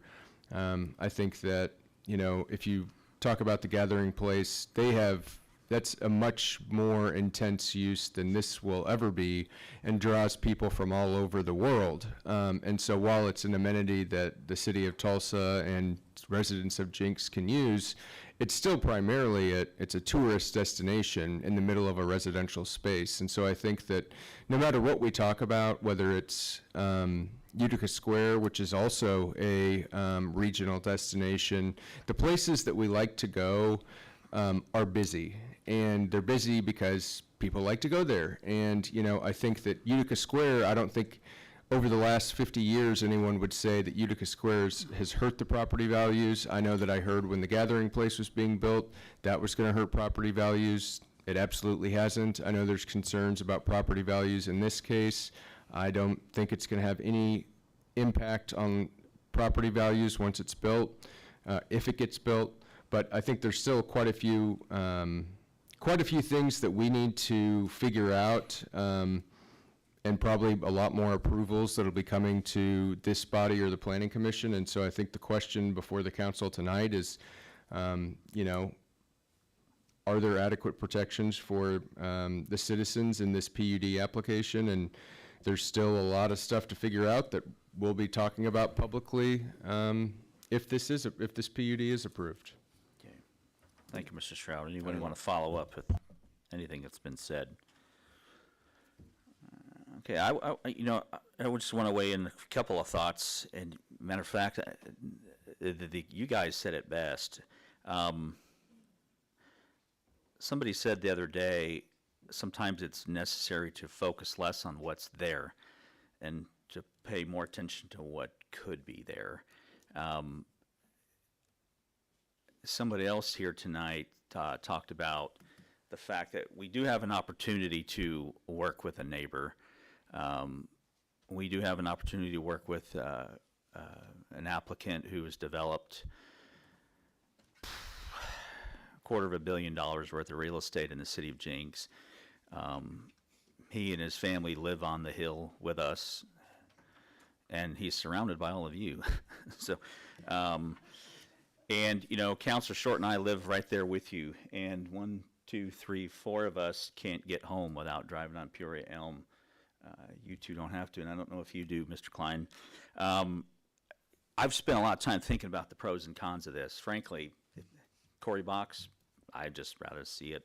If it was just me, you know, not having understood the perspective of the decision we have to make, it wouldn't bother me if it stayed the way it is today. So I start to worry about the fear of what could happen if we don't look at the option that's in front of us. Some of my concerns with some of the compromises that are proposed are, at some point, it's not a baseball park anymore. If we compromise too much, if we give too much, it isn't what it's supposed to be anymore. I'm also afraid that the owner and the applicant would just say, to heck with it. It's too much demand on what it's supposed to be, and decide not to do it. I have made up my mind that this is the least offensive potential project I think that could be built there. Most of us know what could be built there. We also know that the fact that it's in the floodplain isn't forever. The last I heard, 2030 could be a reevaluation of that date, and I'm not going to put that on record because I don't know if that's for sure, but I've heard that year a few times. So I kind of look at this as, we know this gentleman, we have a history here, we have immediate access to kind of help massage this project. Mr. Shroud has already said there's a lot more steps involved in this before we even get done. For those of you that think this is all about sales tax revenue, I don't think this is the best. I don't think that's what this is about at all. This is not going to be a giant windfall for us, for all of us. This is not going to be like the project we're looking at down on 121st and Highway 75. This is not a windfall for the city of Jenks, but what it is giving the options. I think we know what it could be. It's probably the least offensive of all those options. I can also say I don't agree with all the numbers that, you know, that have been. The 10-car thing, I think it was insane. I don't even know where that number came from. None of us believe that there's going to be 10 additional cars. I'm pretty sure there's some confusion in how that data has been presented. I would also say that in 6 years of sitting here, and Craig, you've been here the same amount of time, other than a road, we have never approved one project that has made traffic better. Outside of a road or 111th and Elwood or infrastructure as it relates to streets, nothing we do. You know, when Mrs. Hilton says, I have a gentleman who wants to build, when he wants to build 300 houses on 121st and Peoria Elm, that's not going to make traffic better. It's just really not. But what is going to make traffic better, and I've asked you guys to be patient with us, is you have already approved the improvements to Peoria Elm. It's going to take some time, and we're all going to experience a little bit of that pain as that road gets widened. Some of you live in that pain every day, and for those of you that go home on 116th, I know how bad it can be. But I also know that it's temporary. I remember what it was like when 111th and Elwood wasn't what it is today. That was pretty painful, and before you know it, we blinked, and it's a pretty darn nice intersection. It's much safer, and the traffic is moving. So those are just kind of my thoughts. I tend to focus on what could be, and I also worry about if the owner chooses to sell this property, I worry about who we're going to deal with next. I worry about an out-of-towner. I worry about somebody who doesn't care about our charm and the feel of this city, who doesn't necessarily even ask the council, what's your strategic plan? What is our goal? Councilor Isabel said earlier to be a destination city. For those of you who don't know, when these two gentlemen joined us a few years ago, we went off site for a whole day and asked ourselves, who do we want to be? And that is who we said we wanted to be. It was 7-0. We wanted to be a destination city. Some of those highlights were it's going to be over there. And we also talked about keeping downtown as a place for locals. So what does that mean? Well, we don't necessarily want to see national brands and chain restaurants coming to the downtown core. We want it to be charming and unique and with concepts that maybe people don't know. And we want Jenks residents to go downtown and say, this is our safe place. So that, in very short summary, is the strategic plan and the vision for what we decided, most of us decided a few years ago. And I think what's important for us is what it gets back to is for all of you that work in the corporate world, does this align with your strategic plan? And also know there's disagreement with whether or not this is in conformance or with the comprehensive plan, but I can also assure you that obviously there's just a difference of opinion. She and he and the staff that works on the second floor would never bring a project to us ever that was of course, in their opinion, because we all have one, that is not in alignment with the comprehensive plan. It's not their job to set us up for failure. So those are just a couple of thoughts. I thought maybe by sharing these we would spur a little more conversation. But that being said, that's pretty much all I have to say as it relates to this project. And we can go back around one more time, and if anyone has any last-minute inspiration, we can hear you out. So the floor is still open to council. Yeah, I have something. Mr. Schelling. Like the mayor said, you know, this is the least offensive thing that can be for the city of Jenks. My main concern the entire time has been the traffic issue. I don't live at 106th and Elm. However, I do go down Elm quite often when I have to go down to Bixby for football and stuff. But and I know that sometimes it can be pretty congested. This last weekend I was down at South Padre Island. Anybody been down there recently? That's congested.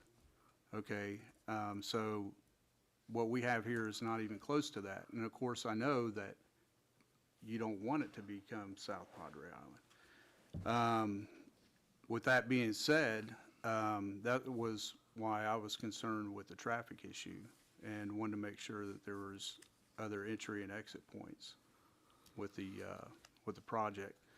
As far as the lighting and the noise, the lighting, I already figured that the lighting wouldn't be an issue if the fields are facing in a north-south or northeast direction anyway. But then when the young man came up here with about the lights and the covers, I was thinking we need to get those for the football stadium. And then as far as the noise, my youngest daughter played travel softball, and we had several tournaments down at the Cal Ripken Experience in Myrtle Beach when I lived in North Carolina.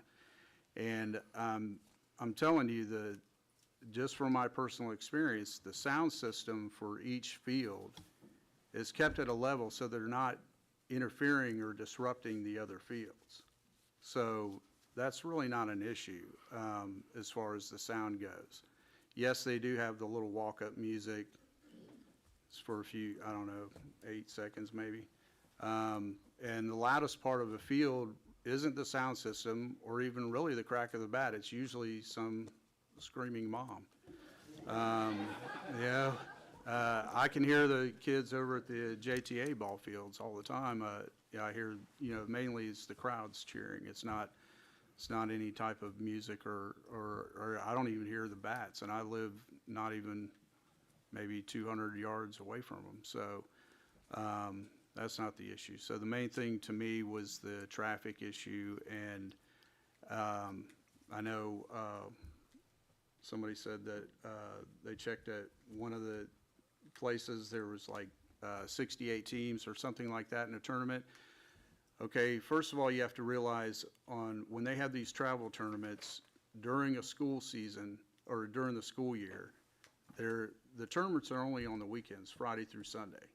Okay, and when they start on Friday, they generally start in the afternoons. So it's not going to be an issue when it comes to, kids going to school and whatnot. Also, when you have you might have 68 teams in a tournament. Next tournament, you might only have 40. Next tournament, you might have 30. Next tournament, you might have back up to 50 teams again. It totally varies. And then when you have a tournament, usually they play the Friday and Saturday is seeding play or ranking play. So how well they do on those 2 days determines what their seeding is, or even if they even get to play on Sunday. There's some teams that get totally blown out and don't win a thing on Saturday, and guess what? They're not playing on Sunday. So you don't have all those teams playing the entire weekend. You might have like half of them left on Sunday. And again, with 10 fields, you obviously have games staggered. So you're not going to have, 60 teams out there at one time. Also, another thing is that a lot of these tournaments, or at least the ones that I took my daughter to down in Myrtle Beach, you have teams from California, Arizona, Texas, and they're all traveling on team buses that they either leased out or they outright own, and a lot of times the parents are traveling with them on the team buses. So the only cars you're going to have are individuals that are teams that are either local or within maybe like 4 or 6 hours away. When they're coming completely across country, they're using these big team buses, just like we have for the Jenks football team. So I know that's going to, lessen the amount of vehicles, not completely, obviously, but I'm just saying that it's not going to be as bad of an issue as most people think. And like the mayor said, it could be worse. If we don't approve it, there's nothing preventing him from selling to somebody else, and somebody else coming in here and doing who knows what, or wanting to do who knows what. I mean, if it's already zoned agricultural, I think I heard somebody mention they could put a grow facility. Nobody wants that. I don't. There's too many parameters, and like you said, that there's a lot more steps that have to be taken to make sure that we come to the best, I guess, compromise and agreement with everybody. Anyway, that's all I have to say. Thank you, Mr. Schilling. Anyone else? I just want to point out that on page 144 of our agenda packet, it does have the process here that we have to go through to approve all of this from start to finish. Just wanted to point out page 144 to everybody. Thanks, sir. A couple of other things to remember. This park, which we have some control over this, is currently, according to the applicant's current stated desire, is open 260 days out of the year, so just slightly more than 2/3 of the year. For the other 105 days, there is no baseball, no music, no sound, no bats. Do any of the counselors care to comment on the less than scientific but still reasonable sound demonstrations that maybe some of you had? No? Okay, very well. Mr. Short, did you have a follow-up comment? I guess, point of question, are we approving the red-lettered version of this PUD with the Planning Commission recommendations? You can approve whatever you want. Yeah, Well, I mean, Yeah, they recommended what the red letter version is. So that's what you have before you is the red letter version. They did request the 80-foot poles. Okay. Is the building height included also, or do we have to request that? Okay, thank you. Any more questions for Mrs. Hilton or Mr. Shrout? You got easy night, huh? You didn't have to say a lot tonight. Well, I guess, Mayor, I'm sorry. If we're putting in a building height, and I know that there was some discussion tonight of a possible hotel, is that going to have to be within the same height requirements? The item before you this evening is for JZ 23 PUD 142, and it's for the general entertainment outdoor only. It has nothing to do with any commercial development. So any commercial development would require either a new PUD or a major amendment to this PUD. Okay, I guess I'm just making sure that we understand that if we're limiting this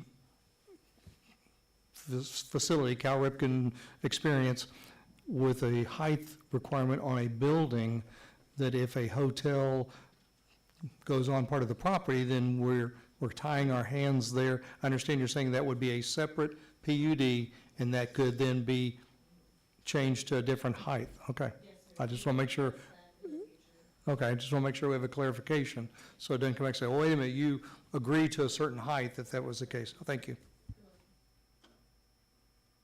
Okay, so my question to council is, if you guys feel, have we done a good enough job? I know we couldn't possibly write down all the questions that we've heard tonight, but do you feel we've done an adequate job addressing questions, answering? Is there anything out there that's floating in your mind? This is the time to get it done. It's been a long journey, so let's do it now. So we're just dealing with the baseball field aspect, not the other portion, okay. Yeah.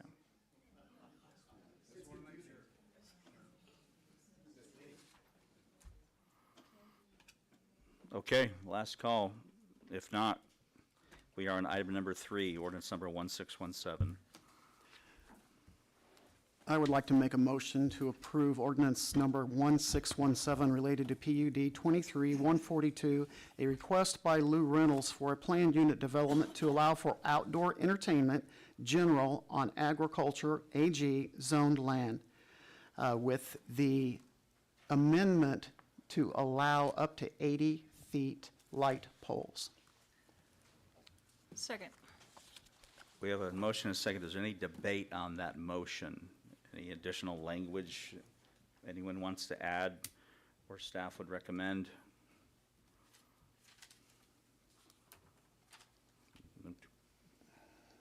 All right, we have a proper motion and a second without debate. Vote, please. Murray? Yes. Klein? Yes. Short? Yes. OJ? Yes. Schilling? Yes. Isabel? Yes. Mayor Box? Yes, item 3 passes. Let's tackle this emergency clause. Number 4 is emergency clause for ordinance number 1617, making it effective immediately upon passage, since the immediate operation of the provisions of the ordinance is necessary for the preservation of public health. Now, in 6 years we've been here, we've never been questioned on an emergency clause. If you guys aren't comfortable, if you want questions about this, let's get this right the first time, please. I don't know that I'm completely crystal clear. Anyone? Questions for our attorney? And ma'am, did you still recommend that we, if we do consider the emergency clause and vote on it tonight, that we omit the word welfare? Correct. Any other recommendations? That is it. All right, so rather than the typical so moved, let's do this right, please. I'll make the motion to approve item number 4, emergency clause for ordinance number 1617, making it effective immediately upon passage, since the immediate operation of the provisions of the ordinance is necessary for the preservation of public health and safety. Thank you. We have a proper motion for item 4. Need a second. Second. Any debate on the motion? Vote, please. Yes. If I could just say, if there's an accusation that we're trying to do something, you know, I just would recommend we don't fulfill that. You know, if the argument is we're trying to avoid the public the ability to do something, I don't think it's I think perhaps we could show them that we're not. I would recommend that we pull it. I don't will, think it's necessary. I will remove my motion for item number 4. You don't necessarily have to, if you can pull it and it can die for lack of motion or Okay, would any, Well, we have a motion and a second, so how do we proceed? is there any debate on the motion on the floor? Robert's Rules of Orders, guys, just go back and kill it. I think We- since It we takes a made- supermajority anyway. Okay. So we have a motion and a second, so we will have to vote on it? Yeah. That's fine. All right. Vote, please.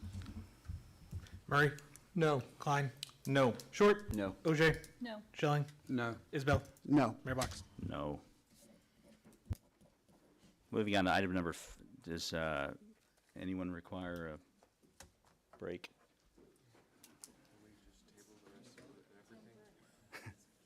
Keep moving? Okay. Item number 5, PA 23-27, request for a comprehensive land use map amendment to amend the map from parks and open space to regional commercial. The general location is still north of 106th and east of Elm. We are on page 171. I assume we are welcoming back Mrs. Hilton. Thank you, Mr. Mayor, council, and staff. This item is directly related to the approval that you just had. The question's been asked multiple times. This is not the whole picture. This is an incomplete application. I argue that the previous application was complete, and what you approved was the baseball portion. The reason that the commercial portion was not part of the PUD is because the decision was made to continue the comprehensive plan request for commercial, to allow for local commercial. And and I would not let them put it in the PUD because if we didn't have the comprehensive plan approved, then that portion could not be part of the discussion for the ball fields. So there you have it. The big secret is out.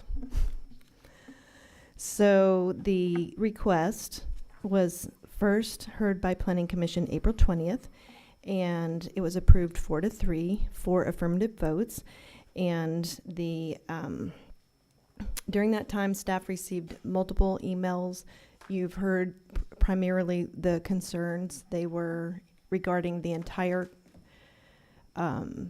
big picture conversation, which was a ball fields with accessory local commercial. And in the Planning Commission meeting, we changed it from regional commercial to local commercial. That was something that was suggested by one of the citizens. I felt that it was appropriate and made that recommendation to the Planning Commission. The local commercial still would allow the developer to move forward with his plans for a restaurant, a hotel, etc.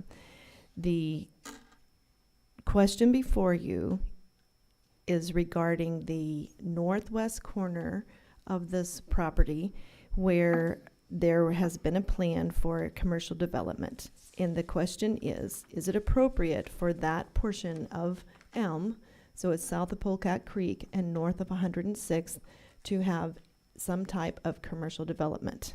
And tonight is just a land use question. We don't have a plan before us specifically. We know it will be part of the ball field. The only way they can move forward after this is to either amend the planned unit development that has been approved or to come back and carve that piece out and do a separate planned unit development. Could possibly do straight zoning and pull it out. So, the request is, let me see, if you look on page 173, it kind of goes through the case summary. And it talks about the current land use is parks and open space, and the requested land use is approximately 5 to 7 acres along Elm.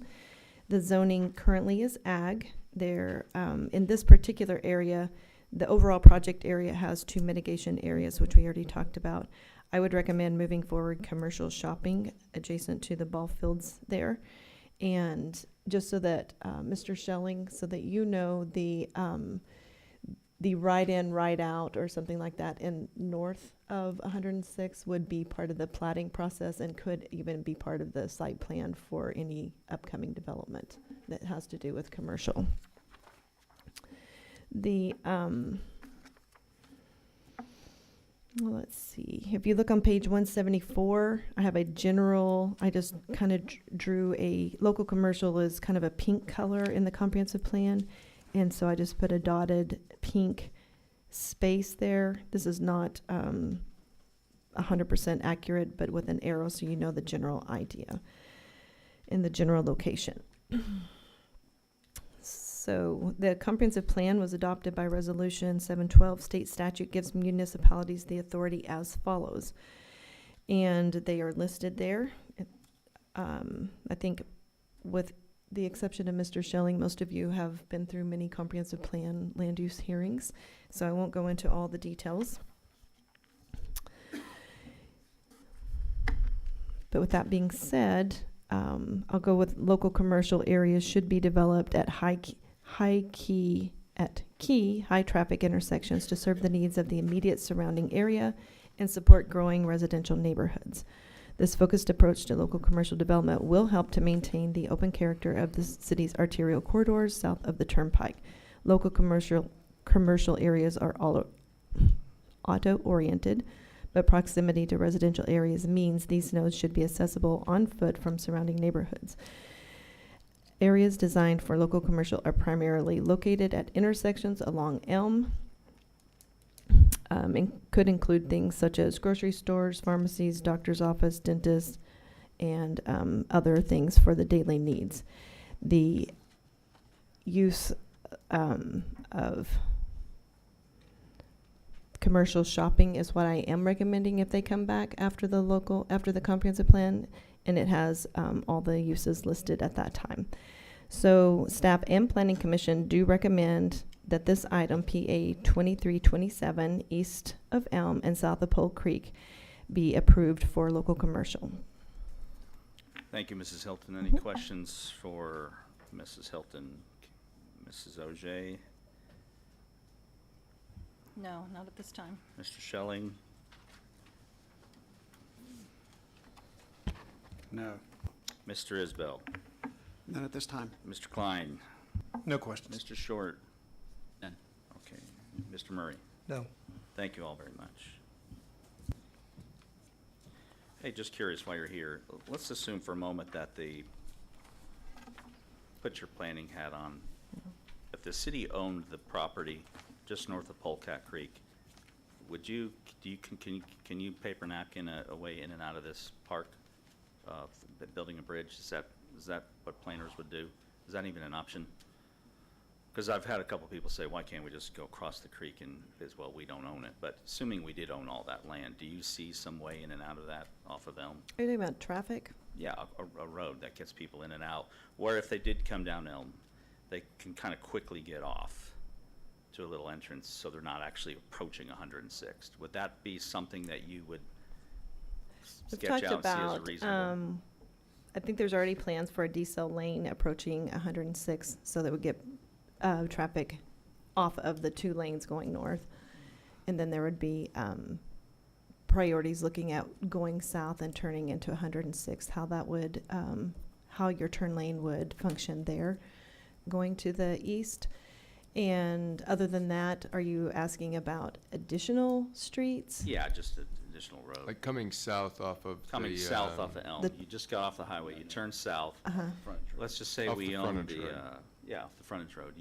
Let's say we own all that. Do you envision, if we owned it, would you envision it as a planner, would you recommend to us that we have an ingress egress that crosses the Polecat Creek? If it's economically feasible, Okay. it should at least be Assuming- considered. Assuming we could afford it, okay. Mhm. Thank you, Mrs. Any other questions for Mrs. Hilton? Last go. All right, thank you very much. We have item number 5 on the table, PA 2327.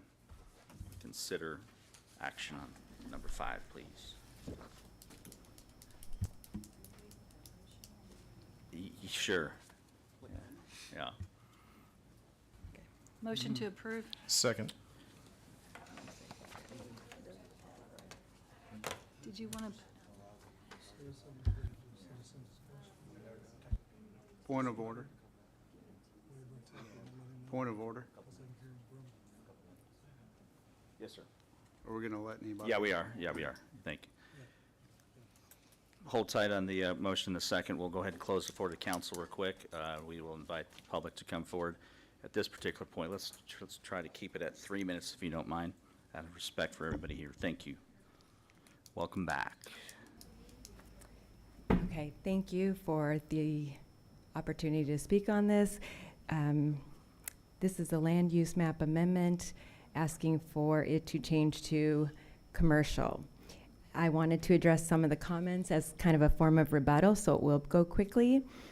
I don't know if anybody is privy to some of the Planning Commission meetings, but at the April 20th meeting, the Planning Commission members made sure to let us know that all of these issues were inherited as traffic issues.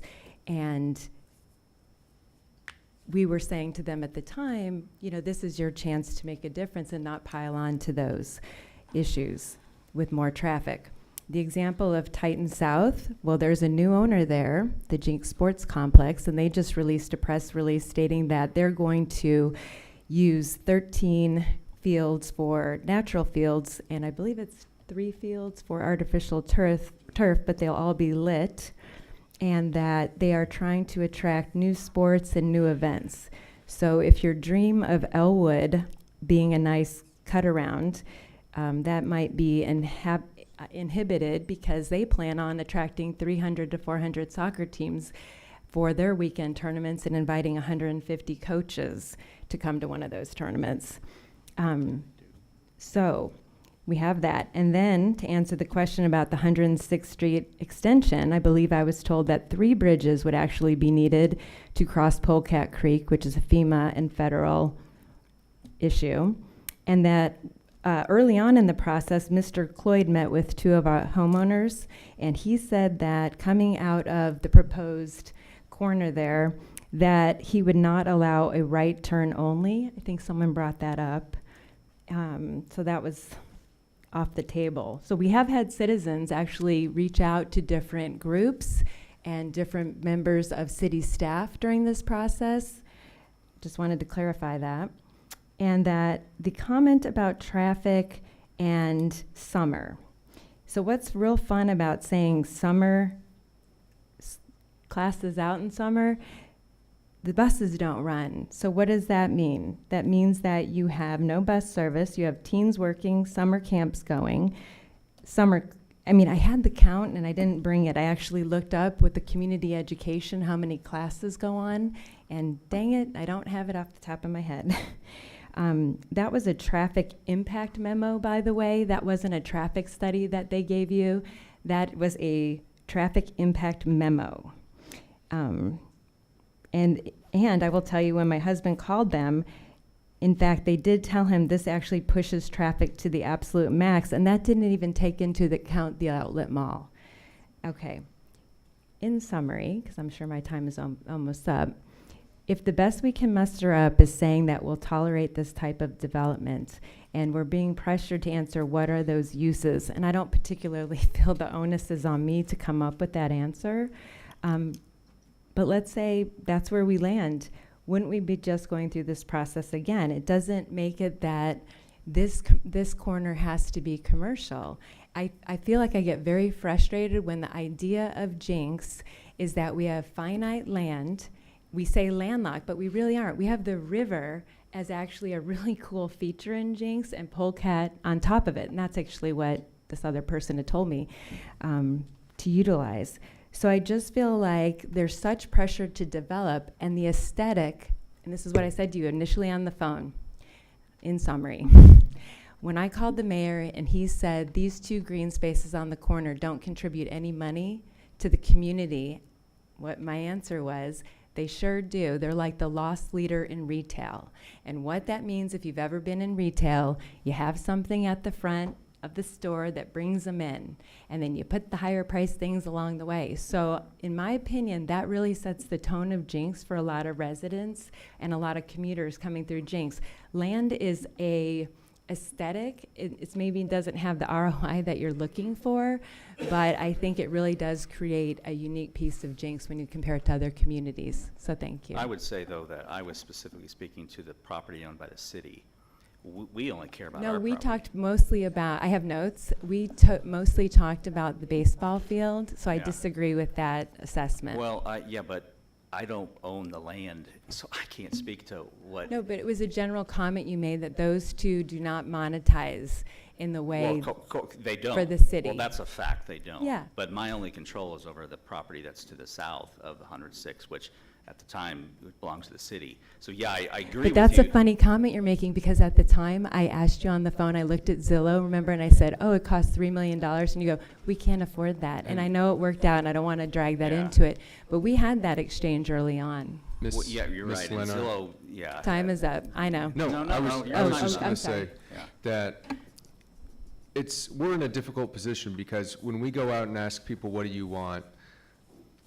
They say they want more places to eat. You know, they want more places to go sit down and eat. And I feel that way myself when I'm trying to figure out where I can go sit down and eat after I've eaten. I love Los Cabos, but I've been there so much, you know, I'm just kind of tired of it. I go to Waterfront all the time. I go to all these different places. But, you know, seriously, like when you go to a place 150 times because you're trying to eat in Jenks and there's not places to sit down, I think, so we're hearing this, like we want to be able to buy more stuff in Jenks. Right. And so we hear that and we say, okay, well, you know, where's a logical place to have some sort of small local commercial?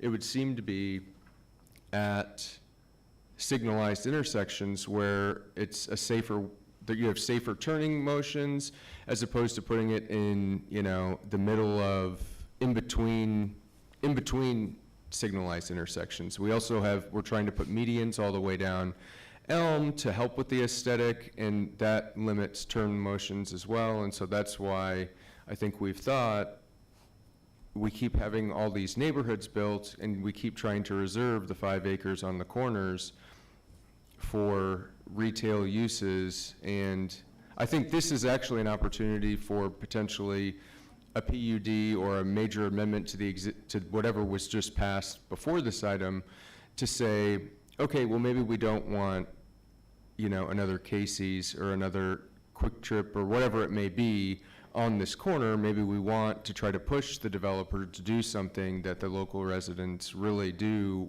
want to, like, something that's more aesthetically pleasing. And I think I don't know what the developer is planning, but I would think that, like just about everything else, this will probably be either a major amendment to the PUD or a new PUD, which will give the city control, will give you control to an extent that you get to weigh in to, you know, I don't know, from the beginning. So I would just say, as a city, though, you're revitalizing downtown.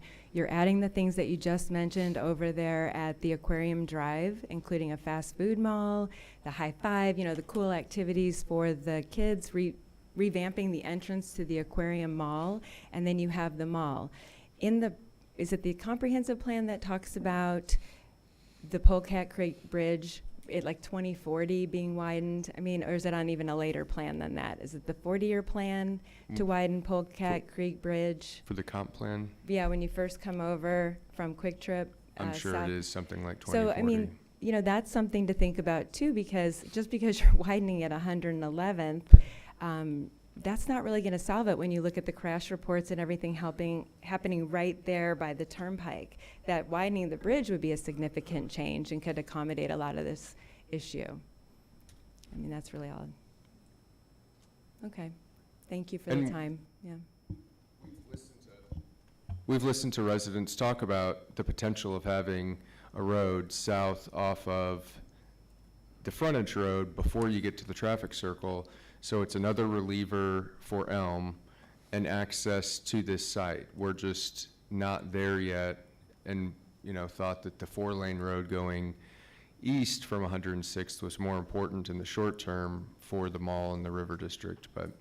And then that's just where I'd make my final comment. Bringing the River District to Elm Street just seems like not what is talked about at all because of the riverfront facing activities and that being a unique feature in Jenks. So to bring a regional or even local commercial without all this adequate stuff, then it's not feasible. So thank you for your time, though. Thank you, Mrs. Leonard. Okay, the floor is still open to the public. Justin Little, 10531 South Coas. A couple of things I want to bring up, and I know this kind of got talked about Mr. Stroud, with you and I exchanged at the last meeting that we were at, but every other street that we have this commercial development on is 111th, 121st, 131st, where these properties were set aside for this. They weren't set aside on the mid roads. And what you're coming back to me is, okay, well, with the stoplight there and the 4-lane going to the other way, that's going to become this space. So my question is, what is the city doing from a traffic safety standpoint for Elgin and 106th? Because again, I think we've all had conversations. It's not workable the way it is today. And then the second part that goes with that is anybody that has any foresight will be able to say, folks are going to come off the freeway and there's going to be stoplights and they're going to find the cut arounds through those type of neighborhoods that's going to take you right into where the ball fields are. So that's one point that I don't think has still been addressed, is what are we doing about the traffic safety in that area, as we move forward. The second part, and I know this alludes to what I was saying earlier around some fact-checking pieces that were going on through just different avenues. Is one hotel going to really truly be there? Is it really truly going to be just the hotel, the Jimmy John's, and I believe the sports bar is what was told specifically to us that's going to be there? Is it going to be one hotel? And if that's the case, what makes that property different than what this property is being modeled off of with Pigeon Forge? Because how many hotels are at Pigeon Forge? I mean, you guys have been there. Tell me. I haven't been to You haven't been. Okay. Have you seen the maps for Pigeon Forge? I know that you've been to one of the Ripken experiences. I assume that the gentleman that was taking you there would take you to the one he was modeling it off of, but my mistake. I apologize. I don't know, because this is just, I don't know. That'll come at a later date, I guess. So you haven't looked at that? About how many hotels can fit are on this sitting like right on the property.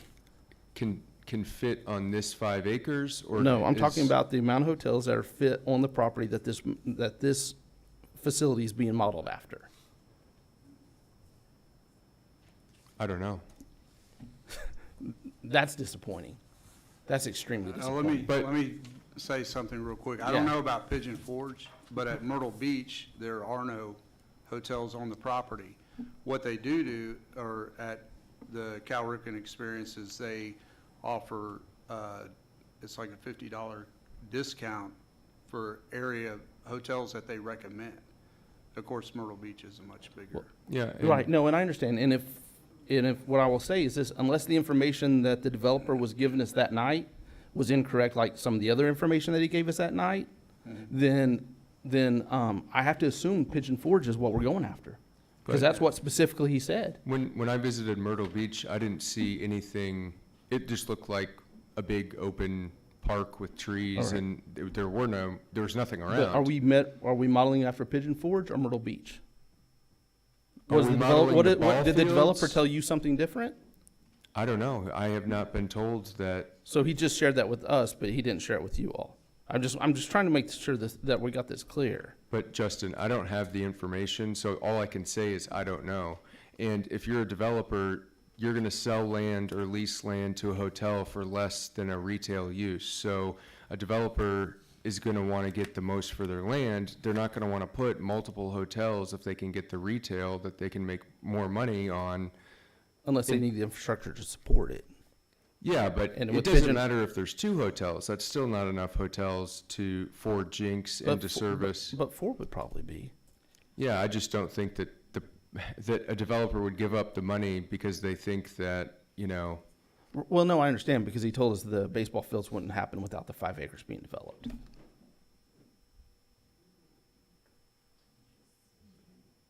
He said that. So I understand that. So what I'm trying to understand is what is going to happen on this 5 acres. Is it the hotel, the single hotel that was, I believe he said, less than 100 rooms or 100 rooms, the Jimmy John's, and then what the other restaurant was? I don't know, because that's not what is before us tonight. Well, maybe we can ask that question. What is your fear, Mr. My fear is that it's going to be overdeveloped more than what we're being told. Is your fear more than one hotel? Yes, absolutely. I have zero interest in seeing more than one hotel. I agree. I'm speaking to you as a resident, which maybe I'm not allowed to do. I don't know. Apparently, I can't be a resident anymore. But I don't have any interest in seeing another hotel there. I don't think any of us do.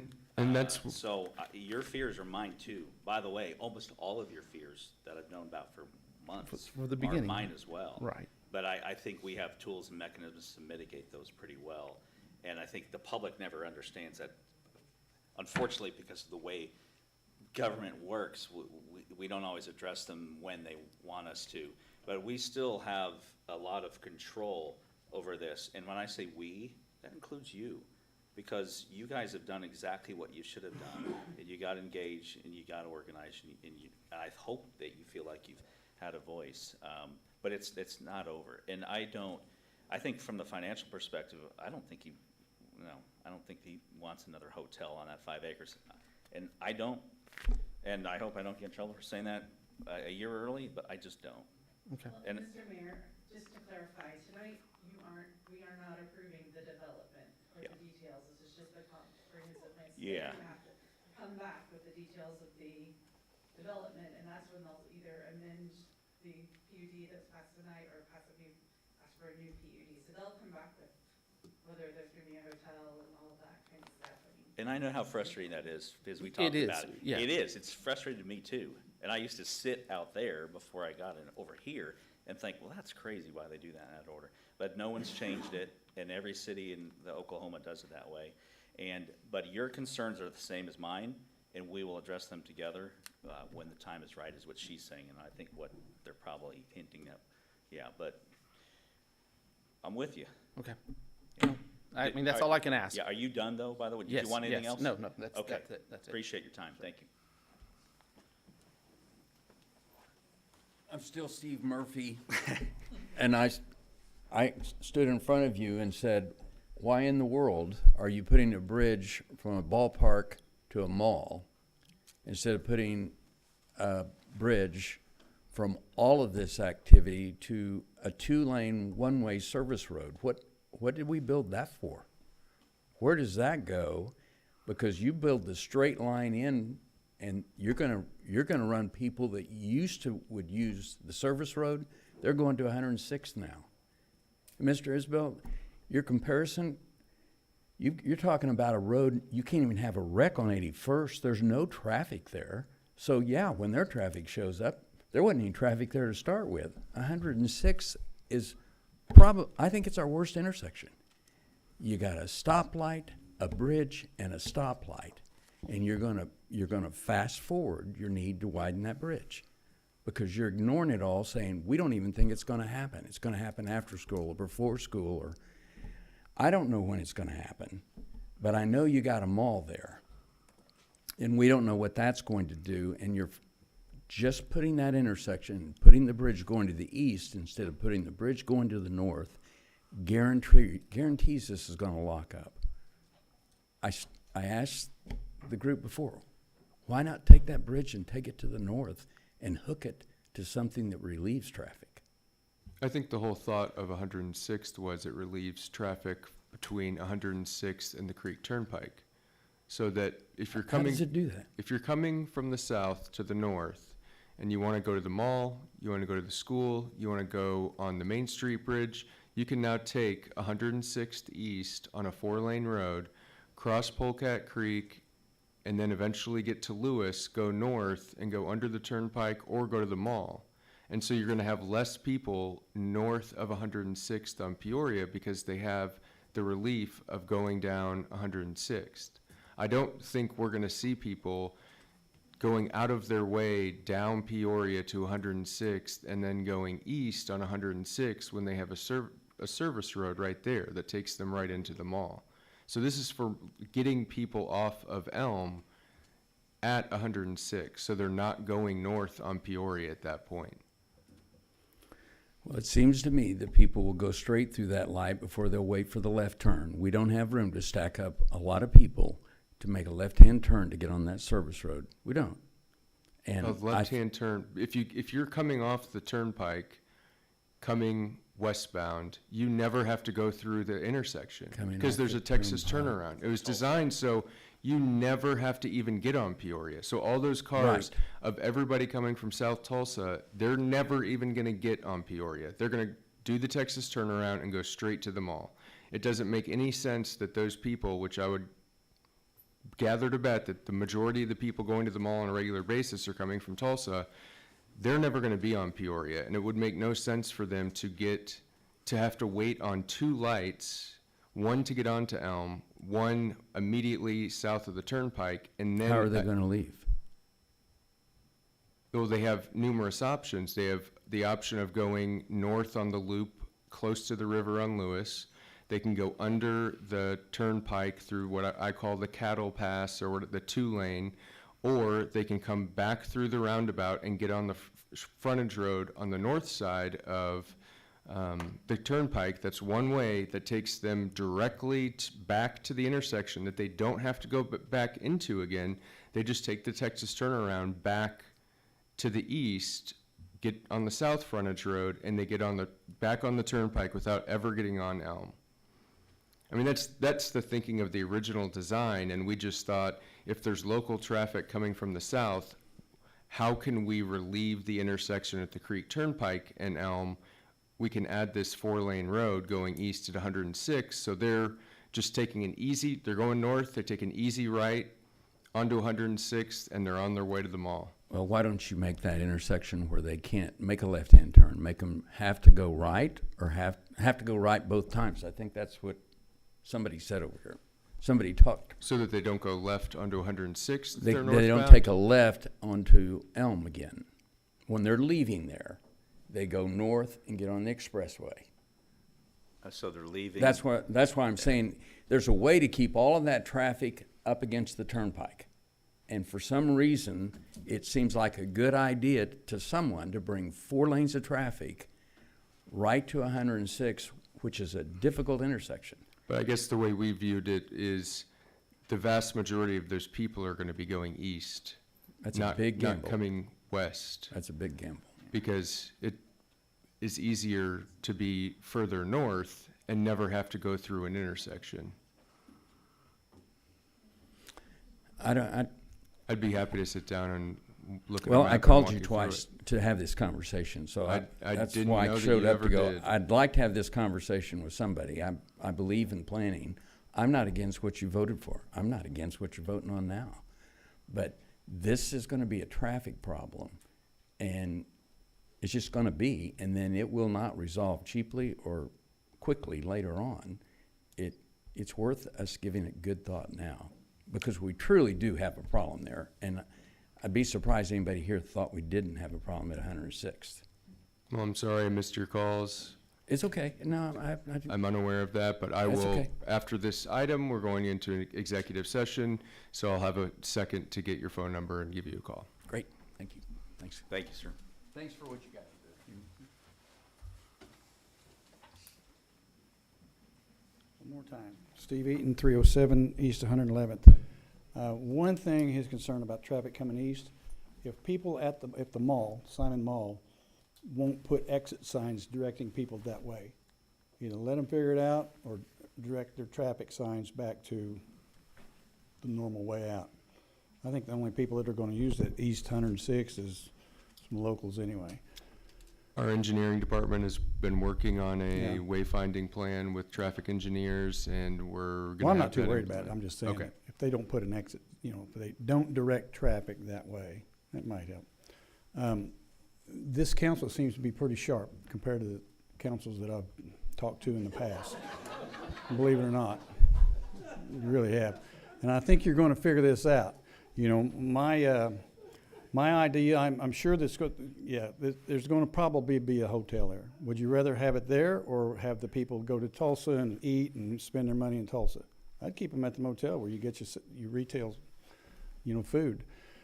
Speaking of food, you're looking for a place to eat? The new sushi bar or strip center is absolutely awesome. So, have you ever heard the saying, you just shoot me and bury me by the damn lion? It's on Secondhand Lions. You need to watch that show. That's kind of how I feel. Just shoot me, bury me by the lion. Thanks. Thank you, Mr. Eaton.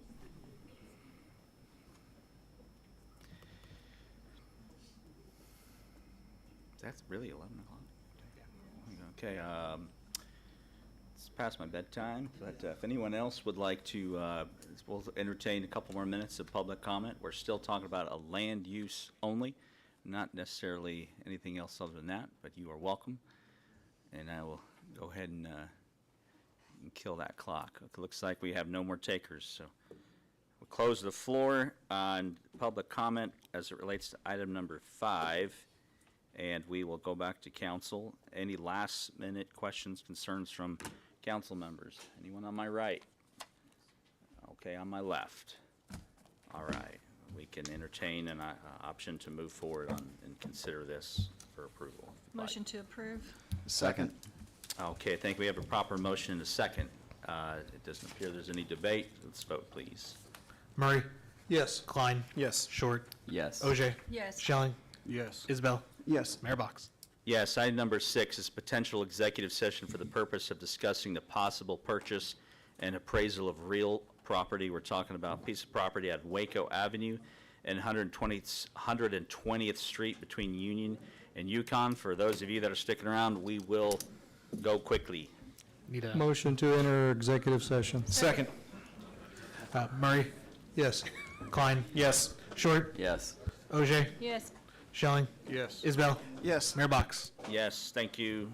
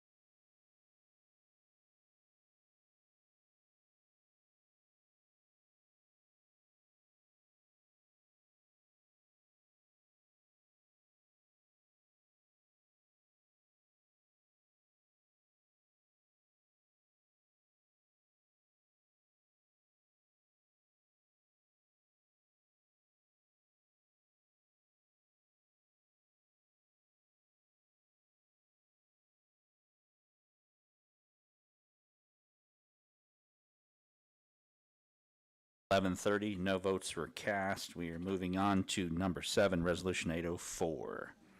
I'll read it for the record. Authorizing the acquisition of property for the construction of Waco Avenue extending north to 120th Street South and the construction of 120th Street South from Union Avenue to Yukon Avenue. Let's go ahead and get moving on item 7. Entertain a motion for Motion approval approved of one. as presented. Thank you most. We have a motion and a second. Item 7, let's vote, please. Murray? Yes. Klein? Yes. Short? Yes. OJ? Yes. Schelling? Yes. Isbell? Yes. Mayor Box? Yes. Item 8, discuss potential chamber relocation to the ranch property known as 10596 South Peoria Avenue and potential demolition of the hive at 115 South First Street, and potentially take action directing a city manager to obtain estimates and plans for demolition and potential new parking lot. Mr. Shrout. Mayor and all members of council, as we discussed maybe a month ago, the idea of getting the chamber out of the hive is one that we've had for some time as it relates to the potential uses for where the hive sits.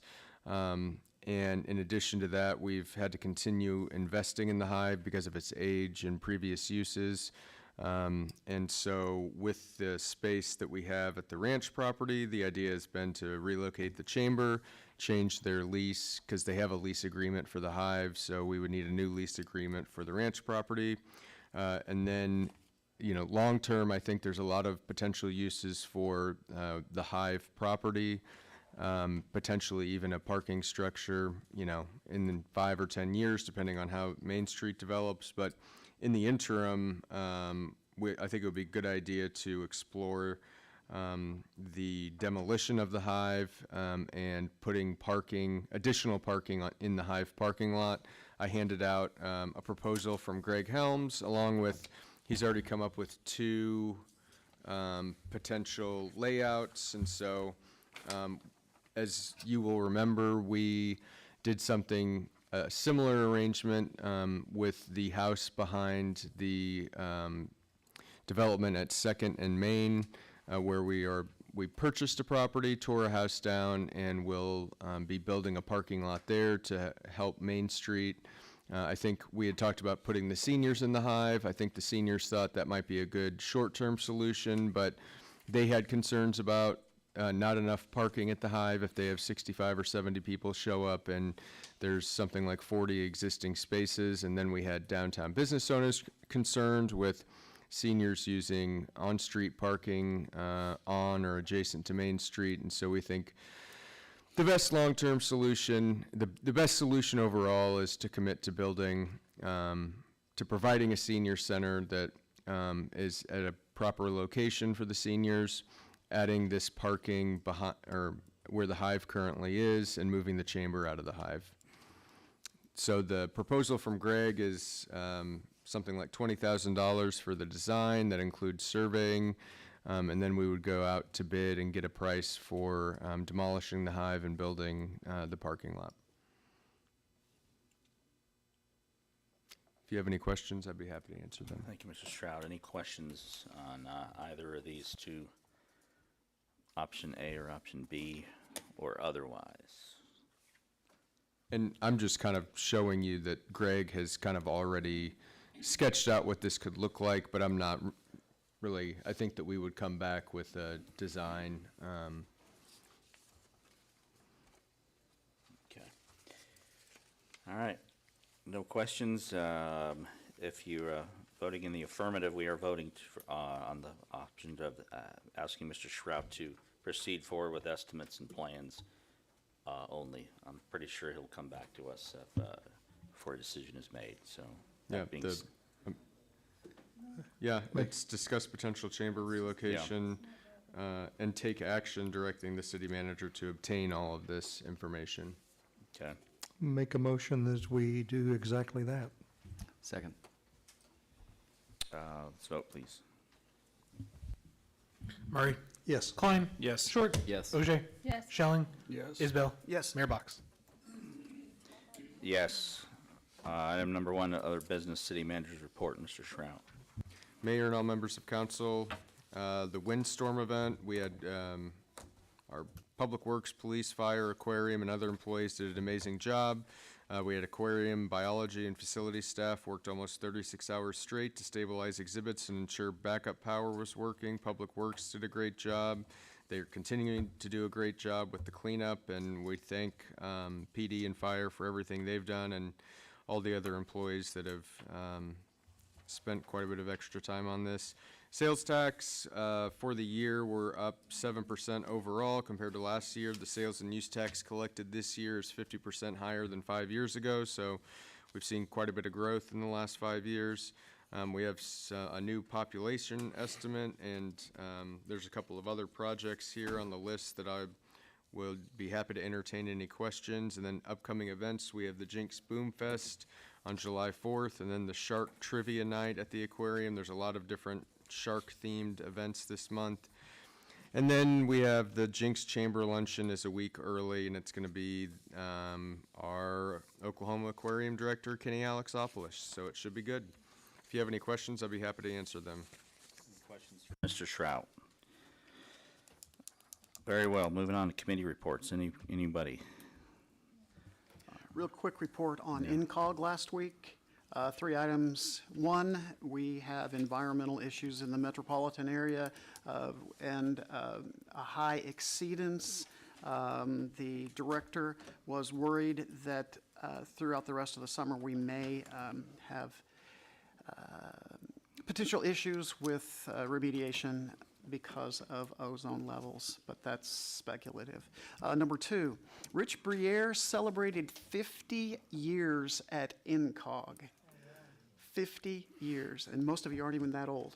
Yeah, I can't imagine that, but that was a big thing. Other than that, we paid some bills, talked about some community events, and that was that. Right. That would be my last INCOG And meeting. along those lines, the INCOG general reception is tomorrow night from 6 to whenever at the Oaks Country Club. If you plan on attending, you would need to contact his executive assistant, LaDonna Brewer, and I can get that number for you. It kind of snuck up on us, but if you want to go, I would reach out and see if there's any more room in the building. No mayor's report this evening, so before we adjourn, I'll give the floor back to our friend, Mr. Isbell. Fellow councilors, as of this Friday, June 30th, I will resign as City Council Ward 2 representative for the City of Jenks. As many of you already know, I have reached retirement. My wife and I plan to travel the country visiting national parks and sightseeing. My first City Council term expired in April of this year. At that time, no one registered to run in Ward 2, so I decided to register, providing City Council continuity as long as possible. The time to move on is now. My Jenks service started in 2006 when I went to Leadership Jenks, one of the old school people that went to Leadership Jenks. I did receive a plaque, but now they're just giving certificates, so I feel honored that I got a plaque. I would recommend the Leadership Jenks to anyone who wants to truly understand how the city operates. I then was a member of the Bond Allocation Oversight Committee, oversaw the Main Street engineering, implementation, and bond payment. Served the Jenks Planning Commission 2016 to 2019, and City Council April 2019 to the present. In that time, can you remember back to the flood of 2019? Scared us to death, and it was by far overshadowed by COVID for the next 2 years. We had a drop in commercial development, the outlet mall was questionable, and we didn't know what was going to happen, but things look much better today. Today we're moving forward, continuing to make Jenks a destination city with smart growth. Without the interactions, education of these groups' leaders, Driscoll, Carr, Bell, Hilton, and Shrout, I would not have been able to function in my current position, so thank you all. Now I'd like to take a few minutes to recognize and thank the many people who have mentored me through my journey. Without the assistance of city employees and volunteers supporting me, I would have truly been overwhelmed and unprepared. There is no particular order in these names. Mr. Carr, Mr. Robert Carr, I know there's a very dry sense of humor in there somewhere. Thank you for the education you have provided, from engineering to the bond and tax dollars spent building this city, directing the Bond Allocation Oversight Committee. Thank you, sir. Sarah Tackmill, my go-to person, who always drops what she's doing to assist me with the most minute details and questions. I have always enjoyed her perpetual smile. Speaking of smiles, Chris Cloyd's half smile when he sees me tells me that he's waiting for the Gary question. He has always been able to address my engineering inquiries. Thank you, sir. Teresa Nowlin, thank you for the legal education and advice you have provided through the years to keep me from embarrassing myself and or the city. Marseille Hilton, you joined the city and completed the new comprehensive plan. I cannot begin to understand the time and energy you have given to this city in that task. We are truly blessed to have you. Robert Seseda, I found out recently that you do have a sense of humor. And after all these years, I sincerely appreciate the effort you put into the city budget and accounting every day. Brandon Macy, I never could have performed your job at the high level of professionalism you exhibit. Thank you for your attention to detail and organization that allow us to conduct our public meetings. Katie Butterfield, there she is. Thank you for all the communications and notifications. In the past 4 years, the output of information has increased tremendously, and we owe that to you and are badgering you to do it. All right. Barry Parsons and Public Works, your attention to detail and immediate response to issues in the city have earned my respect and gratitude. From service during the 2019 flood, through COVID, the deep freeze, and spring storms of 2023, thank you all, Public Works.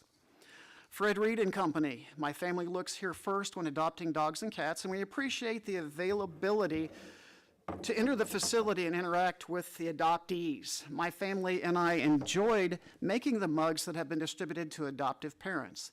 Thanks to the city police personnel for the artwork. And I can't remember the officer's name who gave me that artwork. I apologize. Thank you, Josh. Now on to the 4 chiefs, Jackson, Brown, Ostrom, and Zikafus. You and your staff have always greeted me with a smile and addressed my needs, from discussing fire equipment purchases to autism awareness and the wild hog hunt of 2023. All of the police and fire staff, the one I'm going to miss the most is Ember. She's my sweetheart. She's everybody's sweetheart. No, she's mine. Stop it. The Oklahoma Aquarium. You have been a destination for my friends and family in the past 20 years. You have provided tours for my kids, grandkids, and extended family. You are my happy place. And my granddaughter is going to marine biology for a day tomorrow.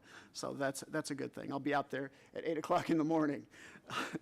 All remaining city employees, thank you for your service to the community that my family and I call home. We will be traveling back to Jenks periodically to watch the city evolve and continue to be a destination city and a family-oriented community with the prized Oklahoma school districts of Jenks and Bixby Public Schools. The elected and appointed officials, Planning Commission and counselors, I'll address you as one group. Your public service often goes without commendation. Having been here, I know what it takes to make decisions for the entire community of roughly 27,000 people as per the new census. You live in one of the 6 wards in the city, but you must represent all citizens in your decision-making responsibilities. This is not a small task. And as I move on, I am comforted in the knowledge that you will do the right thing with the best of your abilities. Look to the future and project what will become of the city. Do not forget the past, because it's a foundation that your decisions stand on. Predicting the future of this great city is your job, and you must do it as a unified committee, commission, and council. I send a special blessing to your spouses, significant others, and family, because they have given up a piece of you to dedicate to the city of Jenks. Did I leave anyone out? Chris, did I leave anybody out? No. Mr. Shrout, city manager. Last but obviously not least, you are the glue that holds the city together. from the city of over 100 employees and 27,000 citizens on one side, to the city council on the other, to the police and fire unions, the county, the metropolitan area, to the shared municipality agreements, to the state of Oklahoma and the nation. I owe you a debt of gratitude for making Jenks my family home for 20 years. Chris, keep doing what you're doing, knowing that former Councilor Isbell is behind you 100%. And finally, thank you all for my many opportunities in this great city. And I'm taking this chair with me because it's so uncomfortable, I don't want anybody else to suffer.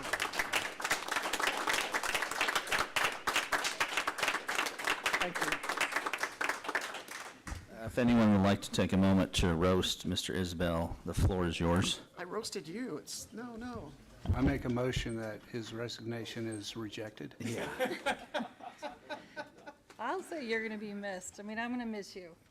I hope And so. we've been together since we were campaigning. I can always call you, ask questions, we banter back and forth. We don't always agree, but it's been wonderful, and you will be missed. Thank you. I agree, Gary. I remember when your signs were stacked up on top of hers and somebody else's. But I would say, I hope you feel the same way I do. You're the more than a colleague, and you and your wife. Nobody works as hard as you. Nobody puts the time in, and nobody comes as prepared as you do. Especially on the INCOG thing, my fear is how the heck are we going to replace you on INCOG? And Lord knows, we're going to be looking for a volunteer to do that. But, you know, we don't have a whole lot of time left, so hopefully Katie can take a picture of all of us at the end before we leave. But, you know, this is the Mayor's Challenge coin that I had created when you guys gave me the opportunity to serve in this seat. This gentleman here designed it when I asked him to. It's a military tradition, but it doesn't represent me. It represents what's excellent about the city of Jenks, and it represents our continual strive to be more excellent, if that's even possible. So I wanted to give this to you.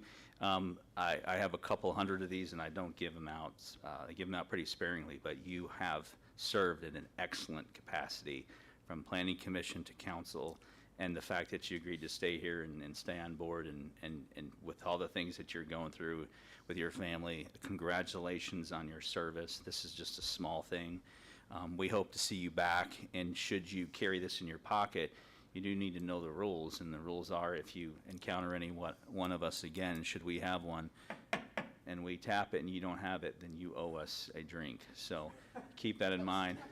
Keep this in your pocket, and whenever you have PTSD about anything you did here, just rub this in your fingers. I think it works. It's got a good feel to it. But you've been fantastic for the city of Jenks, and there's no way we can give you something that's worthy of the service that you probably even had different color hair when you started serving a long time ago.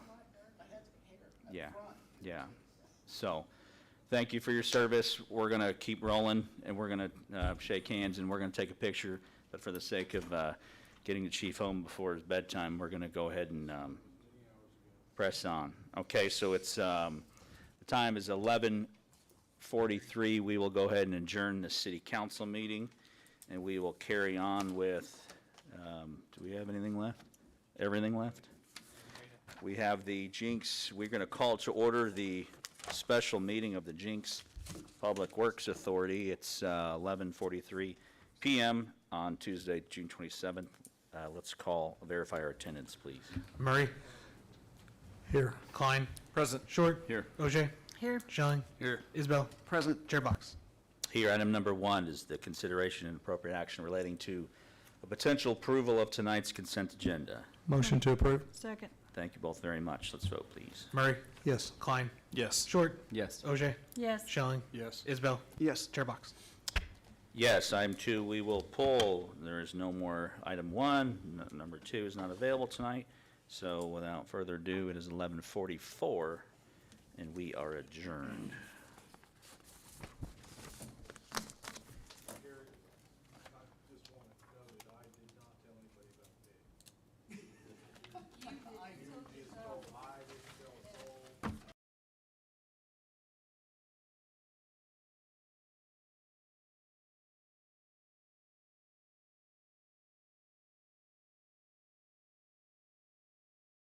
meeting of the Jenks Economic Development Authority. It's still Tuesday, June 27th, and it's 11:45 p.m. Roll call, please. Murray. Here. Klein. Present. Short. Here. OJ. Here. Shelling. Here. Isbell. Present. Mayor Box. Here, item number one is official action on, item number one is to approve the minutes of the special meeting held on June 6th of 2023. Any concerns about the minutes presented on page 2? This was. Motion to approve. Second. Thank you both. We have a proper motion, a second. Item one, let's vote, please. Murray. Here. Klein. Here. Yes. Short. Yes. OJ. Yes. Shelling. Yes. Isbell. Present. Chair Box. Here, item two is resolution 2023-02, approving the downtown economic development incentive policy, establishing a commercial kitchen grant pilot program, and amending the retail recruitment assistance policy to allow a 10-year reimbursement period. Before we have Ms. Hilton speak, I would ask everybody to get super re-engaged on this. I wish we would have had this earlier when we were all had more energy, but this is quite important for us. So, Mrs. Nowlin, good evening. And could I just start with the background real quick? Sure. So, we have the retail recruitment assistant policy, and right now it's a 5-year reimbursement of 2% of new sales for a business that's coming from basically out of town or a new business. We've had requests saying that, one of the uses that would be eligible for this was hoping for upfront money. We also have another 2 developers that are looking, one may be actively bringing new businesses, another has plans but needs additional assistance based on the amount of money that they're investing. And we thought extending this to be a 10-year program instead of a 5-year program would have a bigger impact and probably be utilized more than it currently is. We also have the commercial kitchen grant pilot program. This is something that we've heard about at least for 2 or 3 years now, where we have building owners who want to provide a kitchen or do some serious renovations to get a restaurant into town, and our existing policies just don't kind of move the needle. And so we thought that getting restaurants is a priority because it gets a lot more people down here on a more regular basis to the Main Street area. And so we asked Teresa to draft a pilot policy for the kitchen grant, hold it to 3 approved applications. We view that people can fill out the application, but it's not, it's basically a first in, first out on who's actually spending the money once the applications are approved. I think that we talked, but I think both of these, well, one's new, but the other one could be approved by staff. And I don't know, I think, is that how you wrote the kitchen grant? That's right now the way the resolution, it has the same wording that when you previously approved these policies, that if an application fully complies with all the requirements of the policy, that the city manager can grant and approve the contract. So if you don't want that to be the case on this kitchen grant, we should modify the language in the resolution. And the original thinking on that was that council or JEDA approves the policy, and then if staff can approve the actual applications, that can be a quicker, more nimble process.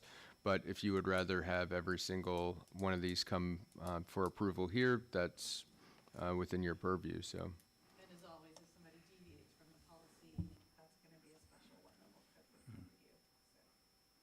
Do you guys want to talk about that option before she continues? Yeah, I think we should. Okay, Vice Mayor Ojai. So we're talking about the, whether or not city manager and staff will approve, or they bring everything back to us. Right, for the kitchen grant. Yeah, for the kitchen specifically.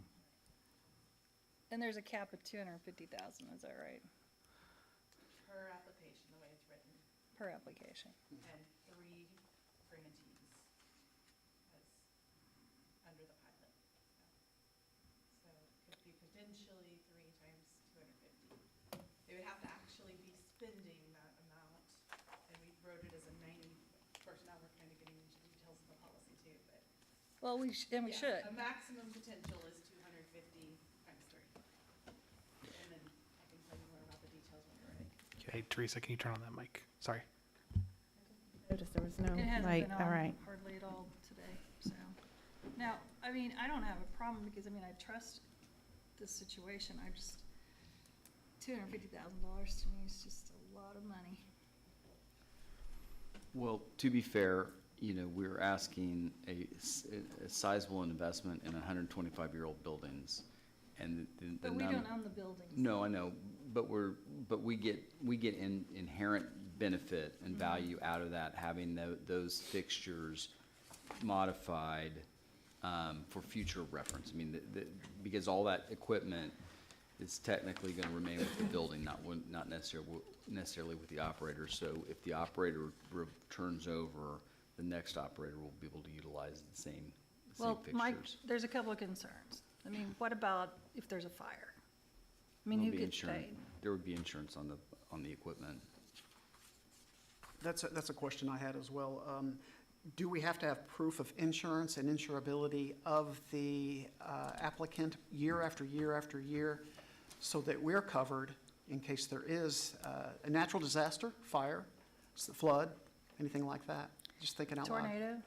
Yeah. Yeah, I think there is a reference in the policy to insurance, and it's certainly something, I mean, there will be a contract as well that we could require in that contract to have insurance, proof of insurance yearly. We have a lot of contracts that require that they submit a certificate of insurance every year. So Okay, that so- can easily be a standard provision in our contract. And what if the owner of the building that we put the kitchen in sells the building? Do you see what I'm saying? So if it changes ownership, How are we covered? Yeah. Yeah. You know It what? covers it, that they would pay it back pro rata. So it says that it has to be in place for 5 years. right? I mean, if they sell it and somebody assumes the obligations of this, then it would just transfer. I mean, they would That's keep the my- lien on that's it. my They would, question. but if they don't, then they would be responsible for repaying us. Okay.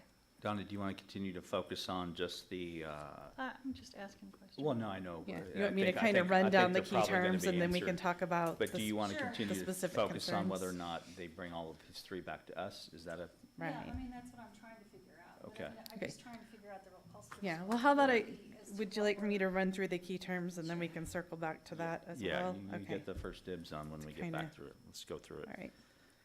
So we've already mentioned, right now, this would just be a pilot program capped at 3 grantees. Also wrote or 1 year. If we don't get 3 successful grantees at that point, it could be cut off until further action is taken. This is specifically limited, unlike our other downtown incentives that are limited to the entire downtown core. This is limited to Main Street from the railroad tracks to 3rd Street. Because those are the historic buildings with the particular challenges. All the costs that are reimbursable are permanently installed fixtures. It can't be used for, removable furniture, that type of thing. And generally, any direct expenses that are permanent fixtures are eligible for reimbursement. The way it is written, that it would be a grant for up to 90% of the cost up to, or not to exceed $250,000. So they would have to actually expend whatever 90% of equals $250,000. I'm an attorney and don't do math. The costs that are submitted for this are strictly the kitchen costs. They couldn't go and seek reimbursement under one of our other incentive programs for those same expenses. It'd only be different expenses. We would have a mortgage on the property until that 5 years that they're required to keep everything in place. We have a 12-month time frame upon approval of the grant agreement at this point, with a potential 6-month extension as approved by the city manager. We state that, and I'm just giving some highlights, but JEDA would disperse the funds as a reimbursement once the applicants have paid invoices and provided invoices and receipts in sufficient detail that we can approve them. We would disperse funds at 20% and then at 100% of project completion. That's kind of in line with other construction loan kind of things. We're saying that the improvements have to be in place for a minimum of 5 years. If they're replaced, the grant recipient has to pay them back by a pro rata portion of the grant proceeds. So essentially it's 5 years, so it's essentially 20% is forgiven each year. Sometimes you see these in the form of a forgivable loan. It's really the same concept, just different semantics. We say that the property would not be eligible for another kitchen grant for at least 10 years. Of course, if we don't even permanently install this program, that doesn't matter. But I think that's kind of the key terms. There's a lot of other detail in there if you have some questions. Let's just keep it free-flowing here, guys. Just fire away if you have questions. And remember, this is a recommendation that the 20, the 90, the 250, the 10 years is all, it's your decision. So you can accept this, deny it as is, or you can negotiate it if you'd like. Keep that in mind. I would like to discuss the 10-year policy because of the fact, number one, that JEDA is being paid back via sales tax accrued. And if they do not have $250,000 worth of sales tax in 10 years, we're out the money for whatever reason. I'm just curious why there's a 10-year limit on the payback to JEDA. That's one. And number two, if we're loaning them the money, could we ask for 10% back at the end in the sales tax to go into JEDA? If they borrow $250,000 during the 10-year term, can we ask for $275 back in 2 cents sales tax to fund JEDA? Are you talking? I think I'm confused. Because the 10-year retail recruitment assistance. That's not the payback period. 10 years. But what if they do not accrue $250,000 in sales tax in 10 years? We're out the money. Well, but they're not paying us back. This is not. The sales tax from their commercial business will be These are covered. two separate things. Give them $250,000. They're going to sell food, and we're going to get sales tax dollars. This is not coming back to us. This It's not is coming money. back to JEDA. No. No, we're gonna so- Okay, all right. I So- was thinking it came back. Yeah, to so, JEDA. No, it's not Counselor coming back, or period. trustee. This is a. The 250 is a grant. It's a grant. The From retail, the new business recruitment is basically a sales tax rebate, pay as you go over 5 years. Where To does the that, For developers. 2% of sales tax. but we pay that up front. No, No, 20% and then 80%. no, that's the grant. That's We the gotta grant separate the itself. two issues. Yeah, the Okay, current- currently. okay, got it. Yeah, there's a grant Got it. that we're not linking to a direct payback. There's the new business recruitment that is 2% currently, paid back over a 5-year period, paid to the new business. Okay. Oh, and that's an existing policy, and we're Right. saying, could we extend that from 5 years to 10 years? Okay, I misunderstood. Thank you. Yeah. We're sending them back 2 pennies for 10 years instead of the 5 that we send them back now. So Gary, I think, I just want to make clear, I understand where you're at, what you're asking. I think the city, so the money, the cash will leave JEDA, and I'm sorry, this is the kitchen grant, okay? The money will leave JEDA, and then I think where you were asking is if we're going to get it replenished through the 2%.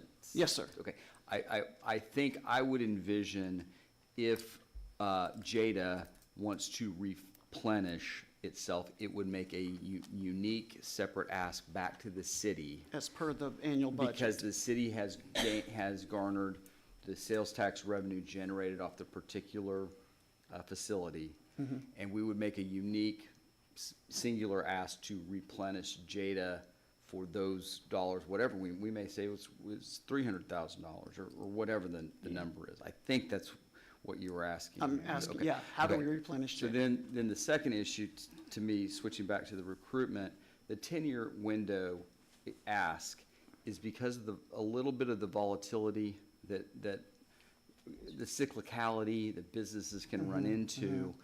I think the 5-year window is a little tight. Yeah, too small. It's a little, yeah, it's just a little tight, and especially if we're talking new businesses that are gonna come into the town. Ironically, what I've seen in my past is those businesses have blowout first years, and then they have declines, because everyone wants to go check it out, and then they, like it, but they wanna go check out I mean, if we're really successful and we've got 3 new grants, kitchen grants, and 3 new restaurants, then the likelihood of them just steadying up into the right forever and ever and ever is probably pretty low.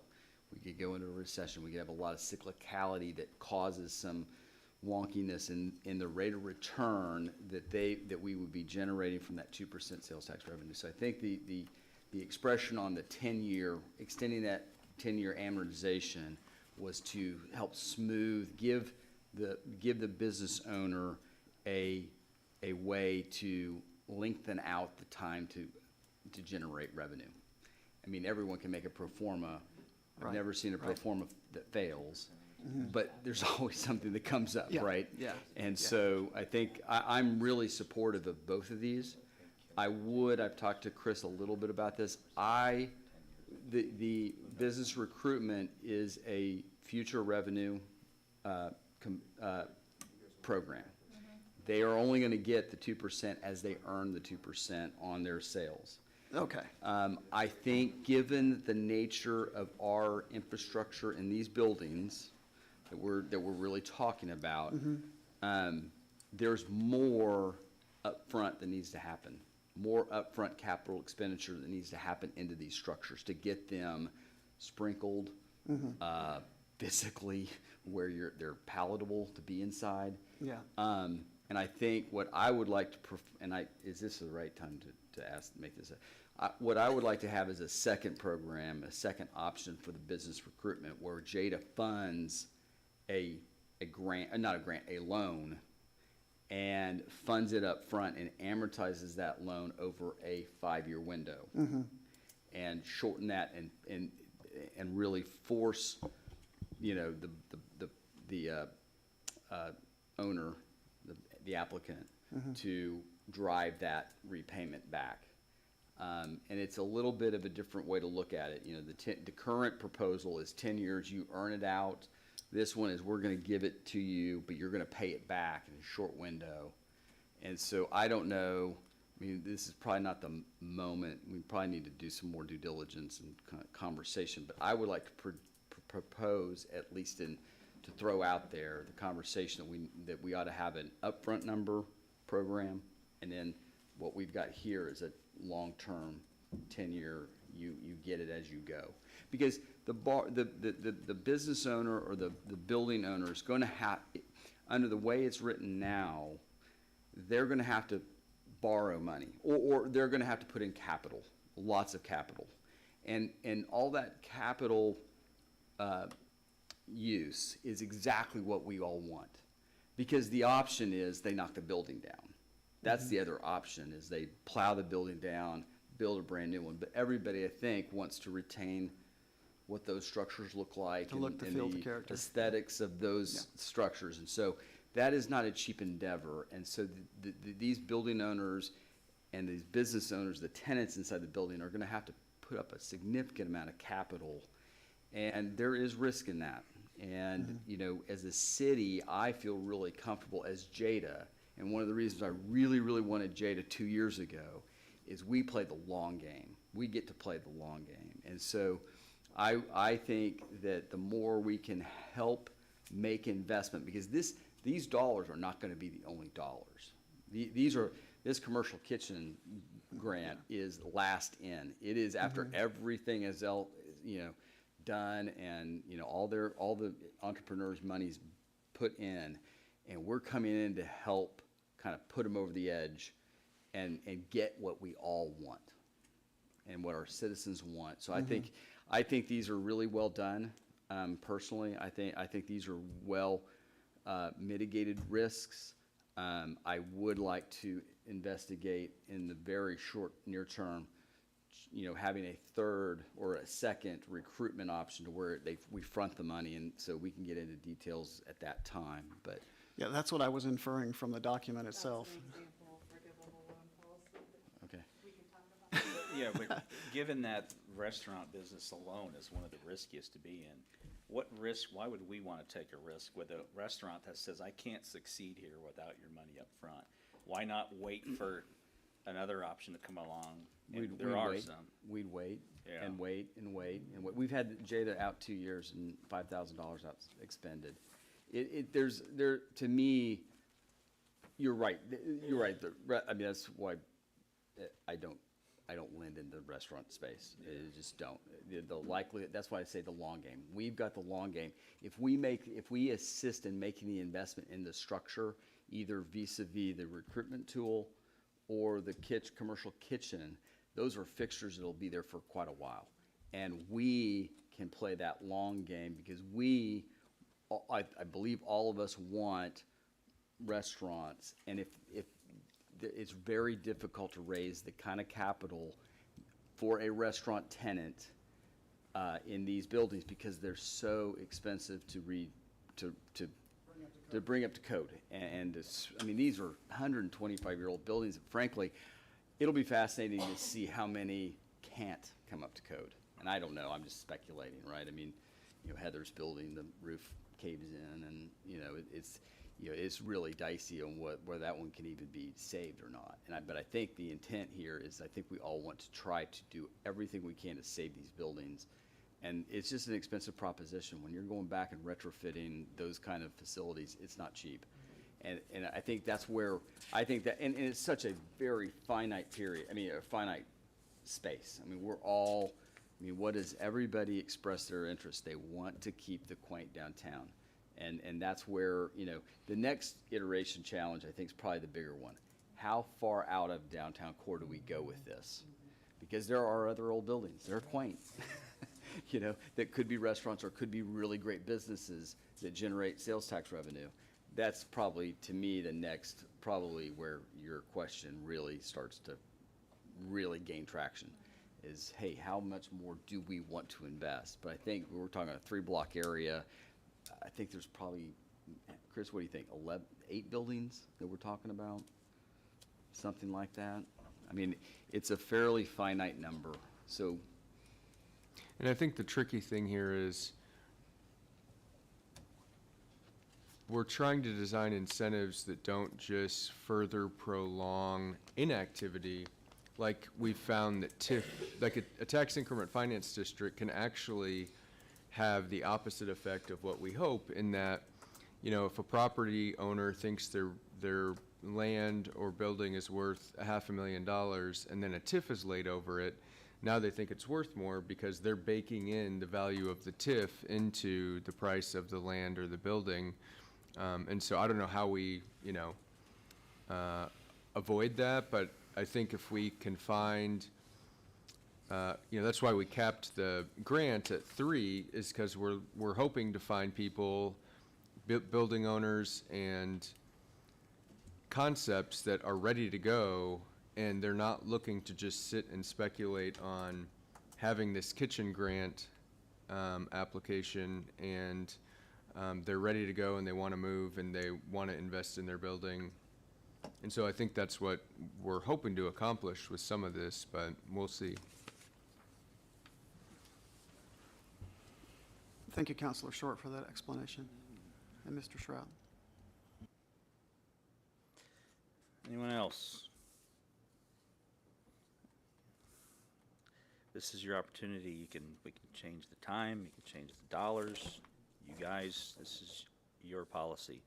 It's either as is, none, or you can modify it. If you want to see the 3 kitchen grant agreements, we can strike paragraph 4 from the resolution. Would be. So you're saying if the council has the desire to approve these, then? Right. Okay. We would just delete that paragraph. All of number 4? Yep, just The amount. from the resolution. From the resolution? Yeah. I got you. I was reading item number 4, yeah. Oh, you want to read? Okay. Yeah.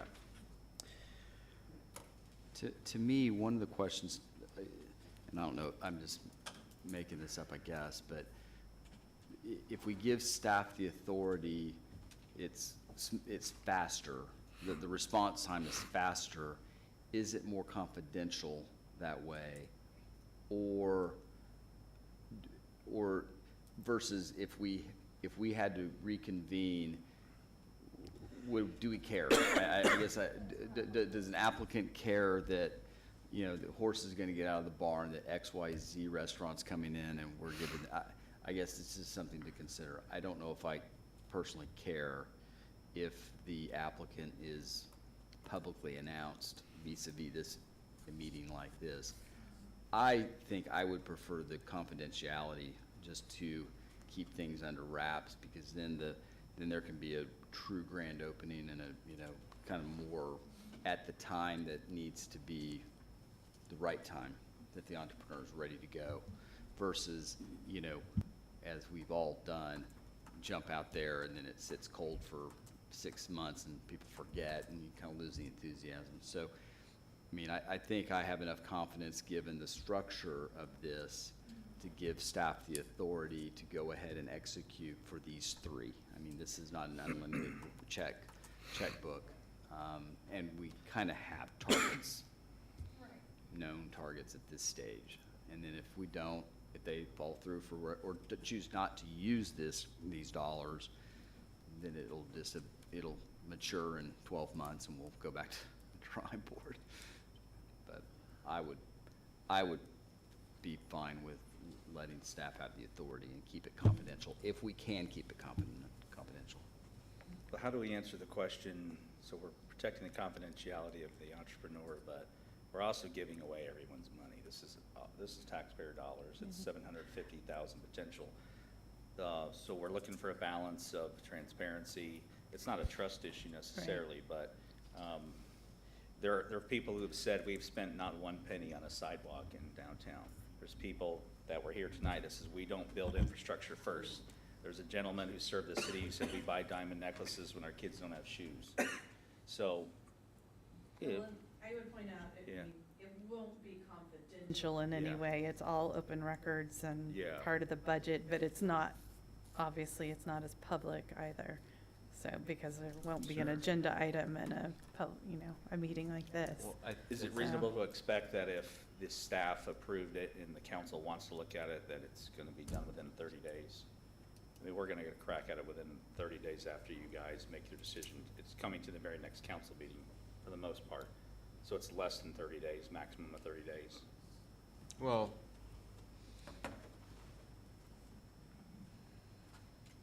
Yeah, Certainly could be.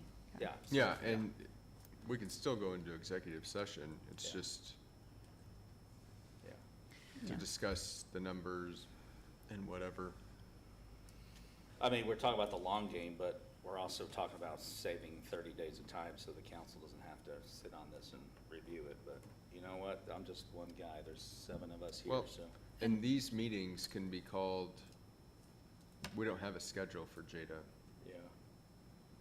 Well, the other thing, I'm all for this investing in downtown and helping our businesses and generating, but, you know, to be honest with you, we need a plan for the sidewalks and the alleyways. We've talked about this before, but we've got to sit down and hammer this out, because we need a plan. You don't want all these businesses coming to downtown when you're just tripping over cracks and holes in the sidewalk. I mean, it's not attractive.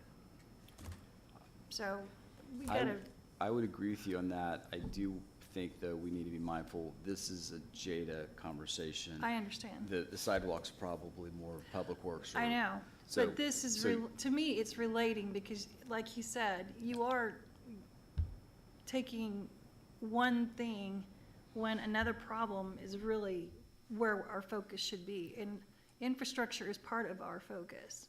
And I know JEDA isn't, I get that.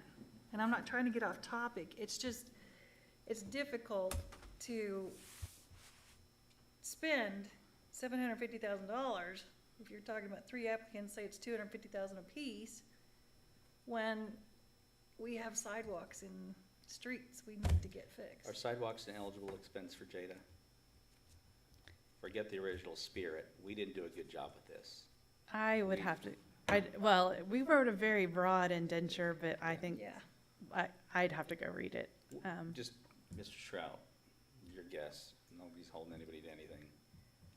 I'd say it's not a core purpose. Well, Yeah. and I would say that within the last year, the downtown has become more of a focus because between 2016 or 17 and now, we have overlaid First and Seventh, basically from Aquarium Drive all the way to B Street. We've added sidewalks, we added the George's parking lot, we added the downtown commons, we redid the alleys between First and Fourth on either side, on the south and north side of Main. We have added parking across the street, I guess is that Third Street, where that church is behind Mike Wallace's building, added parking there. Redid Third Street, added parking in the alleys through revocable easements on private property, added the patio behind Smitty's, added, done a ton of work downtown on infrastructure, just have avoided the actual Main Street because, you know, for whatever the reasons were, the focus wasn't on Main Street itself, and I think some of that might have come from concern that if we started working on Main Street, that there would be issues with the existing businesses losing business for a short time. You know, just in the next, I don't know, couple months, we're gonna get started on Main Street from the Elm Street all the way to First Street, basically. Taking all that water that stands today in front of Windows by Jeff, bringing it down to Veterans Park Pond. We bought the library property. We've incentivized development on the library property. So quite a bit has been done infrastructure-wise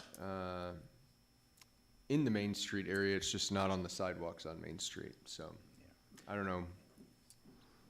Do we have a yearly spending limit in the current JEDA guidelines or any protocols or best practices? We don't have guidelines, we have a budget. Yeah, and I think the idea is that if we're spending money, we're replenishing it somehow Yeah. through the investment in the Yeah. businesses, so. But whether a business gets the $250,000 or not, we're still getting our 2.5, we're still getting our sales tax. It's just, yeah. So the McNally's group can come in and say, I don't need any money. We're gonna get sales tax dollars. Or they can come in and say, we give them $250,000. They're still gonna generate sales tax for us, except we're handing away the first 250,000 of it. Okay. Well, you know, I think your idea is a good one. I think we probably, for the sake of our sanity and time, we can discuss that and move it into it. I think JEDA is the wild, wild west. Unfortunately, I don't know that we planned for this well enough, but we certainly got a lot of work to do on it. Anyone else? Mr. Shrout, you said something that made me start thinking with regard to TIF money potentially making property values rise. Would the incentive of this grant also potentially increase the valuation of the properties on Main Street? Well, yeah, I think if somebody invests in their building and has a new restaurant and kitchen, you know, their building's gonna be valued more. And then I viewed it as, you know, some of these things, especially the Hive parking lot, is TIF reimbursable if we start receiving those TIF funds from TIF 1 once the Village on Main note is paid off. But I guess my recommendation after hearing all of this is, can we approve these and at least in the interim have them be subject to JEDA, have the actual applications be subject to JEDA approval until we make a decision? I know it's getting late here, and I just think if we can get these approved, but it sounds like, you know, there's still some questions, so. I think with the pilot program, we can allow the city to approve them without JEDA approval, and then we would look at them going forward as a policy for the city. Does anybody agree or disagree with that? Since it's a pilot, let the city deal with the approval of the 3 items. I think it's gonna be a pilot and then stop and we'll reassess. We'll do the 3 take a breather, post-mortem, Yeah. reassess what went right, what went wrong. And I'm uncomfortable with letting And I the don't, city I think approve this. you bring up a good point. I would just suggest that because it's a pilot program limited to 3, I don't think all the building owners are gonna hold out or ask for more. The TIF is so broad, this is very specific. You've gotta have a pro forma, you've gotta have a sales tax generator. You've gotta have a lot of things. It's not, to me, I don't think of this as a material value enhancement to every building owner, because they're not all gonna qualify for these things just by virtue of who their tenant is or who they think they may tenant, and that there's only gonna be $3,000 out there in the first place. Teresa, is there a provision in here, and I apologize if I've forgotten or hadn't seen it. It's a hypothetical scenario, we approve a grant, somebody sets aside 1,800 square feet for, to provide a restaurant. Like some restaurants, doesn't survive 3 years. So the building owner is in a situation of, okay, fine, he goes out and finds someone else to rent the space. There's a kitchen there, but 7 months later, hadn't found anybody. 12 months later, I don't know, we're in China and Taiwan. Nobody wants to take the risk and jump into this business. At some point, the building owner is gonna need to rent out the space. But we've got this kitchen, taxpayers gave them $250,000. What capability, what mechanism do we have to say, I mean, federal dollars come with strings attached. We're giving away residents' tax dollars. Yes, they did vote on us to be stewards of it, but what strings attached do we have if they say, hey, if they call him and say, I can't, nobody's gonna rent this, I have an architectural firm lined up, I need the rent. Well, this started as the city buys this stuff. Yeah. And somehow tracks it and retains ownership of it. It started as that, but it's not that now. No, because then it these, just turned. Every day, the building I go to has a commercial kitchen, and I've actually gotten to know the chef pretty well, and there's very few things bolted down. The vent hood looks everything else is on giant stainless steel wheels. And 3 years ago, he took all that stuff and left until the cops went and got him and said, bring it all back. Yeah. I mean, In that scenario, that is where we have it written that if that stuff is not It's final there lien, for we have the the lien. 5 years, we have the lien, they're responsible for paying us back, or we execute upon the lien. okay, I would ask you, do you feel extremely confident that we are protecting our taxpayer dollars with the provisions that you have here? I hate to think that there's a loophole, and I know this is just a pilot, but. Yes, I think we are. I think the most risk, and Robert has pointed this out, the payout at 20%, if they don't complete it, leaves us, having to go get that 20%, but we'll We don't have have a that lien. lien. So, that's probably the little. And I don't think I think this money came from a fee that a power company used to buy out future payments they owed, so that they bought out. I think the original $4 million was a tax abatement, and then there was another lawsuit that resulted in an additional $4 million. But there was only $4 million, so there is a finite amount. Yeah, in JEDA. And I will say, when I say lien, I think we have a couple of possibilities, and we might want to do both. We might just want to do one, but there's a mortgage lien on the real property, but some of this stuff could be considered personal property that's also subject to liens on the equipment as well that you can execute So we would upon, secure so- this, our interest with a mortgage or UCC filing? Well, that's what I'm saying. I think we could do both. Yeah. Do both. Need to figure it out, but maybe both. We might be subordinate, but. Yeah, I think it would probably have to be subordinate, but at least it's there. Yeah, they can't sell it without us knowing. To Corey's point. All right, last check-in. Anyone else?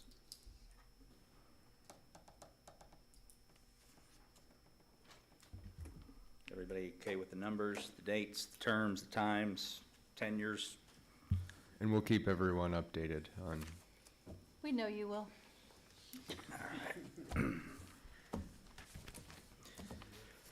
Okey-dokey, what number is this? Two? Two. All right. You don't know what to do. Motion to approve resolution 2023-02. Second. We have a proper motion and a second. If there's no debate, vote please. Murray? Yes. Klein? Yes. Short? Yes. Ogier? Yes. Shelling? Yes. Isbell? Yes. Chairbox? That was my last Yes. official act. No other business. The time is 12:29. We are adjourned.